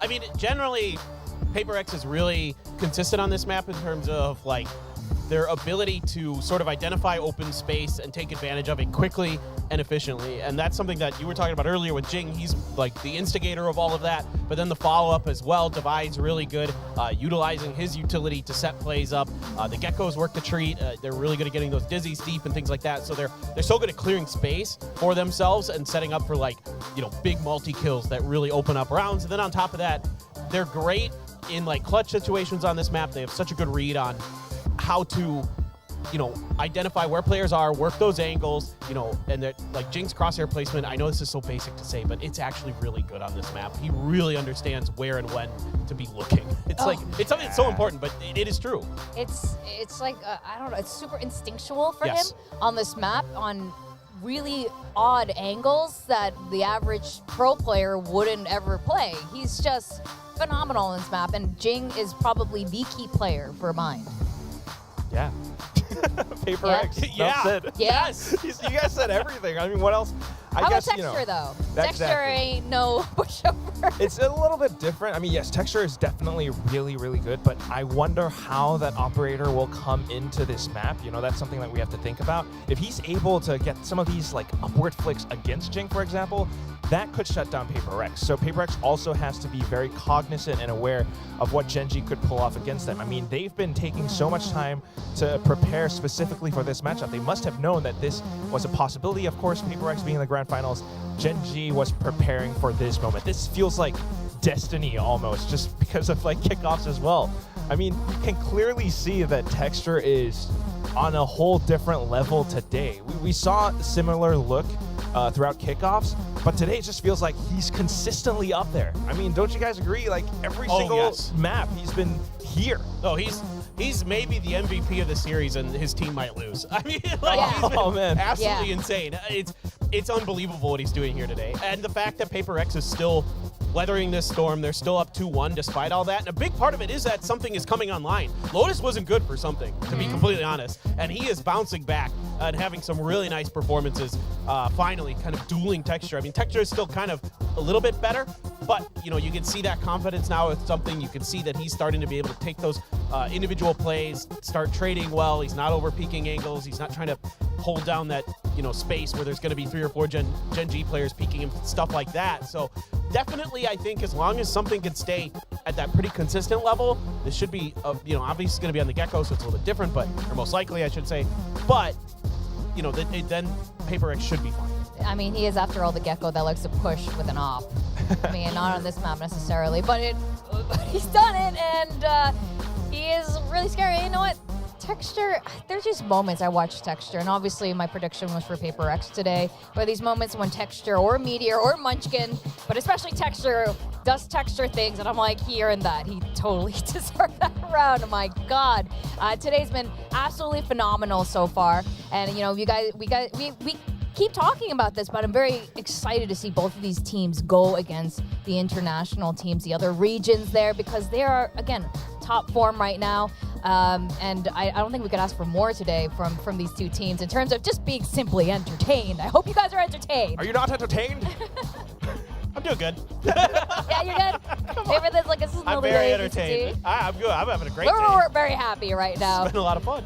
Absolutely. I don't think there's much disappointment from any of us at all. I'm not expecting any agent comp changes. Again, Paper X has done it in the past where they last minute change their bind comp because they have a couple of them, but I don't think that's going to be happening today. I don't think it's definitely necessary. not Gen.G either. I don't think that'll be happening either. I don't think you have any reason to like slot in arena like we see from time to time from them, right? Like with something. Maybe not. I can't see any in my mind. I can't see any good reason for it. So I think the Gecko is just a little bit more impactful. It buys you a little bit of extra space. It helps you buy that space to deal with the meteor utility and things like that. So, or to back lock you off when he's holding angles with that Sky, that can be really problematic for teams. So things like that, I absolutely expect the Gecko to remain. Yeah, for sure. And I think it works really well with that Forsaken Harbor as well. That's something that always works together, especially if you have the Cove and, you know, the Reckoning again. It's just That's that really true. good. But we also got to look at some of the other players. I mean, we talked about Jing, but I think Davai, you know, coming in as that supportive staff, or he's also that secondary person who comes in for these trades. That's going to be a very crucial role against Gen.G because Gen.G loves to trade. We've talked about Paper X's composition. I feel like Gen.G's composition is just a little bit like the opposite of that. It's not like hyper defensive or anything, but it's more balanced. You got these two controllers, and Karen, jeez, he has the ability to play these post-plant lineups and the orbital strike. Paper X has to be aware of these things. Yeah, I mean, we saw a sample of that yesterday from Gen.G and how they are on bind. I mean, there are no pushovers on bind at all. I think it'll be really fun to see both of these teams, actually all three of these teams going to Shanghai, because a couple of the players and coaches have used to compete in Shanghai. One of those coaches were pro players back in the day, so it's very exciting. And our ranks as well. Do you guys think this is going to be the last map? If you're picking Paper X, yeah, this is it. This is our final I rank. expected a 3-1. That was my prediction. Okay. You think? sticking, Yeah, yeah. okay, you're sticking to it. This is it. Oh my god, I did not think I would end stage 1 like this. I mean, but it would be fitting if Valdez like stays on top and just guarantees Yes. himself He deserves that it. statue. Yeah, he is the Mr. Guessing game. Valdez. He's Mr. Games. He has been. I think, yeah, we do love Valdez here. And more yeah, attention to I think Valdez, I'm very excited for this. I don't know how I feel. I'm feeling almost a bit like sad that if Paper X does win this, that's it. Today's over. We have to wait till Shanghai You want to go to them Split, Vic? to play them again. I don't. I mean, look, it is of, split, yeah, actually. and if it's a map 5 split, like there's only bangers on split. Yes. So I mean, I kind of want it just for that reason. Yes, the last time these two teams played on Split, it was Yoru with Jason. Oh my God. It was just It was like a that long different ago. time. It was like a different team. Oh god. I kind of want it. I think that was a different dimension. Like that Yeah. was just an alternate reality. Exactly. And now we're back to like normal It reality. was like a different universe. Yeah. We're back. So I don't know. That's why I feel like almost mixed feelings here, because I'm on a serious high right now watching these two teams. Yeah, I mean, just both teams have been looking incredibly strong today, and they're actually able to keep their form. That's the thing that impresses me the most. Like, no one player is really dropping off all that much, and they're just able to work together incredibly well. And if they can keep this up, we'll have great Valorant to watch again. I mean, there is a very good chance that this does either, go into a 5th map, or I don't know, it almost went into overtime on Icebox. Yeah, no doubt. I mean, that could happen here for sure. I mean, Gen.G looked great yesterday. Karon in particular was an absolute menace, like you were mentioning. So my eyes are on Paper X to see how they're going to keep him busy. And if there are post plants where Karon's still alive, like how are they going to pressure him? How are they going to keep him from using that Brimstone utility to great effect? And on the other end, Gen.G, watch out for Forsaken. You never know what's going to happen behind those cascades. You never know what's going to happen behind those high tides. You got to be really aware and have some good util to back yourself up. I'm really glad he's managed his Cove situation. It's not in the middle of the sky anymore. It's been a while since I've seen He'll one of never those. live those down. They were Poor epic. guy. It was because his pro play. It's like, did he mean to put up there? Is that a strat? Anyway, we are going to go into bind. I don't know if this is it. Let's go to our casters, Achilles and William. Thank you very much. The desk seemingly on the fence about what they want from this series, William. Yeah, I don't blame them, though. I mean, we've had a banger so far, so even if you've predicted Paper X, maybe you want to watch a bit more. Obviously, you want to see a bit more of what they have to show before going to Shanghai, etc. I blame them heavily. You blame them heavily. Yeah, I want to see this go to 5. I said it at the top of the Yeah, show. well, I'll I'm say it with right you. now again. I want to see this go the distance. I want that split to come out. I want to see Absolutely. what the hell Paper X has prepared for that Yes. one as well. Let's see if Gen.G can make it happen. Bind, map that hasn't been the kindest to them. that Brim in particular has been something that is quite strong for Karon in the past. Let's see if that can hold true, though, versus Paper Rex, who have a full 5-man push getting ready to come up here into Hookah. Yeah, this is a setup for Karon, but it's just a classic. Has half armor, though. Just a classic no molly. Sat here for now. Do they suss this out? Can they do anything to try to peel for him? Whoa, whoa, Oh, whoa. he has to go for the reload, just runs out of bullets. Meteor is able to go ahead and spare some blushes by finding that kill, but now dive into the corner. As that is going to be the days coming through. Devi getting the headshot on the Lakia, and they know exactly where Meteor is at. Boombot beat damned. They know that he's in this bad spot with 3 bullets left. He can take it down. Munchkin able to find quite a bit of damage there, but has to reload himself. Get body blocked a bit by Texture, because now arrives on the site. Now Munchkin is all on his lonesome. The reload coming through, the paint shells exploding behind him, has to pull back off the angle. Jing just takes it aggressively and will find the win. Paper Rex 1-0 to kick things off on Bind. Listen, it can get grueling when you're in a long series, but Gen.G is really going to put their foot down. They've had experience having to grind match after match. They've had to go through some of these absolutely brutal BO5s. And right here on the pistol round, I mean, it was just straight up a focus stiff. There's no other way to put it. The setup was good. Meteor even trying to bait them out to try to chase him all the way through window. Karon not able to quite capitalize on it as something continues to move about in Hookah. Definitely an odd setup, though. Just only having that classic no molly to even try to play with is, an exit strategy. As for now, orb take coming through. Meteor just trying to challenge with that Sheriff in hand. Munchkin as well, playing quite far forward. Turns the sights now back over towards short. Texture trying to line up the shots. Will just get dizzy. Back pedals his way out towards safety. Well, it's gone though, but something with covering fire. We'll go ahead and take down Lakia. Paper Rex look for a bit of a flawless. That's not going to happen now, though, as he swings in. Karon will find that kill, but that's going to be Devi just storming his way in. Another hot start for him. 3K here in the second round. Just 1 casualty. Paper Rex now 2-0. And this isn't just the pistol and the anti-eco. Paper Rex probably going to keep up this tempo, keep up this pressure throughout this map, because that's what Gen.G's composition is going to be weak against. The Des talked about it. Gen.G trying to go for, stick with the more balanced composition, so to speak. You've still got your Sentinel, things like that. But now you've got Devi sitting up on the other side of the stage. Doesn't spell such a bright future for Gen.G. Judge in the hand of Munchkin after a couple of the Sheriff buys. Back away, though. Look at this. Gen.G, everybody pulling back and starting to rotate over towards A. Camp's still set up. This early call could potentially bite them. Paint shells sent on the one side. Camp able to get the dart tag there, but Cove try to block things off. Trailblazer now up over the top. Karon seeing the reveal, able to find one. Dizzy going to catch him, though, as he tucks back alongside the wall. Stays safe for now. He was able to find the kill on the Jing. On the exit, they're trying to pop flash their way out of Hookah, but it's just death greeting Paper Rex at the gate. Something trying to find any kind of kill, any kind of value that he can with that Outlaw. He will get taken down, and it's a much-needed flawless here for Gen.G. Yeah, huge round from Gen.G, and a bit of a better set-up version of their pistol, now with better weaponry as well. You've still got the extra trap wires. And Karon, sure, he gets pushed around by the blast pack of Jing, but there's just too much going on for Paper Rex to be able to capitalize on that and whip around for the trade. Even despite the Dizzy Meteor. Oh, he was stunned up. Nice shot there. Paper Rex, sure, it's your bonus. So it's not like it's the end of the world, but it was a desperately needed round for Gen.G. It's an early rotation. Not enough to bite them. Locked in with a quick return. Comes up with multiple kills for himself as well. Try to match pace here against Devi, who's just 2 charges away from having those Seekers online. Seen Bind very much the map where a lot of teams do still stray into Sky. Still finding a lot of value with those double flashes. Wingman cleared out. But the Judge here, he still decided to stick with it. Yeah, and that's going to be the kill delivered to him. Taking, rushing in, take it down, Texture now, getting himself online, blast pack out the safety, takes a little bit more damage there. Now down to 14, but no real utility. Try to flush him out. Everything has been expended here from the side of Paper Rex.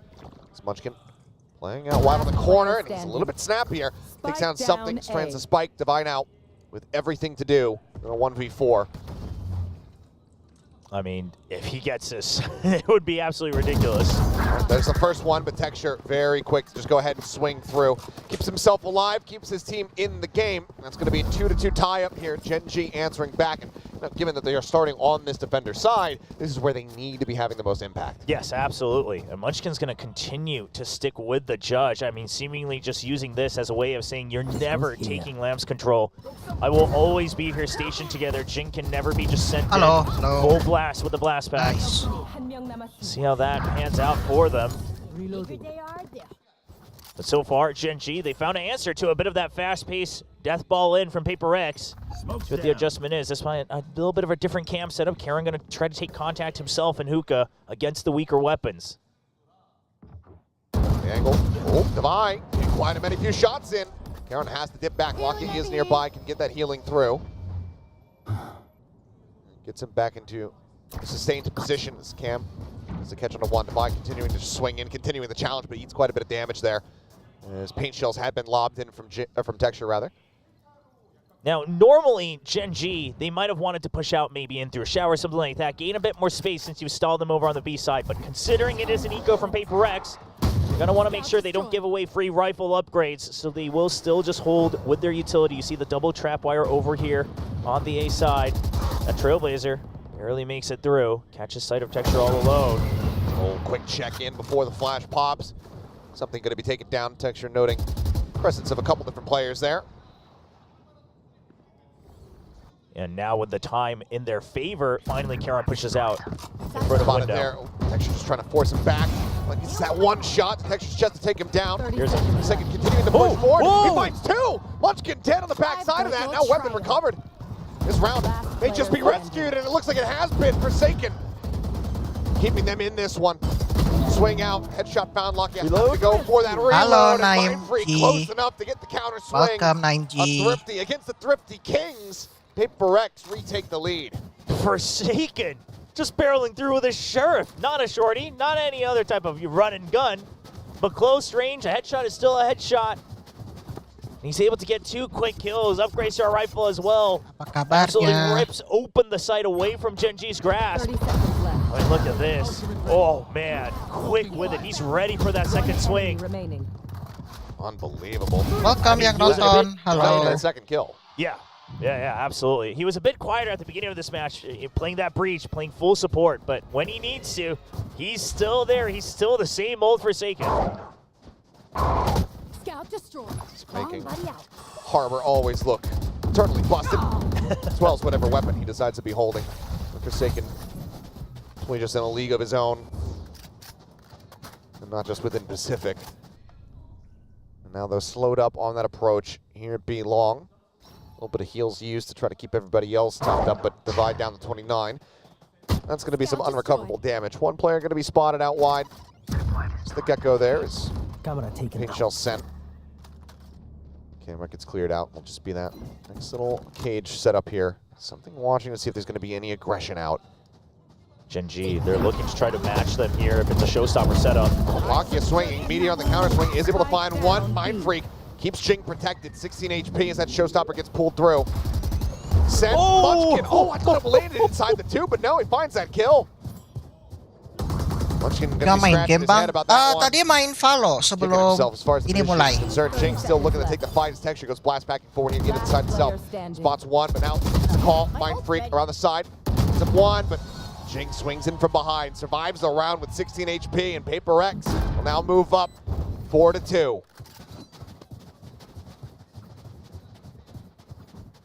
Well, I mean, Paper X, they're really starting to play with the tempo a bit more in their favor against Gen.G.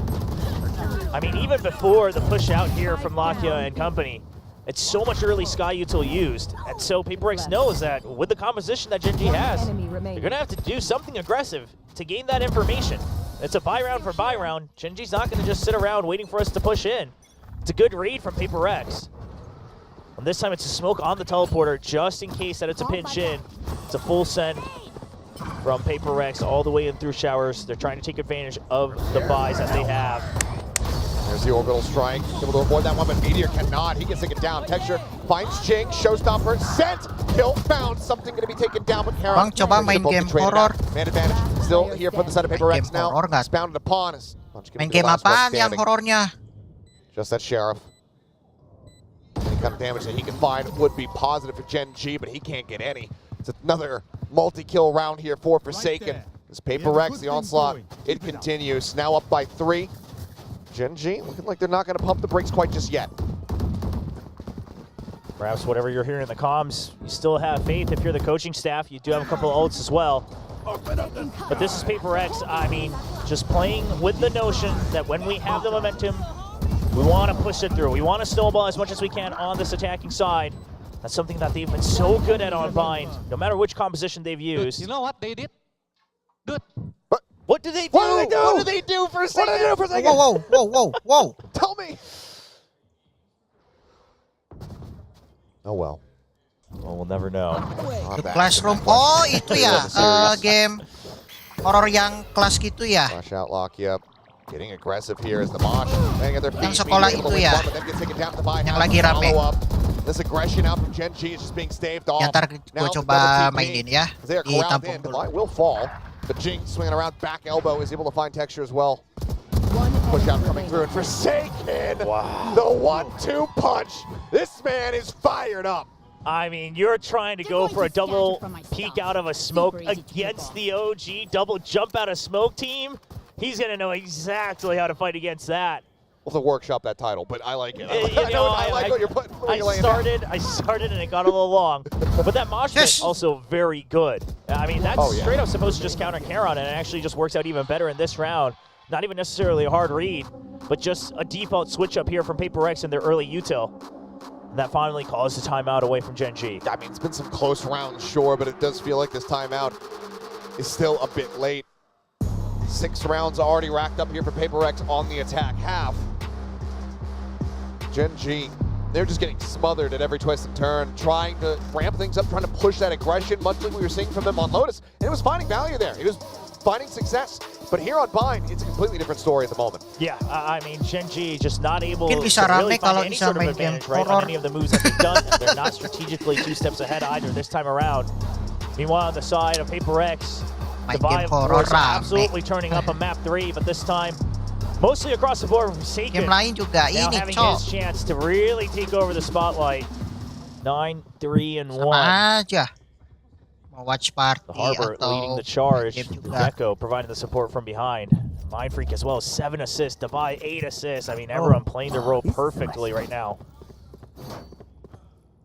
This goes here. It's been mostly flawless. Meteor getting set up here in showers. Gonna have to back away though. That pressure getting ready to come through. Boombot check. Orb gonna be taken. Jing just looking to get closer to that next showstopper. He's on a constant rotation, but triple push now coming out of Hookah, getting ready to connect here into Link. And Forsaken, he is reading this, he is ready for it. Finds the first one, sets up the wall. That's gonna send them packing. I mean, you saw multiple members, and you saw their weaponry as well. They're still laying the reinforcements to try to get themselves over to the side. They're gonna have to go all the way back around. Okay, Judge out. Does manage to find a kill there for Munchkin. As the Reckoning now sent, but Jing is using this smoke to make some further space forward. Trying to get the catch here, but they are prepared for this. A nice read from Gen.G. Got the kills, and there's the neural theft reveal as the TPs come out. Taking the spike with him, the heal on the way from Gen.G. They're trying to match the rotation tempo. They will be Bang, gua second lane. doain semoga bisa rame YouTube channel ini. Amin. Thank you bro supportnya. Damage avoided though, Divine. Just planting this one center tube here on the low ground. The pit's gonna come through to try to escort the forward. Forsaken spraying through, counter spray. He's gonna connect. Meteor catches him in the head. Now all on Mind Freak and Divide. Mind Freak creeping forward, wanted to take the challenge, wanted to try to drop this pit. Just also watch the door. Are not going to be spotting much of anything, so has to back away. Go! Approach. Through elbow, noise being made. Divide going for the challenge, trying to get Texture out of the air, but there's the counter swing. Lakia finding him. Now all on Mind Freak, back is turned. Kill is found. Timeout call will work its treat. Gen.G not allowing Paper X to get to 7 quite just yet. They will find themselves a 3rd round win. For the first half of this round, I thought Paper X played it so well strategically. They go in, they take showers fast, This is the and then grand they also final. use that high tide that they've shown a couple times to cut up the site on A in half. What that does is draws out the lurk in from B, Forsaken counters that, then you go in through lamps. I mean, it was all very systematic and very good, but they just couldn't actually comfortably plant the spike. And at the end of the day, the pit draws away so much attention from Mindfreak. I mean, just with 2 people, Paper X couldn't hold on to the post plant on B. Yes, this should do. It's constantly changing up the setup here. Is Meteor, as they're going to triple face out of showers. Big presence here. Texture tucked away into the corner, but noting this one, Texture trying to escape, and Kara with a covering fire takes him down. Swing out though, and Jing gets rid of them both. I'll do you one better. Kill found now. Harus semangat bang bikin kontennya pasti. He's able to win out the trade there. Except Forsaken brings it back into a 3v3. Good bot over the top. Trailblazer, Sen, Jing. Just taking some aggressive spacing here. Trap wire. Both of them get cleared out. That showstopper's available, so Meteor needs to stay tucked. He needs to stay quiet. For now, Seeker's going to be sent here by Lakia. Does he spray? Yes, he does. Rewarded with it, Meteor. Another monstrous kill from him.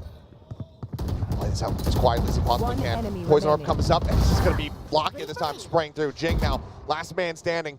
A 1v2. Munchkin still waiting on that B side of the map in case he goes for the TP play, but won't be given the opportunity. Meteor tucked into the corner, gets the headshot. Gen.G, they get another round win. I mean, this is what happens when you get 2 teams that are just so good at trading, not just in the same position, but across the map, right? As soon as you get contact on one side, you both peek out on the other.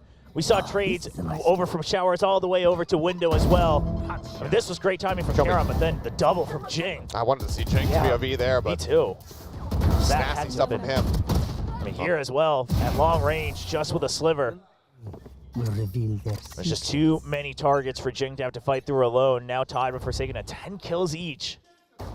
Menurut Izza, siapa yang menang kira-kira? Flash out from Lakia. Ada BK lagi. Halo BK. Mudah-mudahan Paper X back. As wall gets sent. Gua penonton dari Malaysia bang, salam dari Malaysia. Salam kenal juga. Halo dari Malaysia. Karen looking to join as well. As Lakia is going to get tucked up, flush against the wall. Snakebite sent the try and delay. It's going to be heavier presence now sent in through long. Orb taken. I believe that's going to be Divide getting the Seekers online now. Yeah, showstopper online for Jing as well. Gen.G looking to take it out of the sky. Spotted one, sends it. Meteor going to be taken down. Lakia at that angle, able to find another one, but also a just for Forsaken. 2 kills found. As the rest of Paper X start to storm the site. Looking for targets, but the flash comes through, gets the full blind, something. BK juga menurut BK ini siapa yang menang? Paper X juga kah? Atau Gen.G Thrash at the ready. yang juara? But as he swings, he's only going to be good for 1. Once again, 2 players surviving, but Gen.G persevering. They get themselves now up to 5. The early rotates over, it helps. The early cascade down A short doesn't mean a thing, right? You still got that trap wires there from Gen.G. And then you just have so many people. And then the orbital strike, not only used to potentially get a kill, but absolutely used as a smoke to disrupt the main force coming in from Octagon, from Garden.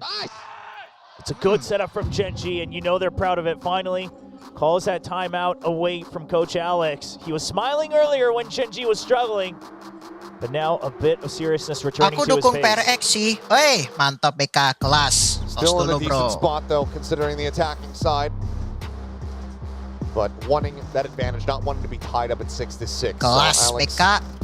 calling the timeout. BK, kamu nggak live? See what the strategy looks like for them as they get ready to go into the last round of the half here.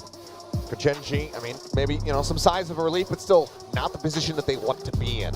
No, definitely not. I mean, you let so much go early on here on the map. So you're just hoping you can stabilize at 6-6. Just imagine that it's just the second half that everyone's playing, and that's all you're focusing on. And right now for Paper X, it just so happens that it is that Cypher. The setups from it that are really throwing a wrench in their plans. Can't go as fast, but can't respect it too much either. It's allowing for some of these classic Gen.G quick rotates. Just the one ult in play here for both teams, barring some multi-kills and orb takes. Meteor, the next closest, 2 away from that neural theft. Ping's coming Belum down. tahu Izza kemungkinan besar Over here enggak. on Hookah, Waduh, anticipating a push out, but Gen.G kenapa banks that back. gak live atau Outlaw for belum Texture, tahu? reading the econ situation on the Emang side of Paper X. kamu lagi Rifle back up ngapain? behind the truck as well. Be an absolute menace. It's basically a double shot operator at this point for Texture. Yeah, Forsaken, only one with full armor here for Paper X. We'll go fishing, sends those shots out, but there you go. Vandal, or Phantom rather, at the ready. Judge back into the hands of Munchkin as that flash not quite making it over into lamps. Some spray coming through, and now it just rotates back. Paper X, the call being made for them to push up here towards this A site. Monster on the loose. Crashly in the charge, Texture. Oh, pulls away, and that shot from behind. He goes for the challenge, he's able to find one. Divine trades it out, however. Finds that kill, Dizzy gonna be cleared out. Boombot right up into the face of Meteor, but already Forsaken taken down in lamps. Quick toggle over onto the cam, something dead. Munchkin finding himself a second kill. Jing now holding the Cyber Cage. Gonna be dropping soon. He's got the line up there onto the headshot, but they pull back away. 30 seconds Waiting to see if he left. pushes up into them. They know that they have the spike in their hands. He's not able to adjust. Munchkin will have a monstrous round, a 4K from him to tie things up at 6-6. It truly does feel like when it's these two teams, everybody has their moment. Rumah baru, Everybody Bang Izza. takes their turn and has one of these moments where they will just turn the round on its head as we tie 6-6. You get a highlight. You get a highlight. Yeah, nih. Everybody gets a Check under your highlight. Lihat aja nih setupnya, setup baru nih. It's great to see. I mean, the fans have been loving this series so far, and it Sama-sama, truly is delivering. Edan. Obviously, some of us, regardless of who you're cheering for, hoping to see a full best-of-5. But to do that, Gen.G, they'll need to answer back in the second half. We get ready to go into this pistol. A hot start in that regard for Gen.G. Still in the lead 4-3, but the last several have been going Paper X's way. They got both on Icebox. Gen.G need to try to turn the tide in that regard. Paper X still in pole position, still in control of this series.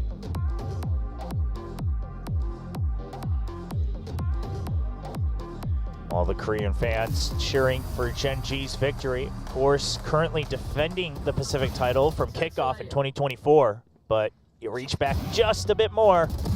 It's Paper X, the inaugural Pacific champions, in front of a massive crowd at the Changchun Arena last year, taking down DRX, trying to reclaim that title. And doing it in reverse sweep fashion. All the more impressive, all the more difficult. Gen.G give them a bit of a different challenge comparatively. So it looks like, again, it's going to be double Sheriff here. Texture sticking with that. Munchkin going to be picking one up as well. Yeah, but the Sheriff on the raise, I mean, you have no blast pack, no boombot. So looking to just try to punish Paper X more so than go in with their own plays. He's going to be playing over it long where there's two players stacked up and something already eats about a bit of damage. That's going to force him into the teleporter there. As the paint shells come through. No one in position to get that punish though, but Cam set up, spots it out. Looks like he'll make the best of a bad thing and go ahead and grab that ult orb. Yeah, Paper X, I mean, this is just fluid adjustment. Hold that thought. Shots flying, Munchkin going to be taken down, and Meteor eating quite a bit of damage. Cyber Cage blocks off the Dizzy. He'll make his exit. The rest of the team now creeping up. That guiding light could be confirming presence here. Wingman check over into Hookah. Not going to be spotting much of anything for them. Damage dealt, but kills still not found. Lakia looking to go back to A short and try to throw util there to draw them out, but it's already too many shots fired on the side of B. Paper X still has a strong read towards this. And look at the patience from Paper X. Nobody pushing out far beyond the line of scrimmage here. Just taking control of Shower just barely by something. And this is huge. I mean, you know that it's not a full A setup at the very least. Mind Freak now moving over, reinforcing this B site. Also gets some healing, so he's back up to full HP. Something creeping around, and Lakia absolutely caught in the open. Now it's just an all-out brawl on B. That's all Gen.G's got. 3v5, there's a pop flash. Texture finding one, looking for the other. Meteor is going to be the one that claims it. Texture, he gets the follow-up. Forsaken going to be taken down now. Suddenly the man advantage is there. Jing, 10 to the molly. 10 seconds Plant's going to be left. coming through, and something, he never rotated around. He never joined in with a device, so he doesn't have healing. He has to try to clutch this 1v3. Texture, a one-tap. The others, well, it would need to be headshots. No more util to work with. Creeps his way around the elbow here. Texture going on a long walkabout, trying to see if that flank is coming in from behind.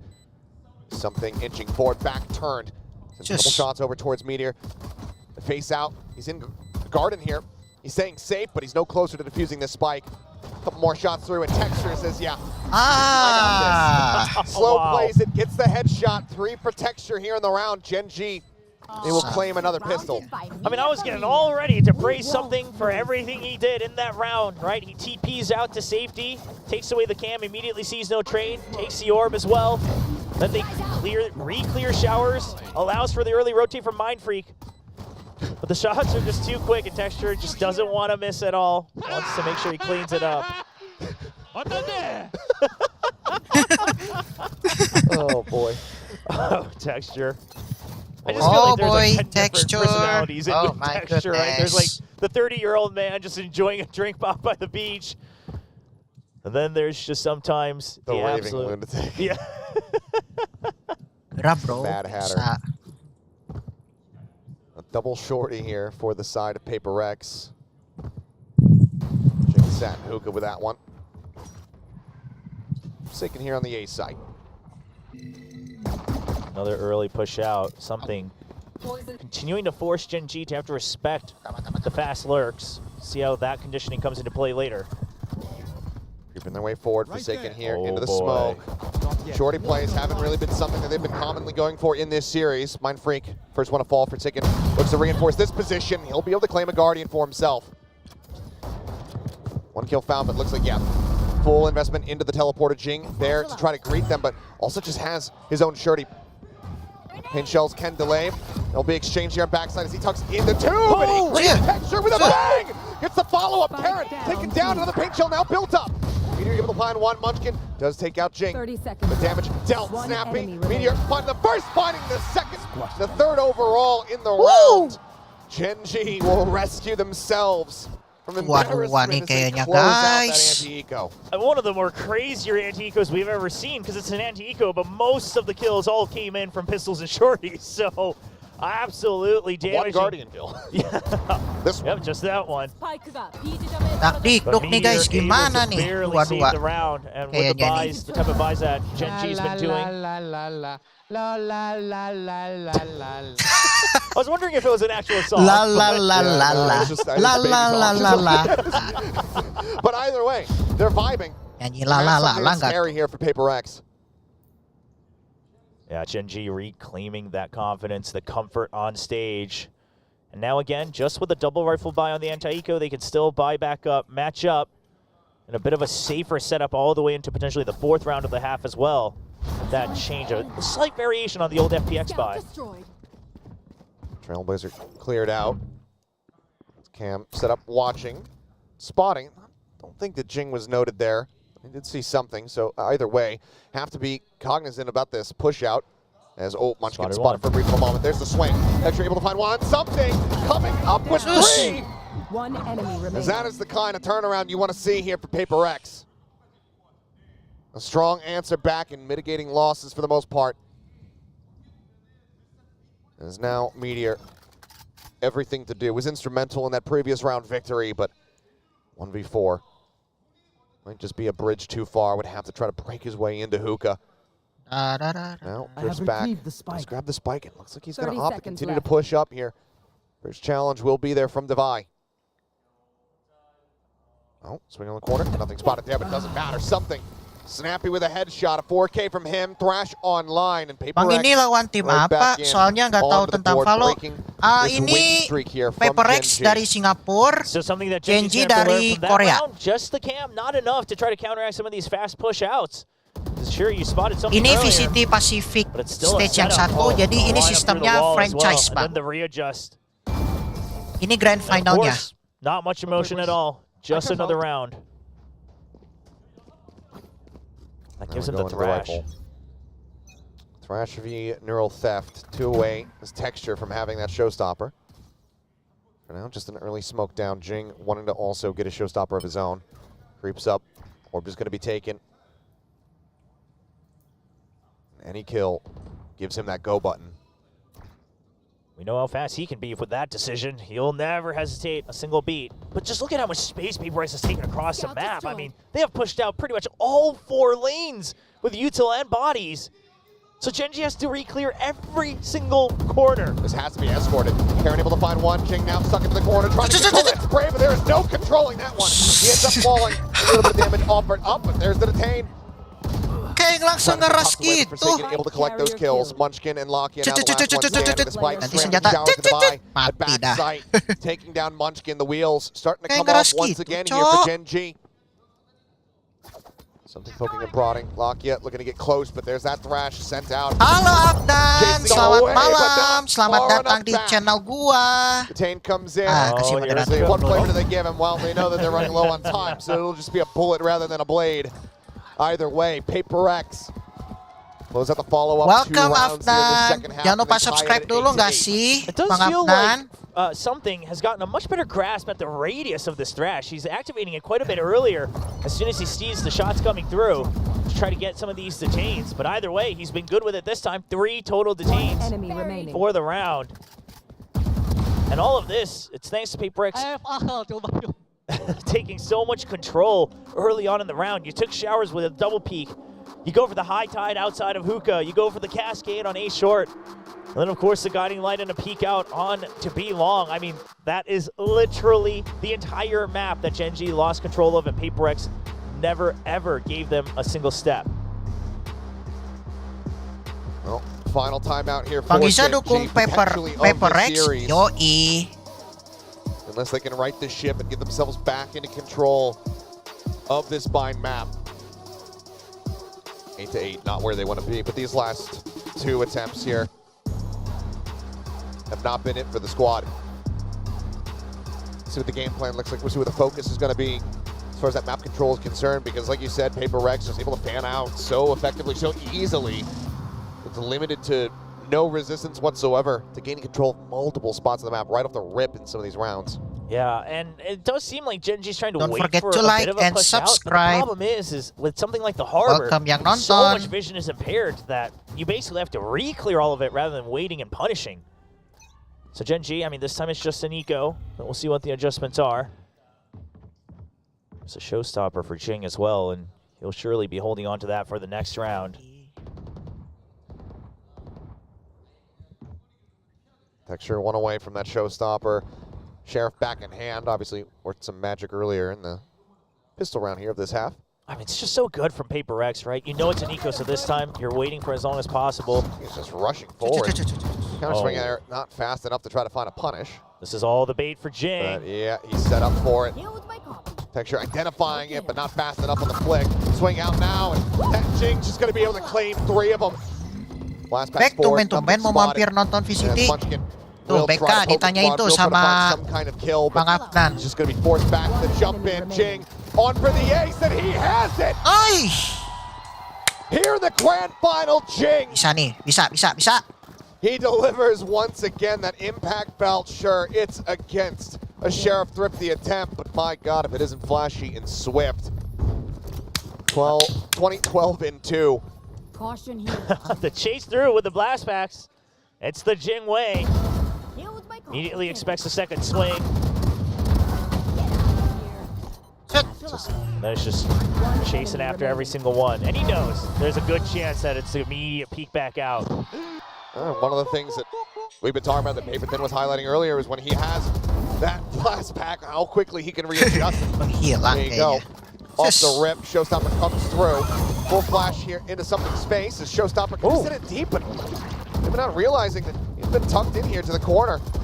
Shell's not going to be getting too much of anything either. Is Boombot now going to be sent out to try to stave them off? Munchkin in the meantime. Catching Divide, but not able to answer back any damage. So Di follow ada tim Indo, ada a monstrous lead here RRQ. for PaperX in this round. And that's what you had to have been afraid of if you were Gen.G. I mean, you called the timeout, but you Izza were nggak on mau an eco. You gondrongin knew the rambut. showstopper was there. Kurang He ajar. saved it in the Kel. previous round. Surely it's a push out, but they just weren't far Masa mau away enough from it. digondrongin rambut Falls, gua? the trade not found.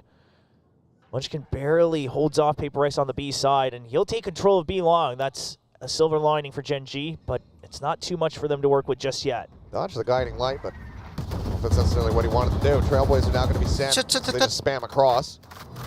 Smoke's thrown down, and this needs to be a monstrous take on the site here. This Cascade has to let Gen.G know that they have to watch out for the flank. I don't know if they'll be quick enough to react to it. Okay, well, TP pivot coming through. Munchkin making the call, saying, I think it's all cleared out. They still need to make their way across. It's Forsaken. Swings out. Lock does manage to find that headshot. But do they anticipate that there's going to be a second player? Now they do. The Seeker revealing all. No one's close. Lah gua gondrong Izza. It's a Itu 50-50. kan rambut lu, Mikel. 9-10 split here for Divide. TP from something to try and reinforce, but he's just going to go ahead and take him down. Swing it from Texture, able to find one. They know that that Sky is still going to be nearby. Rambut ini maksudnya. Maybe Ya. suspecting that it's going to be that long wrap. Segini aja Trying to cukup. reposition as the Nanti post plant's not nggak great so far from Gen.G. cukur lagi, bro. And now it's even worse. Read there. Not great for him. It's Mind Freak inching forward. The gun barrel not going to be spotted there. Poison Orb comes back up. Continues to push up. There's the drop down on it. Yes. And Mind Freak, he's able to find Karen before Munchkin can claim the kill. Still tries to drag it back. Finds a second. Tucked in. Here's him rotating around the side. And Jing, he does not have the time. Cleans out all the weapons. Takes away their arsenal. The round will be there for Gen.G as they tie it up 9-9. Clutch.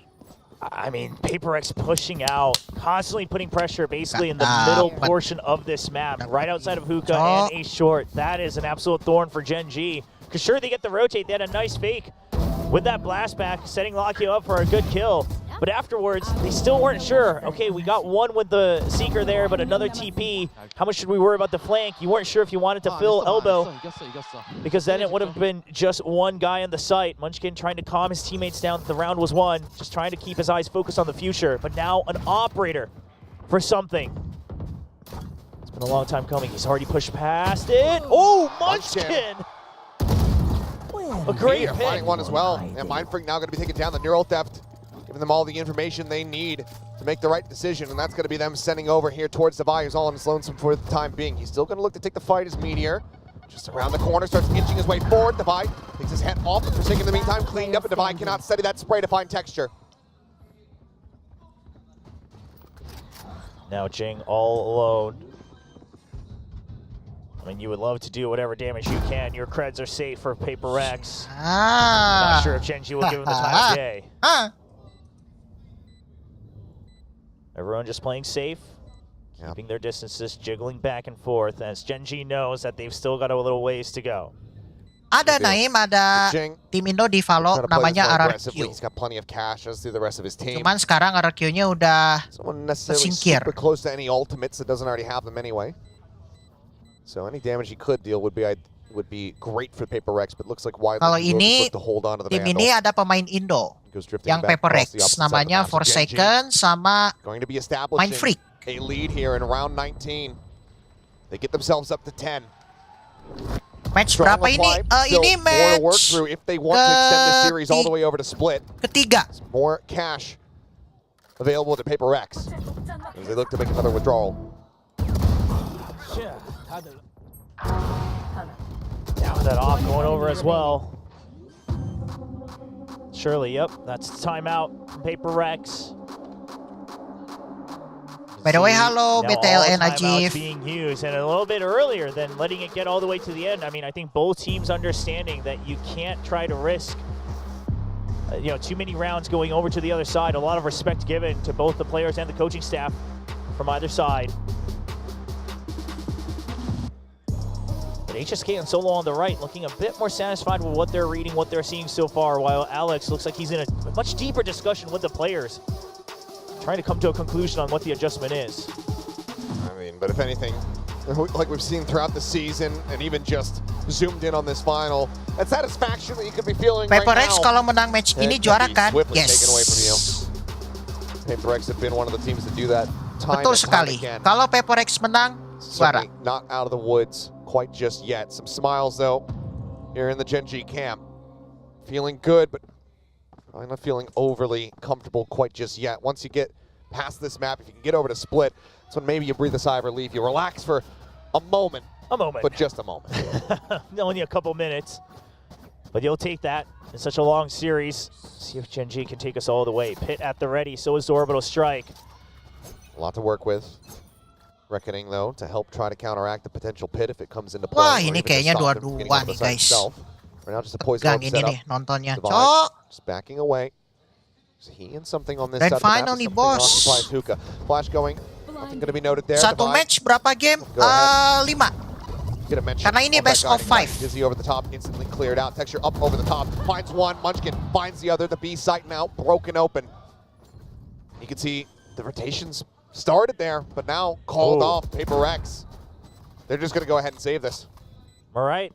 I mean, 5 sure, game. your creds are okay, but something only at 150 credits. And basically, you don't want to give away more creds, more ult points when it starts to get this close.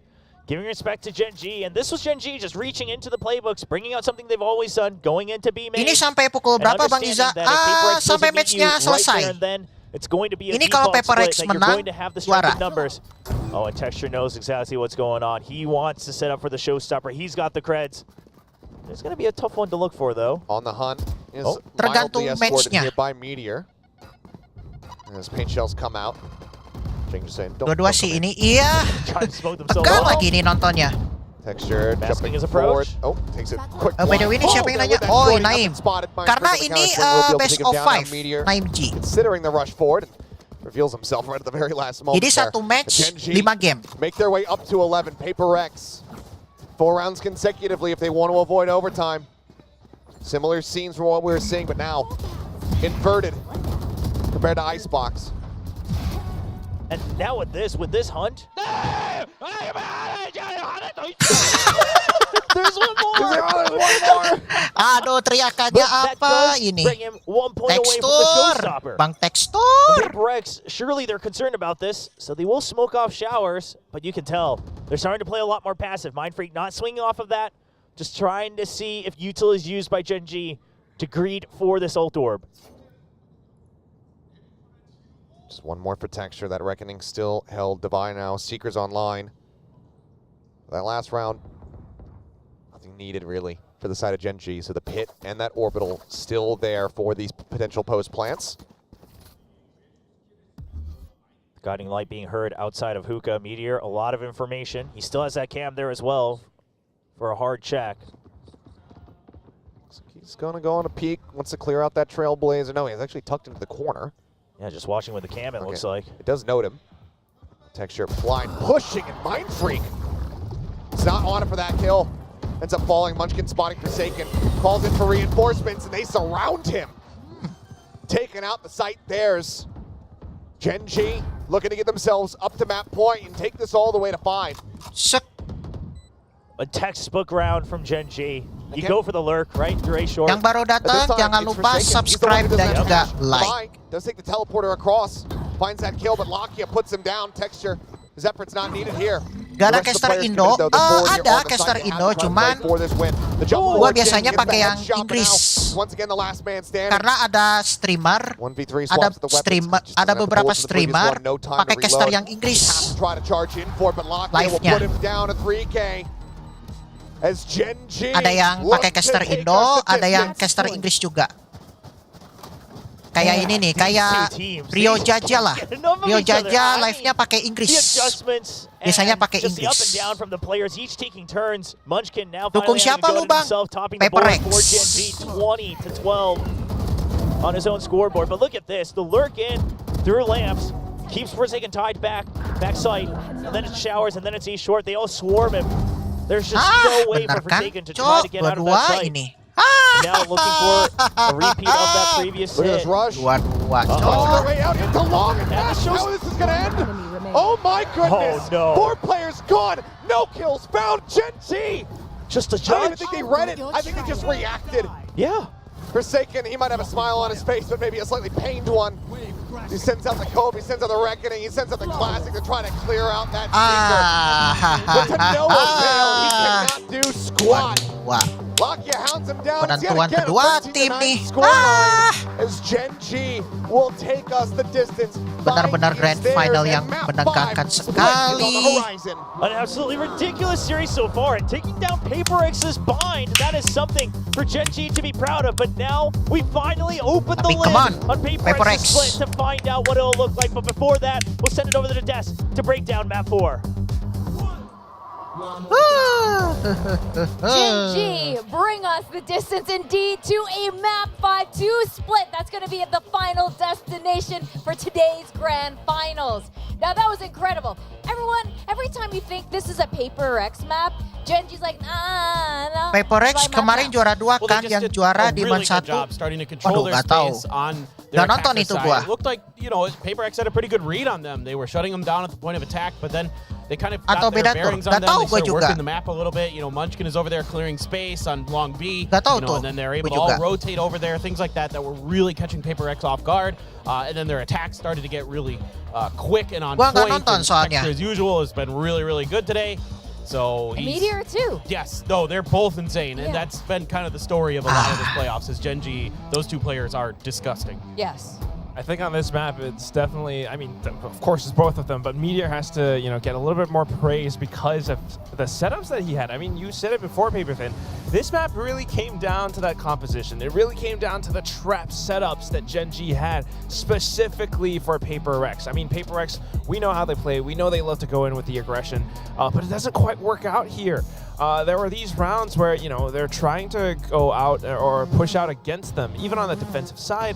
But Gen.G's always prepared for it. I think especially once, you know, Coach Solo called for some of these timeouts, he was able to fix so much that Gen.G would come in with these like round win streaks. On their attacking side, I think you're absolutely right as well, Paperthin, because you can see that their whole game plan, they're not just rushing in blindly, going in for those classic trades. They're actually setting themselves up for these trades where they would take just a little bit of space. Like around B, you would see Texture hopping on top of, you know, one of the panels, and the rest of the team is up around Octagon or Garden. Seru juga VCT Pacific. Yoi. And then get those trades, and then get the numbers advantage. And emang seru, Cok, VCT Pacific. Not get any retake scenario.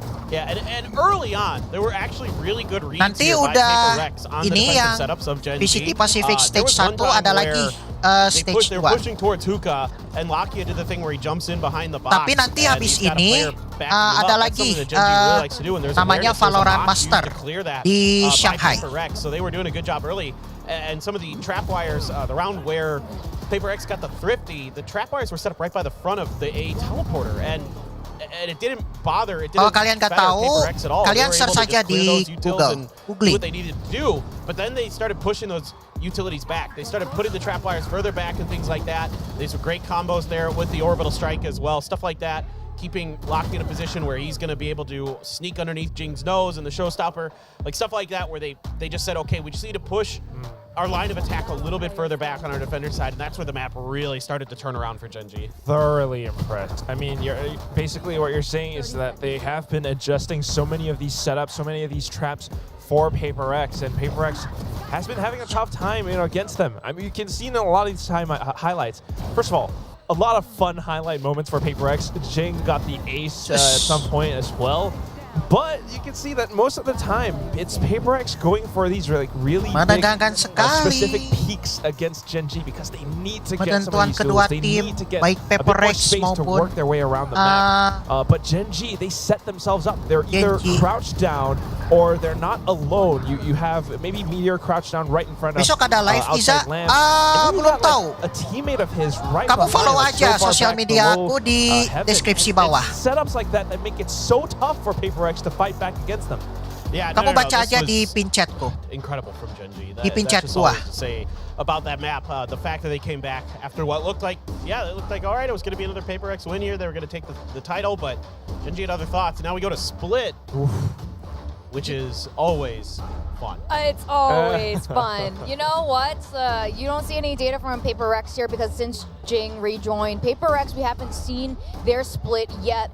But one thing's for sure, even before Jing came back into the roster, biasanya aku kabarin live atau enggaknya ada di situ, sosial media some gua. of those games, but the highlights were incredible. So you mix it up, you throw Jing back into that formula. I think it's gonna be a really interesting split. Now Gen.G, they are aku udah lama subscribe, Bang. Like, they oh, have proven dari to kapan be lu subscribe Paper X channel gua? on Split before, and they are good at Split. But how are you guys feeling about this?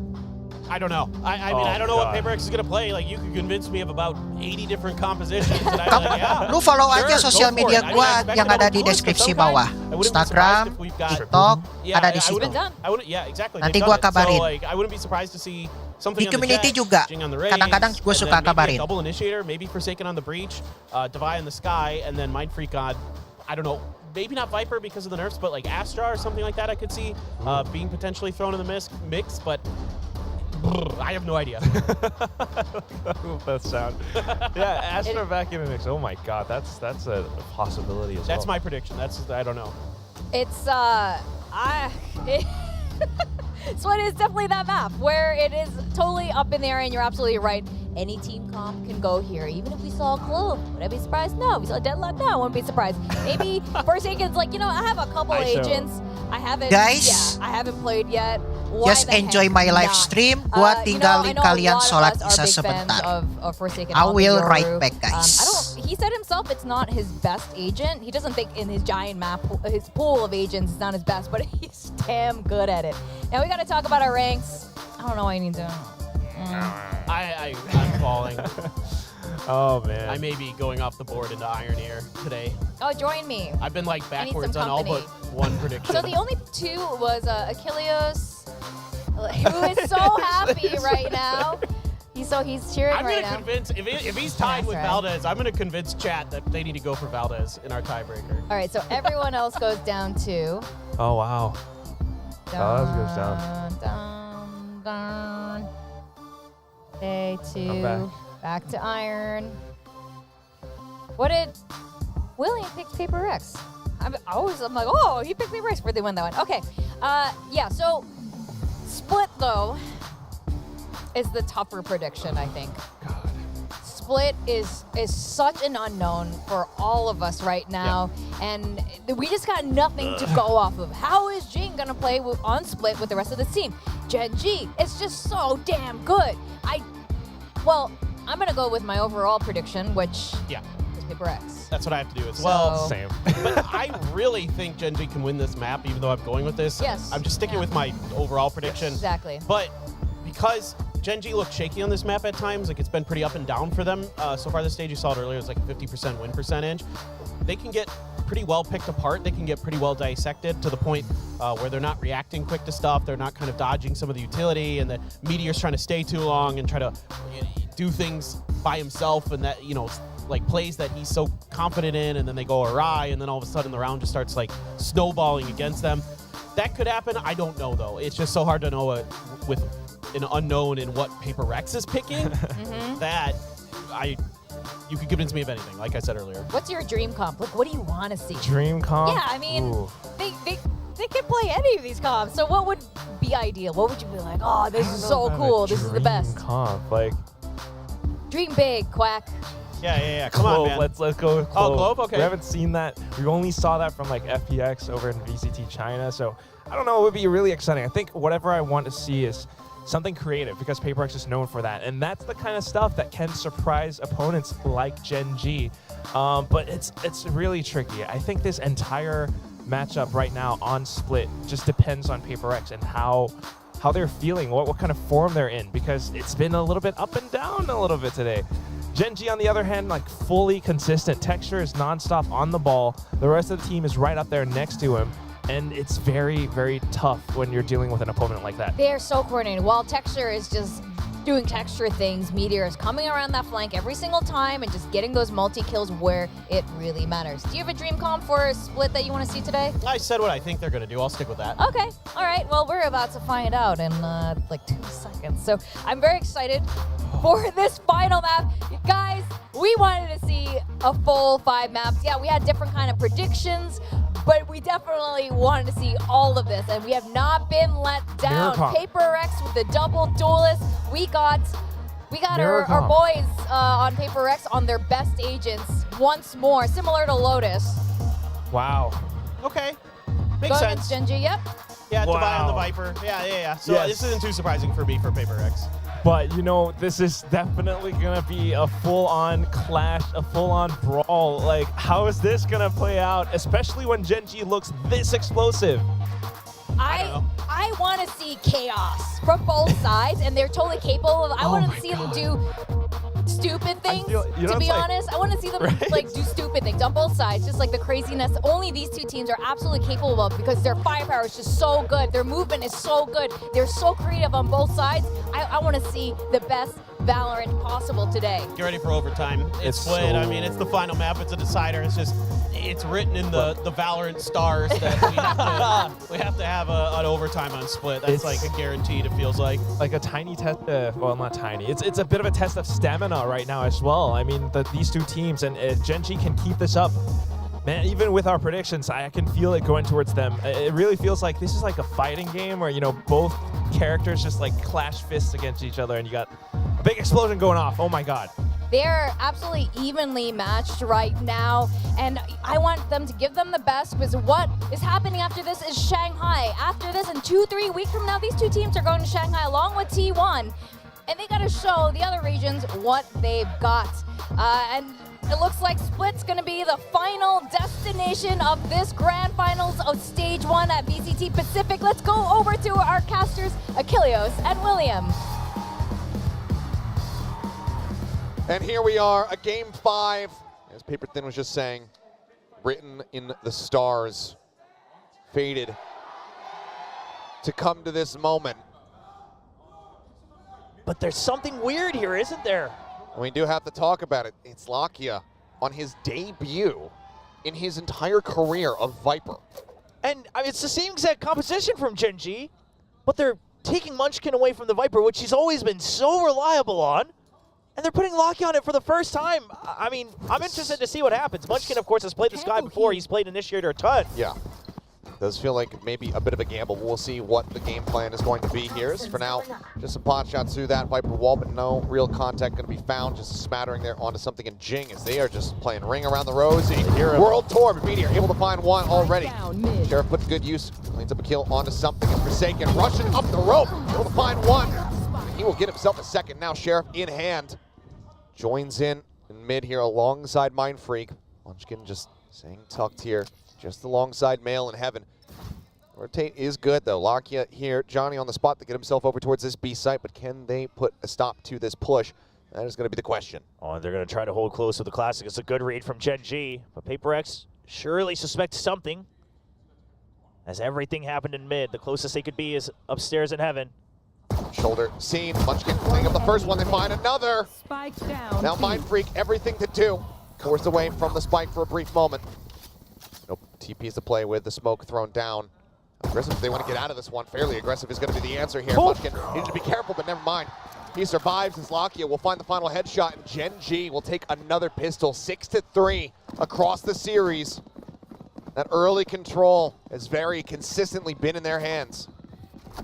Yeah, and just a good read on the most likely tendencies for Paper X with the double duelist comp, a fast push into ramps. They just leave it entirely open. They meet him at face value here in Vents. Doesn't quite go their way, but then they say it's just Classics instead of picking up Sheriffs, instead of trying to regain those weapons. Let's play to our advantage. They hold close, and Paper X just does not suspect a thing. It's worth noting, well, he doesn't have any on the board quite just yet. Texture, 9 kills away from tying the best of 5 kill record in VCT. As Forsaken, we'll go ahead and get a kill on Karan.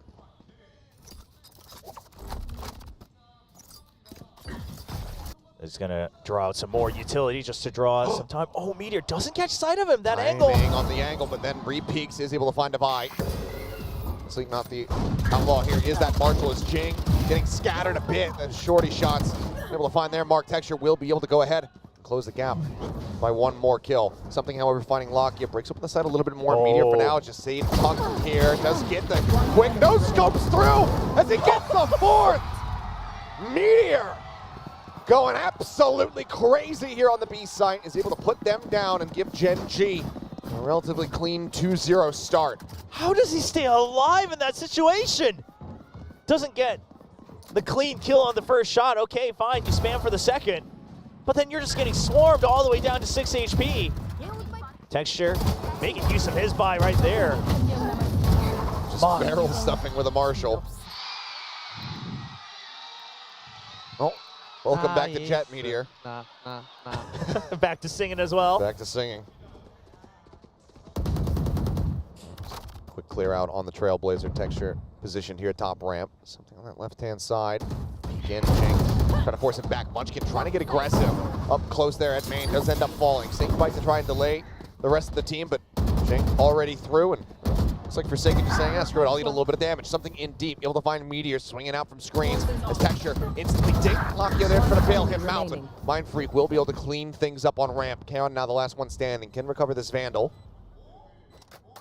Okay. Looks like the call might just be for him to back away with it in hand. That does seem wise. Wouldn't be too bad. I mean, sure, you could try to go for some more damage, but this is guaranteed value that you're going to still be able to carry over into the next round. It was your bonus. So the upgrade from the Judge into the Vandal. Still keep that full armor as well. And Paper X not in quite a position yet to go for the hunt. We'll just be backing down. And Gen.G, Texture learning the hard way and being reminded, I should say once again, that just going for the straight challenge, I mean, on both sides, it's just so risky when everyone is so on point in the server.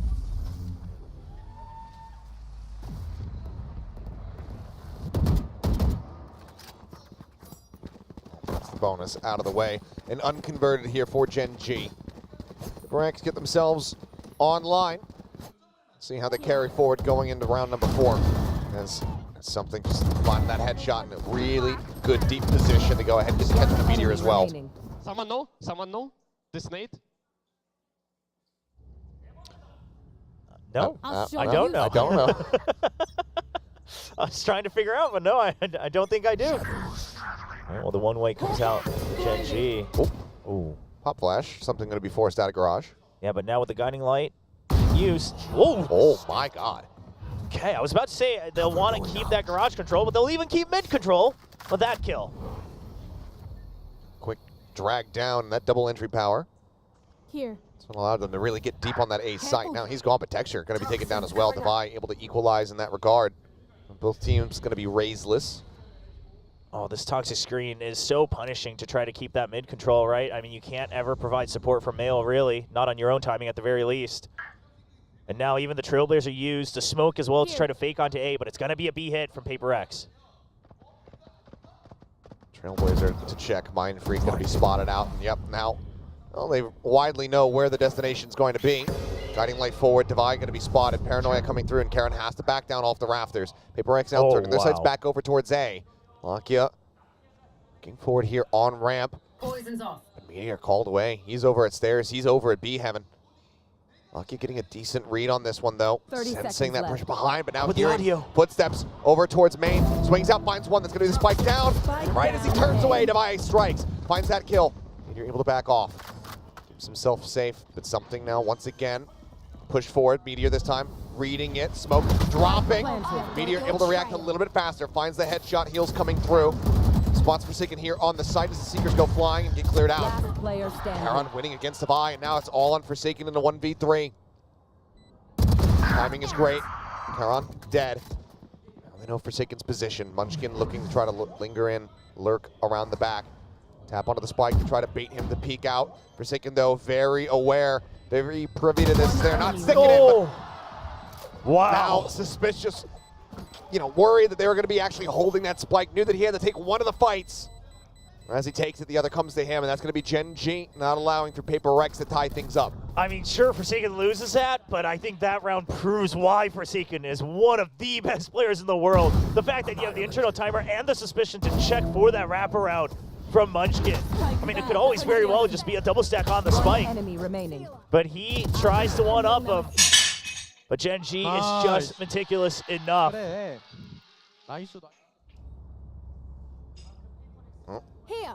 great deal of damage dealt. Meteor is going to be giving up that weapon to go ahead and...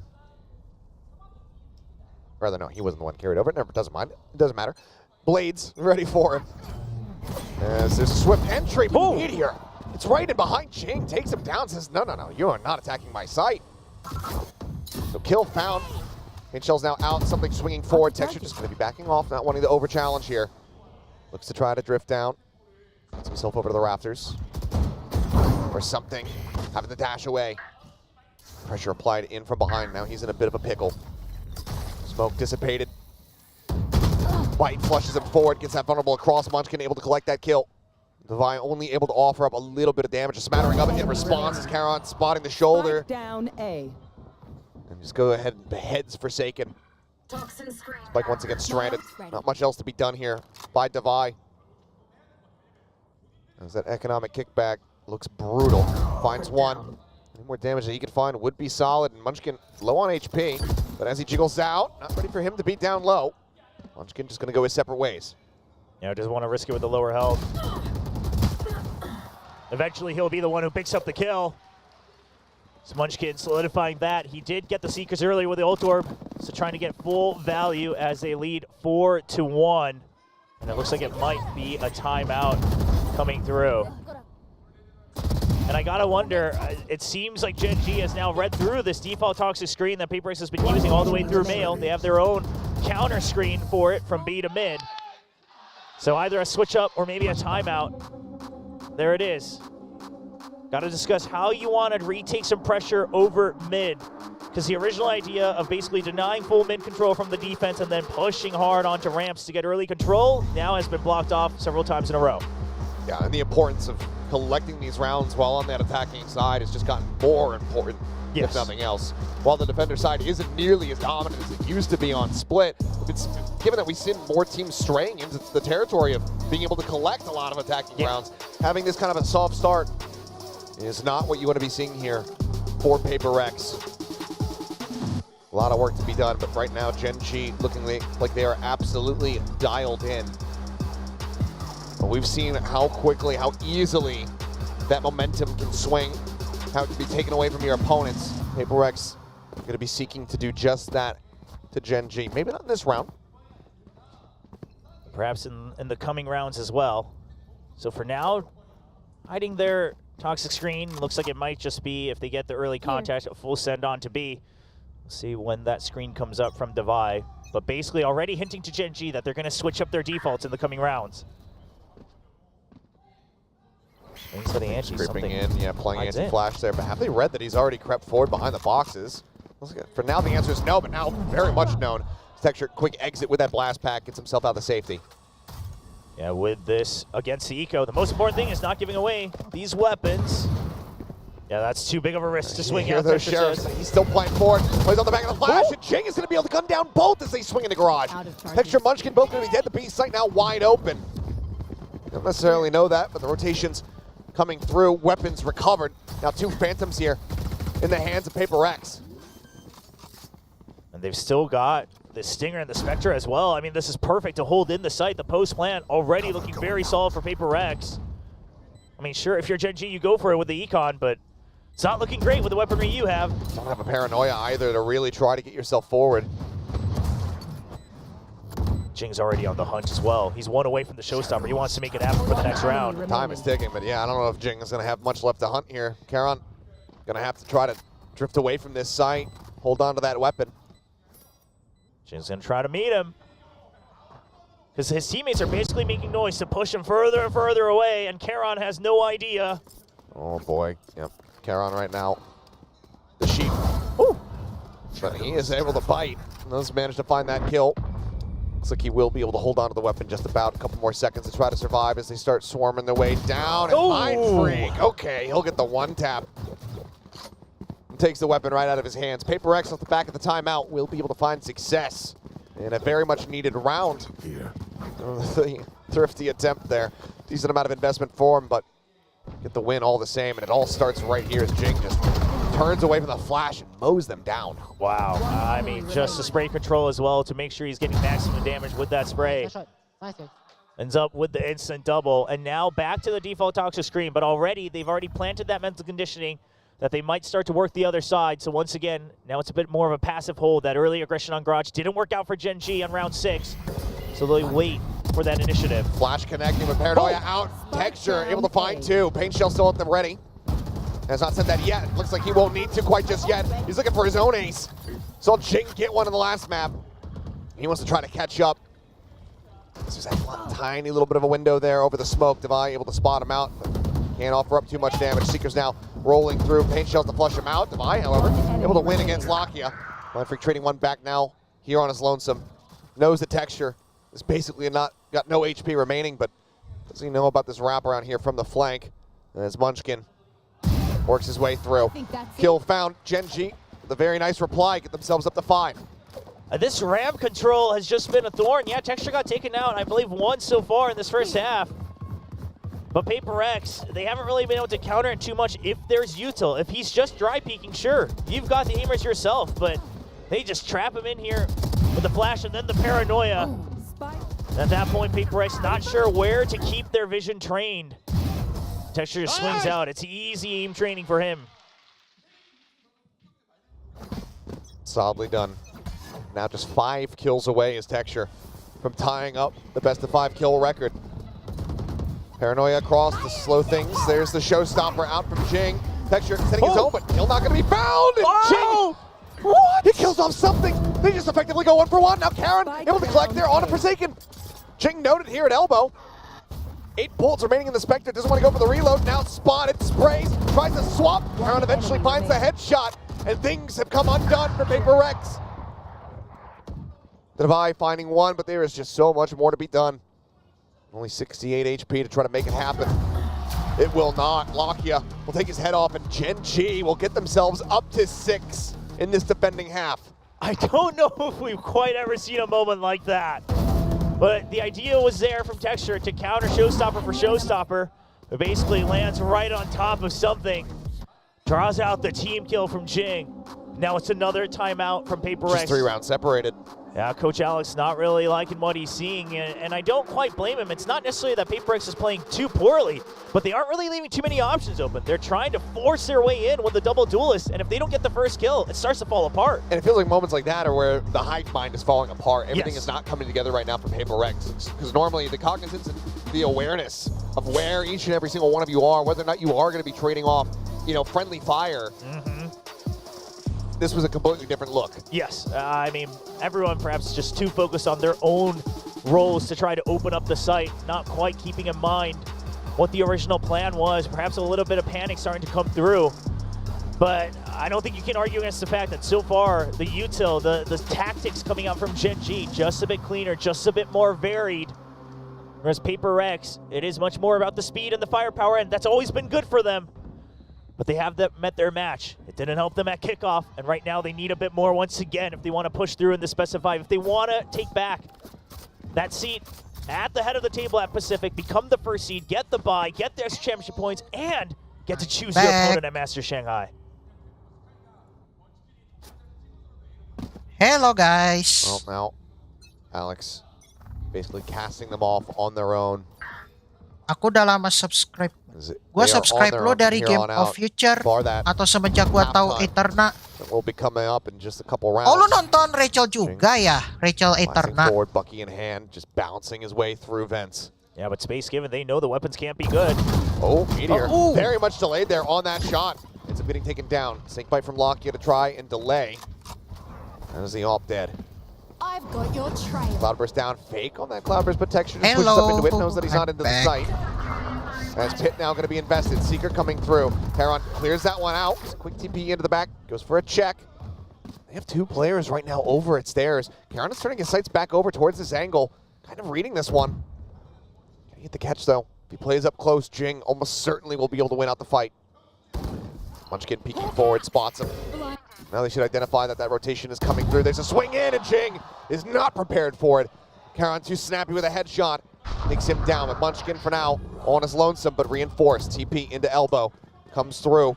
Karen now here on the site. Double wrap around into the back. They find him first and foremost. Munchkin anticipating this. Drags down, finds the headshot. Mind Freak dead, but then something strikes. Their own pit invested. Paper X know that they desperately need this round. The flush out util not there at the moment here for Gen.G. No bites, no paint shells. Something does get spotted, but as he goes for the challenge, he's able to win it out. Texture will make the call to go ahead and back away. Yeah, again, it's all about the credit management on both sides. Sure, you might be able to still scrape together a bye with your teammates, but you don't want to give the opportunity for Paper X to start to bank things up towards a 6-6 scoreline. Bang, gua pamit dulu soalnya baterai gua udah habis. Oke, thank you, GEN.G. Thank you udah mampir. Lakia having 4,000 credits. Something is going to try to meet him halfway. They've constantly been on the hunt. And he says, screw it, I've got the knives. Hits the rope. And that will be his undoing. Lu follow aja sosial media gua ada di deskripsi bawah ya. Corrects the operator Nanti as gua well. update It's the di plan situ. all along. Yeah. Nanti gua kabarin di Sent right situ. back into his team's hands. Paper Rex, though, it will be Di able Instagram to breathe a sigh ataupun of di relief. community They post. pick up a third-round victory, but they need more than that. So we did see a brief moment here where Meteor turns around as if he was asking for the operator, but Texture decides to keep it himself. I mean, I'm sure they talked about it. I'm sure they talked it out. Meteor's going to stick with the Phantom. And Texture looking to make an aggressive play, shut things down early Gak on A. nonton It's nempel just gonna bareng be him Mick, versus Bang? something. There is Kayaknya that Blade abis Storm. ini. See if Texture's ready for a potential updraft. Ini lagi grand final. Grand final VCT. Gonna poke forward. Clear out on that Trailblazer. Something just going to be backing away. Not challenging into this. It's very suspicious. Oh, now goes for the peek. And Texture quick with it. Takes him down. And Jing once again over at stairs, but Karon seems like he similarly once again has the read on this, but this time Jing a little bit faster to react. Meteor now at risk. That peek out of heaven does come through. Lu ini abis dari Mick nonton MPL. Somehow gets the third. Down B. Divide finally puts him down, but so much Ditunggu damage. 9G mampirnya lagi, Guiding kedatangannya light doesn't lagi. go back deep enough, but now the wraparound coming through. Divide looking like he's somewhat aware of this one. Tries to go for the first fight, but that's when Lakia swings out of garage. Kill found round one. Paper Rex have not been able to get any consecutive round wins. Gen.G, however, they get themselves now to 7. Yeah, I mean, all 2 rounds apart for Paper Rex, few and far in between. And this time it's Meteor absolutely bamboozling them. I mean, first of all, so much information gained off that op shot, but Jing, he created so much space. But the dash forward just breaks all of the crosshairs from Paper Rex. And now the Blade Storm will have to try to match power. Jing once again just with a Bagi. Sure, it has value on split, Ini tegang but you have banget to get soalnya, in bro. range first. Dua-dua The ini operator skornya. goes back over Best to of 5 Meteor. ini.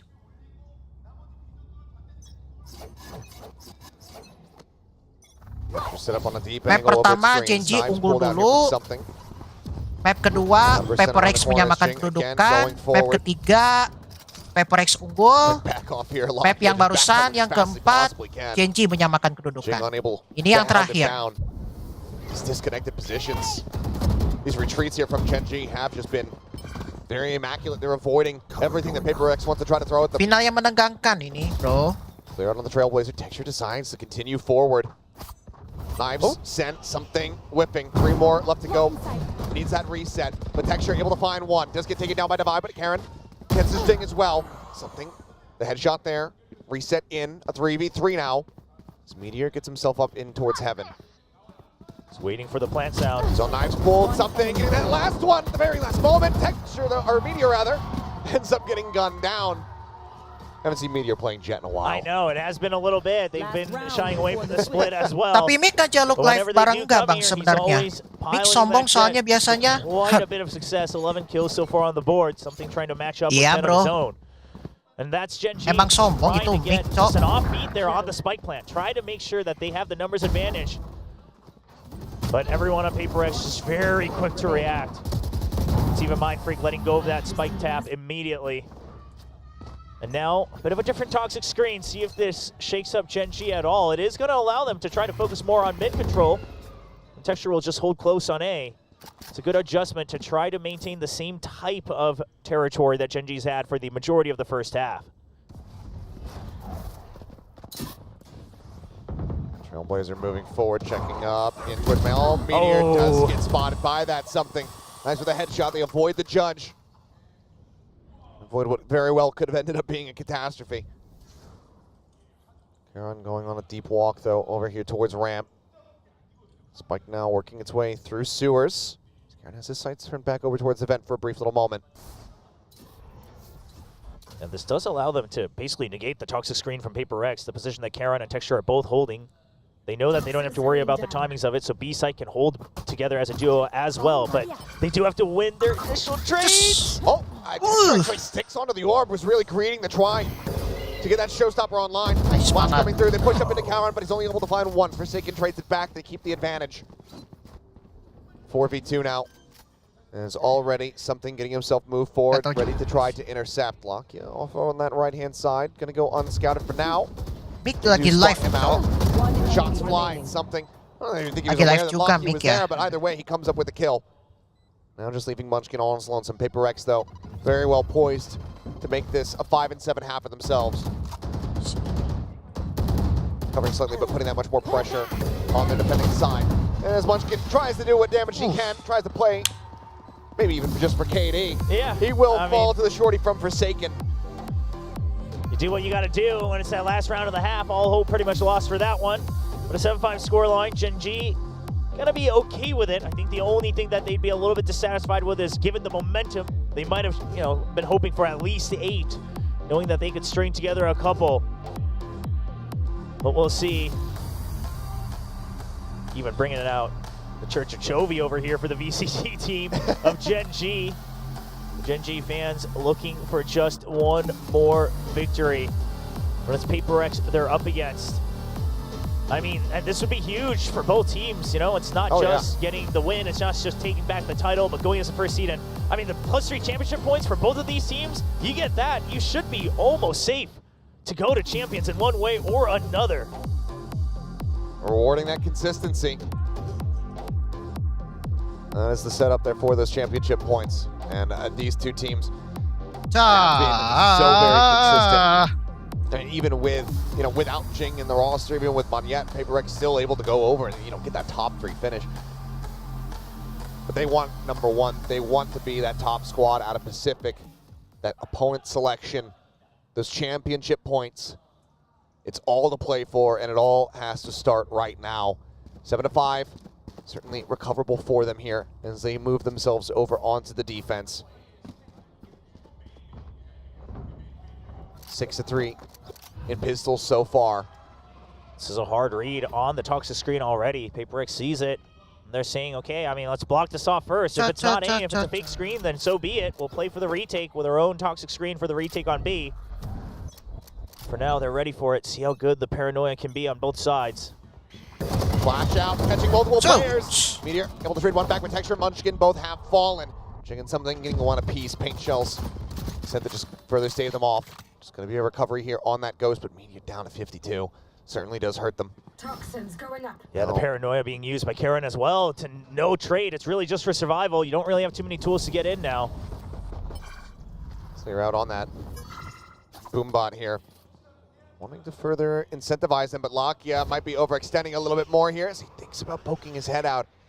Try to keep them interested on this side of the map while the team rotates, but no, they're actually making the call to come back this way.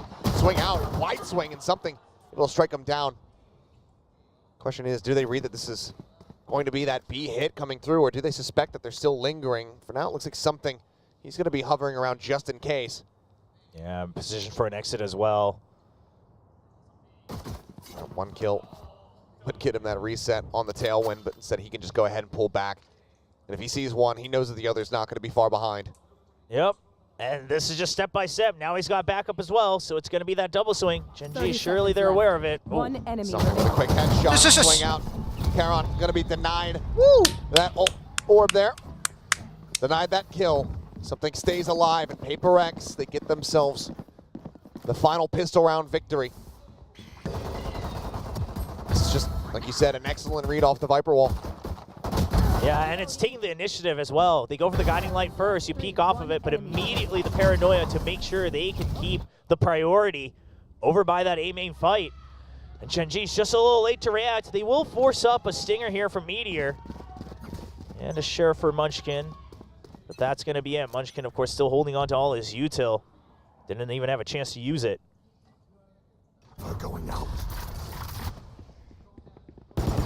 There's a lot of footsteps. Yeah, a lot of footsteps, and Mind Freak spotted there on that exit. Paranoia sent out, but Demai able to find the opening kill, gets himself a second. Lakia, Munchkin both to the ball. Mind Freak swinging around the corner, finds Meteor. Texture now dead. Charon will be able to find one with the classic, but if nothing else, it's just to avoid a flawless round. Paper Rex looking very strong thus far here on this defending side. They tie it up at 7-7. Let's go! 7 sama! See how much they can match the power here going into the bonus.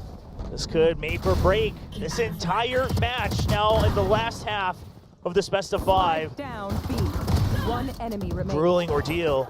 Surely just absolutely invaluable experience for both teams heading into Master Shanghai, but right now their eyes are on that trophy right in front of them on stage. Much more fanned out approach this time for Gen.G. Rex though. 3 players over here at A. Flash goes in, Tailwind forced out. There's something here in mid, taking down Munchkin. Flashes that Trailblazer now all out of their hands. Gen.G, what they off to do. Still split worlds apart, opposite sides of the map here. Now the push out to re-clear mid as well. That solidifies all the information they need. They are going to find the Jet over by A, but not the entire force. So no sign of the spike just yet. You hold on to mid. That cuts off all the rotations from Gen.G. PaperX still in a very good spot on this bonus. 2 Bulldogs still and a Phantom as well on top of that Outlaw. So they're looking okay. Texture finding that pick there. Opens up that B side a little bit more as Meteor is stuck in a bad spot. Looking for the trade out from Karon, but no, it's not going to be found. And now Texture all on his lonesome. Spike recovered, finds the kill. Jing going to be taken down. See if he can get the clutch. Swing onto the corner, he cannot. Something will find a 3K. PaperX will find the lead, but Texture has now found himself tied for the land kill record. Yeah, 101 total. We saw it happen just recently again over by Americas, and Texture now putting his name on the board. The first one to do it outside of Americas. See if he can top it. Has been a little slow going here on Split. He wants to put his name on that global board. He does, but it will be a hollow prize if he does that in a loss. Yes. I mean, that would be brutal, devastating, quite frankly, especially given the way he's been playing this entire series. Coming into this map, the only one positive on his KD on Gen.G, and by a massive amount, 22 or something like that. Absolutely matching all 5 players of PaperX, all deemed nightmares in their own right by every opponent they face internationally. And Texture trying to lead his teammates to yet another victory against them. Gen.G, first time out here on the map. 1 more left for them. Solo, hoping, praying that he won't need to call another one. I'm sure Alex had plenty of relief seeing this come through, seeing the team start things off so nicely in this second half. All right, it's just going to be Sheriff. Some half armor still bought up, but you know that there's the potential of the Outlaw still on the other side. They're even going to force up the Stingers with the high potential of that Outlaw continuing into this round. This is a very bold move and one that could have significant ramifications for them. As Jing nearly poking his head up over the top there. Trailblazer spotting, paint shells just going to be lobbed in. Meteor does take a shot in the shoulder. Wheeled down to 85. This is a fast read from Forsaken. He knows that that's the lurk. Paranoia, counter Paranoia coming through. Divine moves up out of Raptors to go ahead and backfill this site, but now Mindfreak just holding it. Alley is able to fight it. Texture, you've broken the record, but now he's dead. Mindfreak on for 3 in this round. Jing puts that Outlaw to use, taking down Meteor. Lakia can't find anything else. PaperX now stretched the lead by 2 rounds. An immediate read from PaperX. As soon as they get contact, as soon as they check that it is that Jet, they make the rotate, and sure, Texture, you got 102 kills. Gila, Texture 102 kill. To what avail?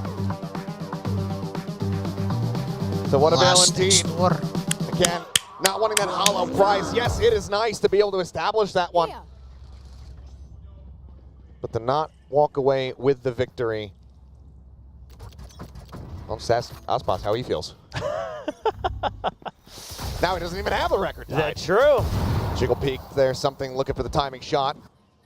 Unable to get it. As Lakia can breathe a sigh of relief.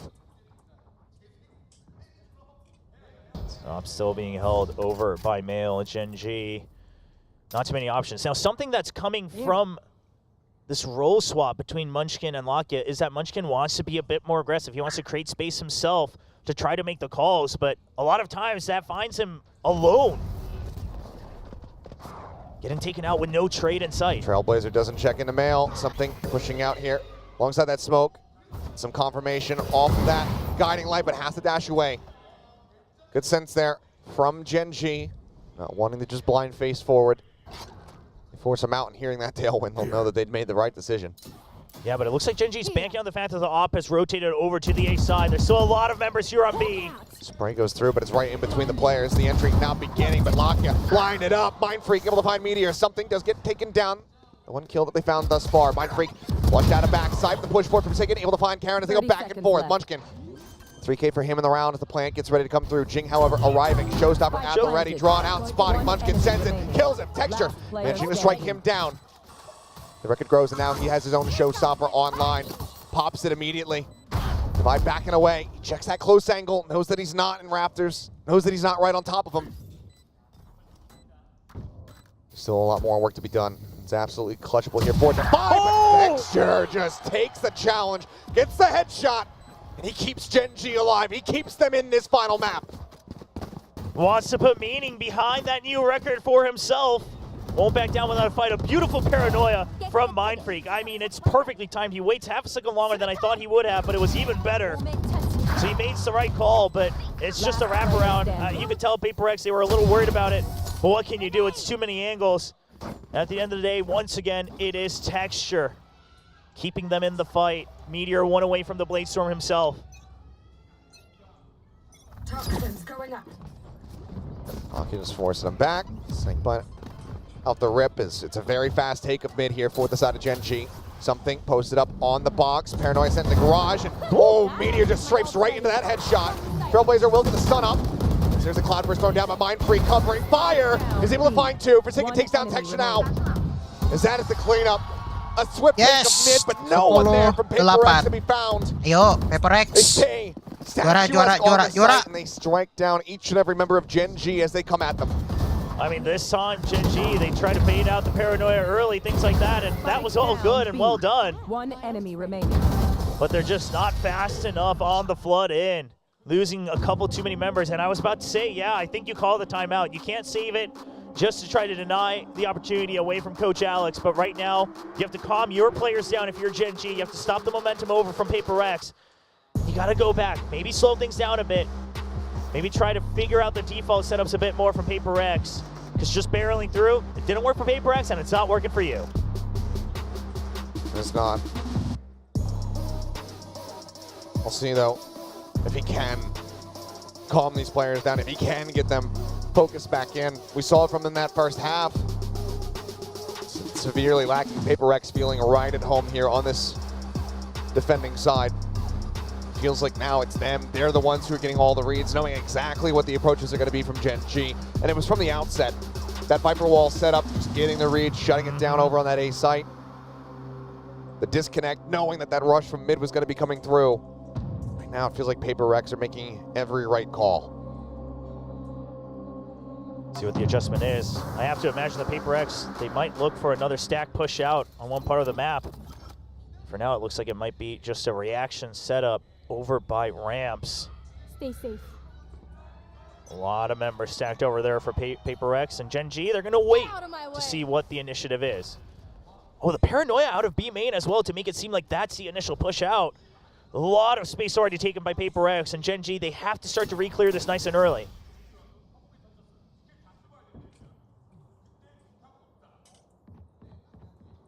Something going to be inching forward. Lone member now on this A site.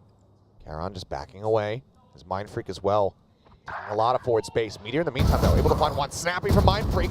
Comes up with a kill. Looks for another one, but can't quite make it happen. Meteor updrafting, but a bit too over-aggressive. Ends up getting punished. Forsaken puts him down. HP bars right now very low. Something here on the wraparound. Just listening for information, paying attention to where the Seekers are chasing. Sabai just rushes out. Is able to find Karan, and Texture barely makes his way back over into the sewer before getting picked off. And that exit, it's taken. Something is there. He's waiting. He's ready. And they know that they were split. One in sewers, one in Robin, and that's just a spray down from Divide. Let's go! Poison's off. Hockey with a creep up in the garage is able to recover that Vandal, but at 45 HP in this 1v3 with 30 seconds left to go. The spike strand on the opposite side of mid. It's basically hopeless. Not going to be able to find it. Forsaken will put him down, and Paper X will take one step closer to becoming the champions once again here in Pacific. 2 more rounds left to go. Gen.G, can they turn it around? So get ready to go into another bye. One enemy remaining. Desk was talking about it. That overtime. Is it possible? Can we get there? Well, this round's also going to be another tough one. You've got that pit over on the side of Paper X. So if you want, dawdle on too much time. Well, no, they're not even going to give that opportunity. Use deep invents as well. Denies the entirety of mid, and they'll continue to cover male. The entry, something pushed out early. The paranoia there as well. The paranoias have been so good for Mindfreak. I praised Karen early on in this best of 5, but this time it's Mindfreak. The timing just perfect to make sure that no more trades happen. And then the immediate shift. Holding close, but he pulls off that angle. Curious if they spotted an elbow out of place as Jing catching Meteor, dashing forward there. The cloud burst takes out Texture as well. Paint shells lobbed in. As Jing on the hunt. A little bit more. Munchkin does manage to shut him down.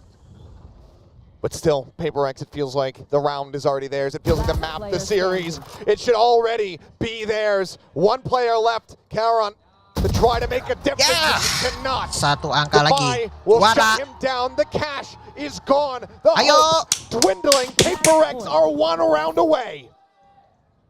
Took a long while to get here, but Paper X looking to reclaim their seat at Pacific. With the return of Jing, they've looked revitalized, and they're here to tell the rest of the world that they are undeniably at the top of VCT Pacific.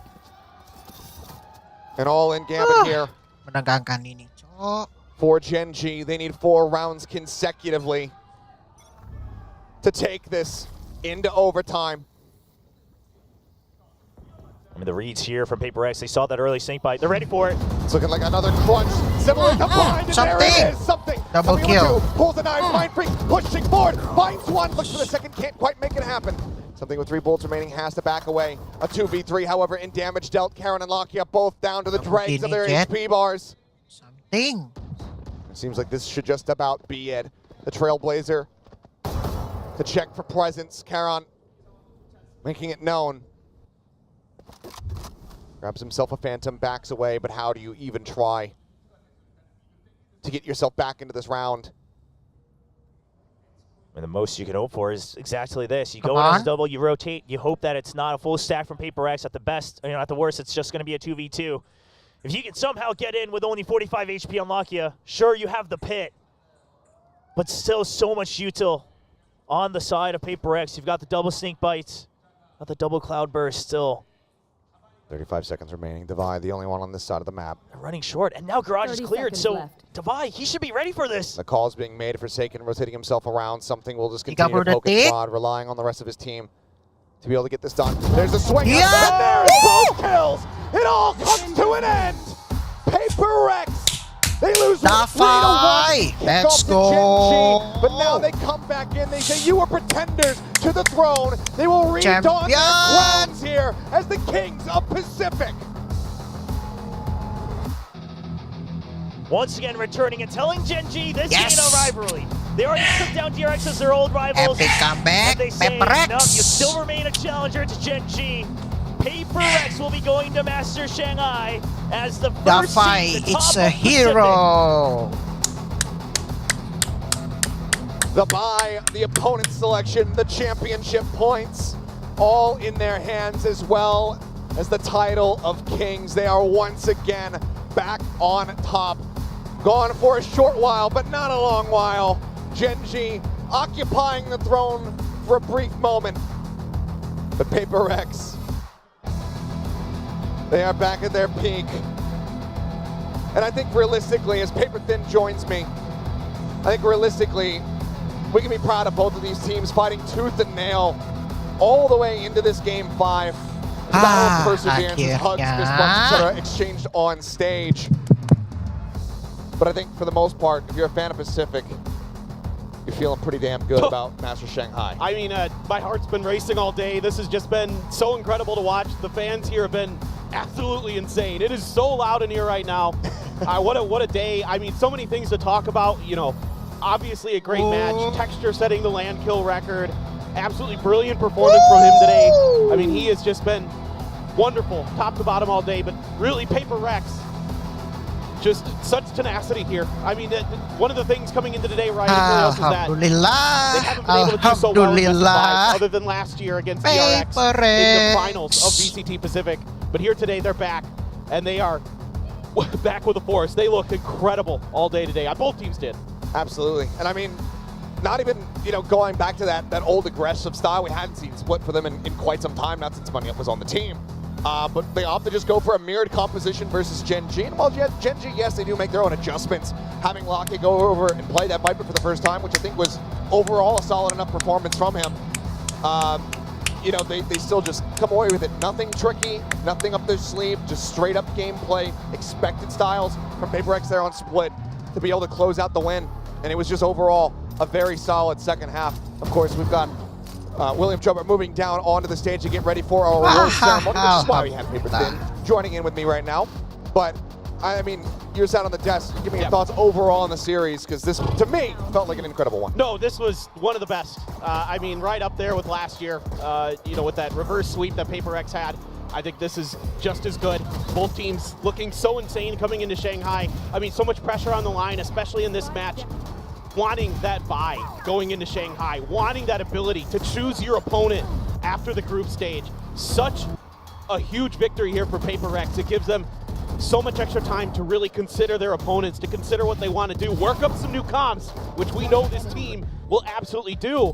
And I think for Gen.G, you got to feel great because you're coming in with great form as well. You look phenomenal here today. You looked a little ridiculously good yesterday.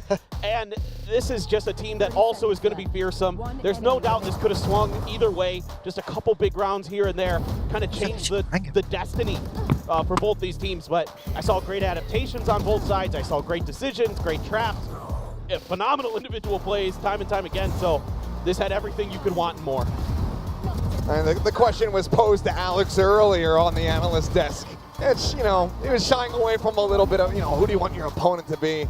Well, now we will get the answer to that one down the line as they do lock in that potential. So I'm excited to see what they decide to go for, who that opponent is going to be, and how prepared they are to try to handle them. Because this was just a fantastic effort. Obviously, things to work on here for both of these teams, but the fact that it went to 5, it was just absolutely a fantastic final. This is what you want. When you bring in a best of 5, it feels pointless unless it goes to 5. Yeah, exactly. And you see that split come in as the last map, and you're like, oh, we're going to the distance. We got to go there. And credit to Gen.G, what a bounce back on Bind after a struggle. The last time they played against him was 13-6. I mean, this is just an improved squad on both sides, and you can see that, the firepower, the confidence, it's all there for both teams going into Shanghai. I can't wait. Nor can I, and luckily we don't have to wait very long. But for now, congratulations to PaperX. That'll do it for myself as we pass this over to the stage where William is standing by for our award ceremony. Absolutely intense grand final. We have our stage 1 grand finalist champions. It is PaperX. 여러분, 이번 스테이지 1의 불꽃 튀는 결승 이후에 저희의 챔피언은 페이퍼렉스가 되겠습니다. 이 뜨거운 열기 속에서 우승한 소감부터 먼저 들어보겠습니다. So first off, just want to hear right off the bat, what does it feel like to be the champions here in stage 1, Jing? I mean, I'm definitely really happy and really excited, and also we have more time to practice for Shanghai because we are seeded into playoffs. So yeah, very happy and proud of the team. 일단 너무나 기쁘고요. 무엇보다도 또 상하이로 준비하는 과정에서 이제는 저희가 첫 번째 시드이기 때문에 시간이 더 준비할 수 있는 시간이 더 많기 때문에 그런 부분에서도 너무나 다행이라 생각하고 저희 팀을 위해서 너무나 기쁜 그런 기분이 지금 들고 있습니다. Okay, the next I want to hear from Forsaken. We'll just go down the road. Going into Masters Madrid, you talked about, we were like a 6 out of 10, maybe a 7 out of 10, a little bit of improvement step by step. But where do you rate yourselves now? And let me just translate this for the Korean audience real quick. I'll let you think about it. 그러면 마드리드에서는 사실 포세이큰 선수가 저희 PRX는 지금 뭐 10점 만점에 6점, 뭐 8점 정도 될까 말까 하는 그런 기분입니다. 이렇게 말씀해 주셨는데 지금은 그럼 점수를 어떻게 주실까요? So I said even in Pacific, I said like 8 out of 10. And I said that we're gonna catch up soon. But for now, I will rate ourselves 9 out of 10 because we're not gonna be 10 out of 10 if we didn't take the champion PCT. Oh, until you take champions all the way at the end of the year. Okay. 일단 그 전에도 뭐 8점까지는 제가 저희 자신한테 준 적이 있지만 지금은 일단 10점 만점에서 9점으로 한번 점수를 매겨보겠습니다. 근데 만약에 10점 만점에서 10점을 하기 위해서는 저희가 올해 말에 챔피언스에서 우승을 해야지만 10점짜리 팀이 되지 않을까 하는 생각입니다. 네, 그러면 다바이 선수 다음으로 만나보겠습니다. Alright, Davai, next up. Some people were looking at this matchup between you guys and Gen.G and wondering, is this a new rivalry coming up in Pacific? You guys took down DRX last year. Is this a rivalry? I want to know your thoughts. And again, let me just translate this real quick. 네, 그러면 다바이 선수께는 많은 분들이 이제 페이퍼렉스의 새로운 라이벌은 젠지냐 이런 질문을 갖고 계신데 다바이 선수 어떻게 생각하시나요? I mean, Gen.G is a very tough opponent, I would say. And every time we meet them in the finals, there's always counter strikes going on. So you kind of like have to outsmart them and also kind of think about your gameplay, you know. So I would say it's a very hard game. Like it's either 3-2 for them or 3-2 for us, you know. So yeah. You successfully skirted around my question of whether they're a rival or not. Would you consider them a rival? I mean, definitely. Okay. I mean, it used to be DRX, I would say, but now I would say it's Gen.G.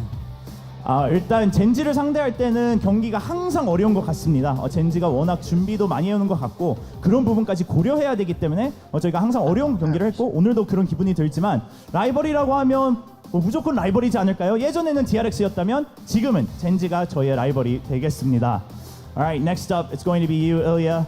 And something I just want to ask you, you guys are now going in as the first seed over to Master Shanghai, and we just heard there's a new benefit. You get to choose your opponent in the playoffs, and I'm wondering if you already have a team in mind that you'd like to play. 그럼 썸띵 선수에게는 이번 마스터즈 상하이에서는 첫 번째 시드 팀이 플레이오프에서 적 팀을 지정할 수 있는 그런 주도권이 주어집니다. 과연 어떤 팀을 만나길 기대하고 있는지 들어보겠습니다. I mean, yeah, of course, I was thinking about who I gonna choose, but NA in Europe not qualify yet, so we don't know the first seed yet. But I wanna choose if I can 100 Thieves, not because like I hate them or something like that, just because like they have Boostio. It's really fun to play versus him, I think. 일단 뭐 아직 모든 지역이 첫 번째 시드가 어느 팀인지 확정하진 않았기 때문에 어느 팀까지 저희가 고를 수 있을지는 모르지만 만나고 싶은 팀이 있다면 100 Thieves, 백도드 팀을 만나고 싶습니다. 거기에 일단 부스티오 선수가 있고 또 그런 면에서 이 팀을 상대하는데 굉장히 흥미진진한 경기가 될 거라고 생각합니다.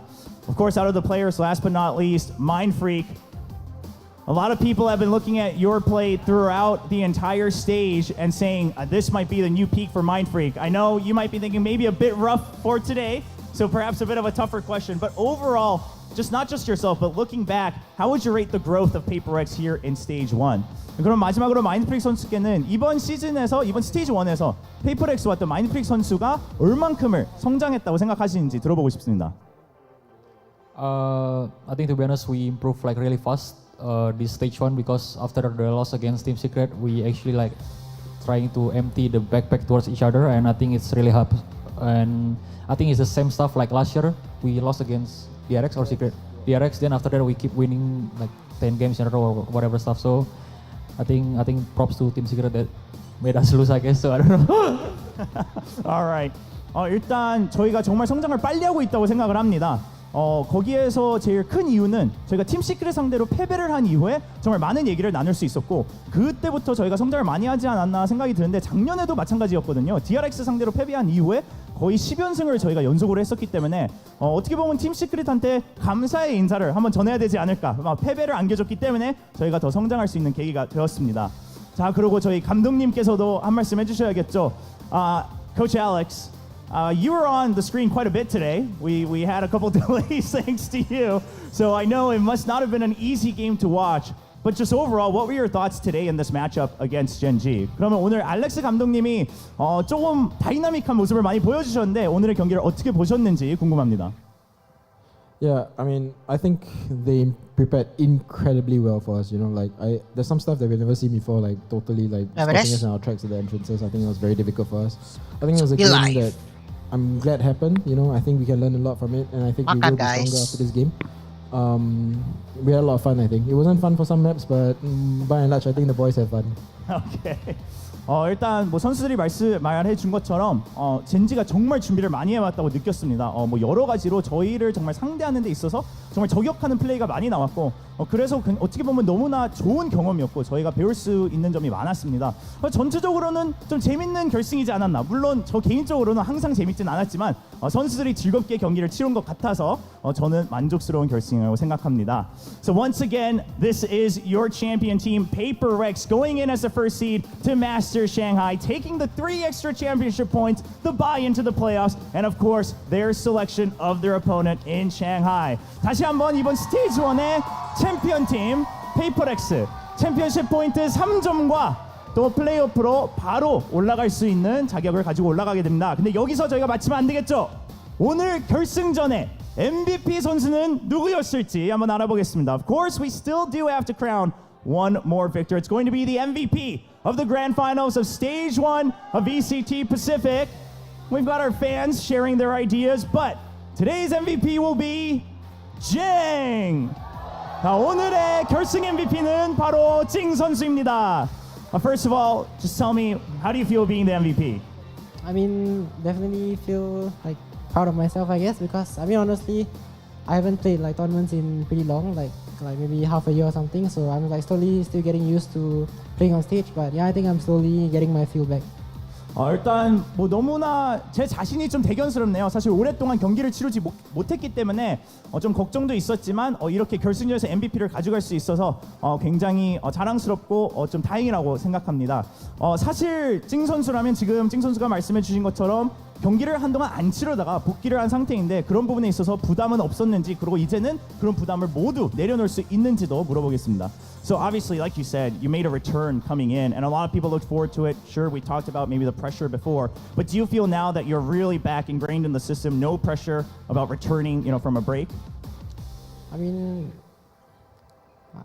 wait, sorry, what's the question again? Do you feel no pressure anymore about having taken a break before? Do you feel that it's just back to old times where you've been playing nonstop?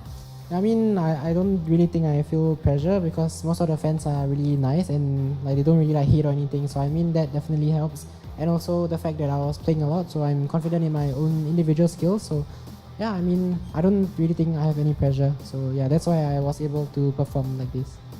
일단 부담은 없는 것 같습니다. 팬분들이 너무나 또 사랑도 많이 보내주시고 응원을 잘해주셨기 때문에 그런 부분에 있어서 부담은 안 느꼈고 또 그래도 개인적으로는 게임을 계속 해오고 있었기 때문에 개인적인 실력에 있어서는 한 번도 의심한 적이 없기 때문에 이제는 팀과 계속 경기를 치르면서 부담 없이 계속 앞으로 나아갈 수 있을 것 같습니다. 마지막으로 그러면 오늘 너무나 잘 경기를 치러줬지만 만약에 내가 팀원한테도 MVP를 주고 싶다면 어느 선수가 될지 궁금합니다. Last but not least, of course, we voted for you as the MVP. But if you had to select someone on Paper X today in the grand finals as an MVP, who would you pick?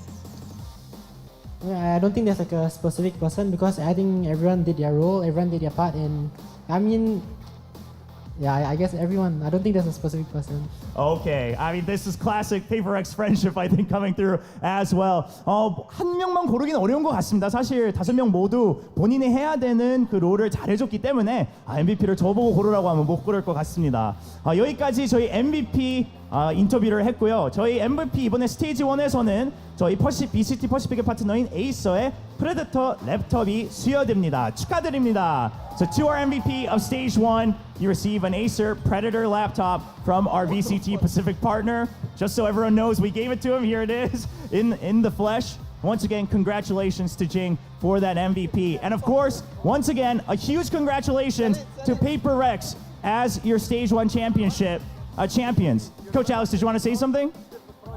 Alex, did you want to say something? No? Oh, okay.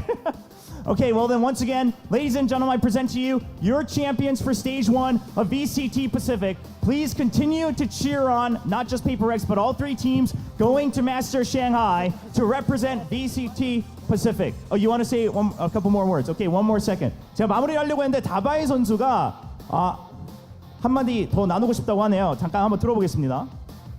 So today I would like to dedicate this win to my mom because it's Mother's Day, right? So yeah, happy Mother's Day. 오늘의 승리는 다바이 선수의 어머님께 바치고 싶다고 합니다. 또 해외에서는 오늘이 어머니 날이기 때문에 꼭 어머님께 이 승리를 바치고 싶다고 하고 알렉스 감독님이 약간 그러면 나는 뭐가 되나 약간 이런 표정을 보여주셨던 것 같은데 Coach Alex, do you also wanna?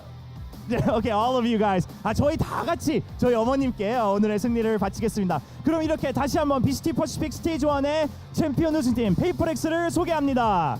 Once again, your Stage 1 champions, PaperX.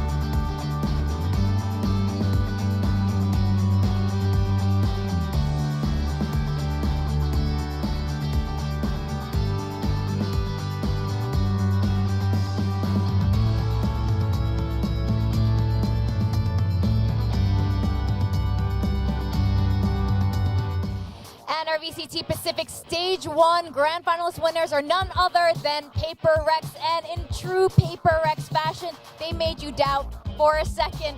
They made your heart rate go through the roof, and we got to map 5, and you were still not sure if PaperX was going to win today, but they are indeed the winners.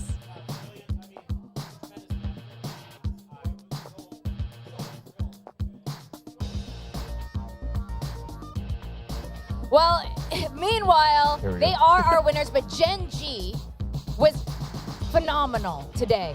I was already a GEN.G supporter by the end of kickoff, but it's just like a little bit crazy here. But by the end of today, texture was so good. I am so proud. I had this conflicting feelings. I was like, yes, I predicted for PaperX to win, but I was so proud of how GEN.G was playing. Their performance was incredible today. Yeah, this was really impressive from both teams. Like, so many back and forth, so many close maps. You know, it goes to map 5, and it's still very, very close all the way up to the end. So this is truly what you want out of these two teams. You want to see them in their best peak performance going into Shanghai. They look like they're there. You know, who knows what's going to happen when we get there, but man, I was so impressed today. Meteor was looking great all day. I mean, Munchkin was calling a good game. You know, Lakia was there. Karan was having a decent day. It was everything you could want out of both of these teams and more, like I said. Absolutely. Pretty much evenly matched, right? I think it was really interesting that, you know, Munchkin and Lakia last minute kind of like swapped roles. Maybe they practiced for that. It was a really, really interesting decision, but by the end of it, you can't say that, like, you know, GEN.G's like worse than PaperX or whatever. It's really is just battle of like wit and mind games, and PaperX towards the end really started to ramp things up, and GEN.G on the other hand, like, this could have been their map as well. It's just that by the end of it, PaperX, you know, whether or not it's timeouts or figured something out, they made it work. Yeah, I mean, well, PaperX's defense split is pretty good. That said, we have our own awards to give out today. It's the guessing game. You know, we've been playing this all Stage 1. And I think the most important thing here is that William and Asterai go down. Not that we, the rest of us, have ranked up, but we actually have our Radiant winners today. Congratulations to Valdez. Hey. Congratulations to Achilles. Hey. You are now the guessing game Radiants of VCT Pacific. You are gods of the guessing game. And what that means is you win this awesome Riot Reina trophy. Was actually a figurine, which you too can just buy it from the Riot store. It's really cool. But this is what Valdez and Achilles gets. But what the thing is, oh, here he comes. He's Here got he to goes. claim He's his just gonna trophy. grab it. Okay, Yeah, that's yours. It's yours. Bask in the glory. I would love a quick interview with our winner here. Should we? You know, what were some of the tactics? Like, you were Iron for basically all of this Stage 1. How did you suddenly hit Radiant? You were like GEN.G. You're amazing. finish. And first and foremost, I'd like to thank the Academy. Good this job is on truly that, an Kevin. honor. No, it turns out like it's pretty easy to climb when things like game state are the questions, because that's a little bit easier to predict. You know what teams are going to be strong on certain maps. You know, like I had a good idea that Gen.G was going to have a solid read of that Lotus as well as that Bind. I knew that was going to be two things that they really prepared. So I just came into it with solid expectations and logic, instead of having to try to answer some 50-50 questions. So you I don't think like to answer overall, those like you know, who's gonna get more first kills questions? Yeah, you know, this was easy. I'm surprised that you guys screwed it up as much as you did today. Whoa! Well, is there anyone you would like to dedicate this win to? Myself. I earned this. I did it all by myself. And yeah. Asteroid L guy, or whatever, you know. He does finish Immortal, I guess. Or wait, no, Yeah, Diamond. no, he did well. He's Diamond. Yeah, well, I mean, He congratulations gets to knocked him. down too. Yeah. I mean, it we no all get- longer doesn't matter anymore. Just get this. Oh! These are the viewers. Oh my God. Viewers on the floor too. I'll be nice to you. Thank you, Okay. thank you. Wow. The punishment is already there. I've been ironed. Well, okay. You know, we were talking about how the teams feel going to Shanghai. How do you feel about Shanghai and Pacific? Look, I don't want to get my hopes up because I've done that every single LAN that's ever existed in this game, and we haven't been able to bring anything home yet. But genuinely, I do feel very confident about these teams. I think that the fact that they were able to push each other so hard, just how clean that they can look, how they can rise to their opponents, I think that is a very good sign for Pacific. So Yeah. maybe this just highlight the grand final, you know? Well, But all right, I'm out. Thank you very much. Congrats, Achilleos He claims it. and Valdez. I don't know how they're going to split that in half. Just cut it down the middle. Gets the top half, and then no, that's kind of weird. I don't know. We're going to let them figure out however they want. Let's talk about this, actually. Going into Shanghai, these are our teams, 3 from each region. We have got T1, PaperX, Gen.G, and we saw the grand finals today between PaperX and Gen.G going the full distance. 5 maps looking stronger than ever. We got America's China and EMEA. You know what? There are a couple teams here who also look really great, but I am feeling really good about Pacific. I don't know about jinxes or whatever, but I'm feeling that confident about it. How are you guys feeling? Yeah, I mean, the consistency's been there for Pacific where, you know, not to really trash on these other regions or other teams, they're all very, very good, but there's a lot of flux in the other regions, right? And so I'm kind of curious how that's going to affect them. Are they going to be able to come into it refreshed? Are they going to be feeling good? Are they going to be feeling stressed after, you know, having such a rough season to start? Maybe not a lot of those teams not making Madrid, now coming to Shanghai. Like, how's that going to feel coming to an international stage? That's where I'm kind of, you know, questioning some of this, but I'm really also excited about our teams from China because they get to play in front of their home crowd fans. That's going to be absolutely electric. I totally expect one of those teams to make a deep run. I don't care which one it is, but I am super stoked to see those teams play live. They do, PaperX, now that they've won, do get to pick who they get to play in Masters Shanghai, which will be kind of exciting. Ilya something already mentioned, 100 Thieves. Lucio's on that team. I'm sure he wants that rematch against Gen.G, and you know, if it's just one player, he'll take it. We're also looking at Lev with Aspas on that team. That's also going to be a very exciting matchup. EDG is also, you know, from China, is also, you know, they've been to most of the international events. They're also fantastic. Foot and CNED? Yes. Foot and CNED. That's what I want to see that too. That team looks really scary to me right now. I know they struggled a little bit there towards the end, but overall, I think that team at the international stage is going to really hit And hard. if you pick who you want to pick, like you want to beat either like someone, do you want to go with someone easy or like you want to beat someone, well, not really easy, but you want to beat like the biggest bully in the prison yard and show like a big statement to everyone. Yeah, that's what they do in prison, apparently. I don't know. That's what the TV shows Movies, say. yeah. That's what the TV shows say. So this puts PaperX now at the top of the championship points board. This is so different than the start of stage 1 when Gen.G was way up there with that 3-point extra lead from kickoff. Now that's PaperX. Again, we were looking at some of these 4th place, 6th place placements here are like 4 and 3 points. This is going to be really important going to stage 2. All these points do carry over into the next stage. So it's not even over yet here at Pacific, Quack. Yeah, it's not over. I mean, all of these teams, especially I think the teams that are at like 3 and 4 points, they need to grind and they really need to practice up for stage 2, which is coming right next after Shanghai. But for now, I mean, just everyone looks incredibly good. Even DRX has a shot at going towards, representing the home crowd here in Champions Korea, like when, everything comes through.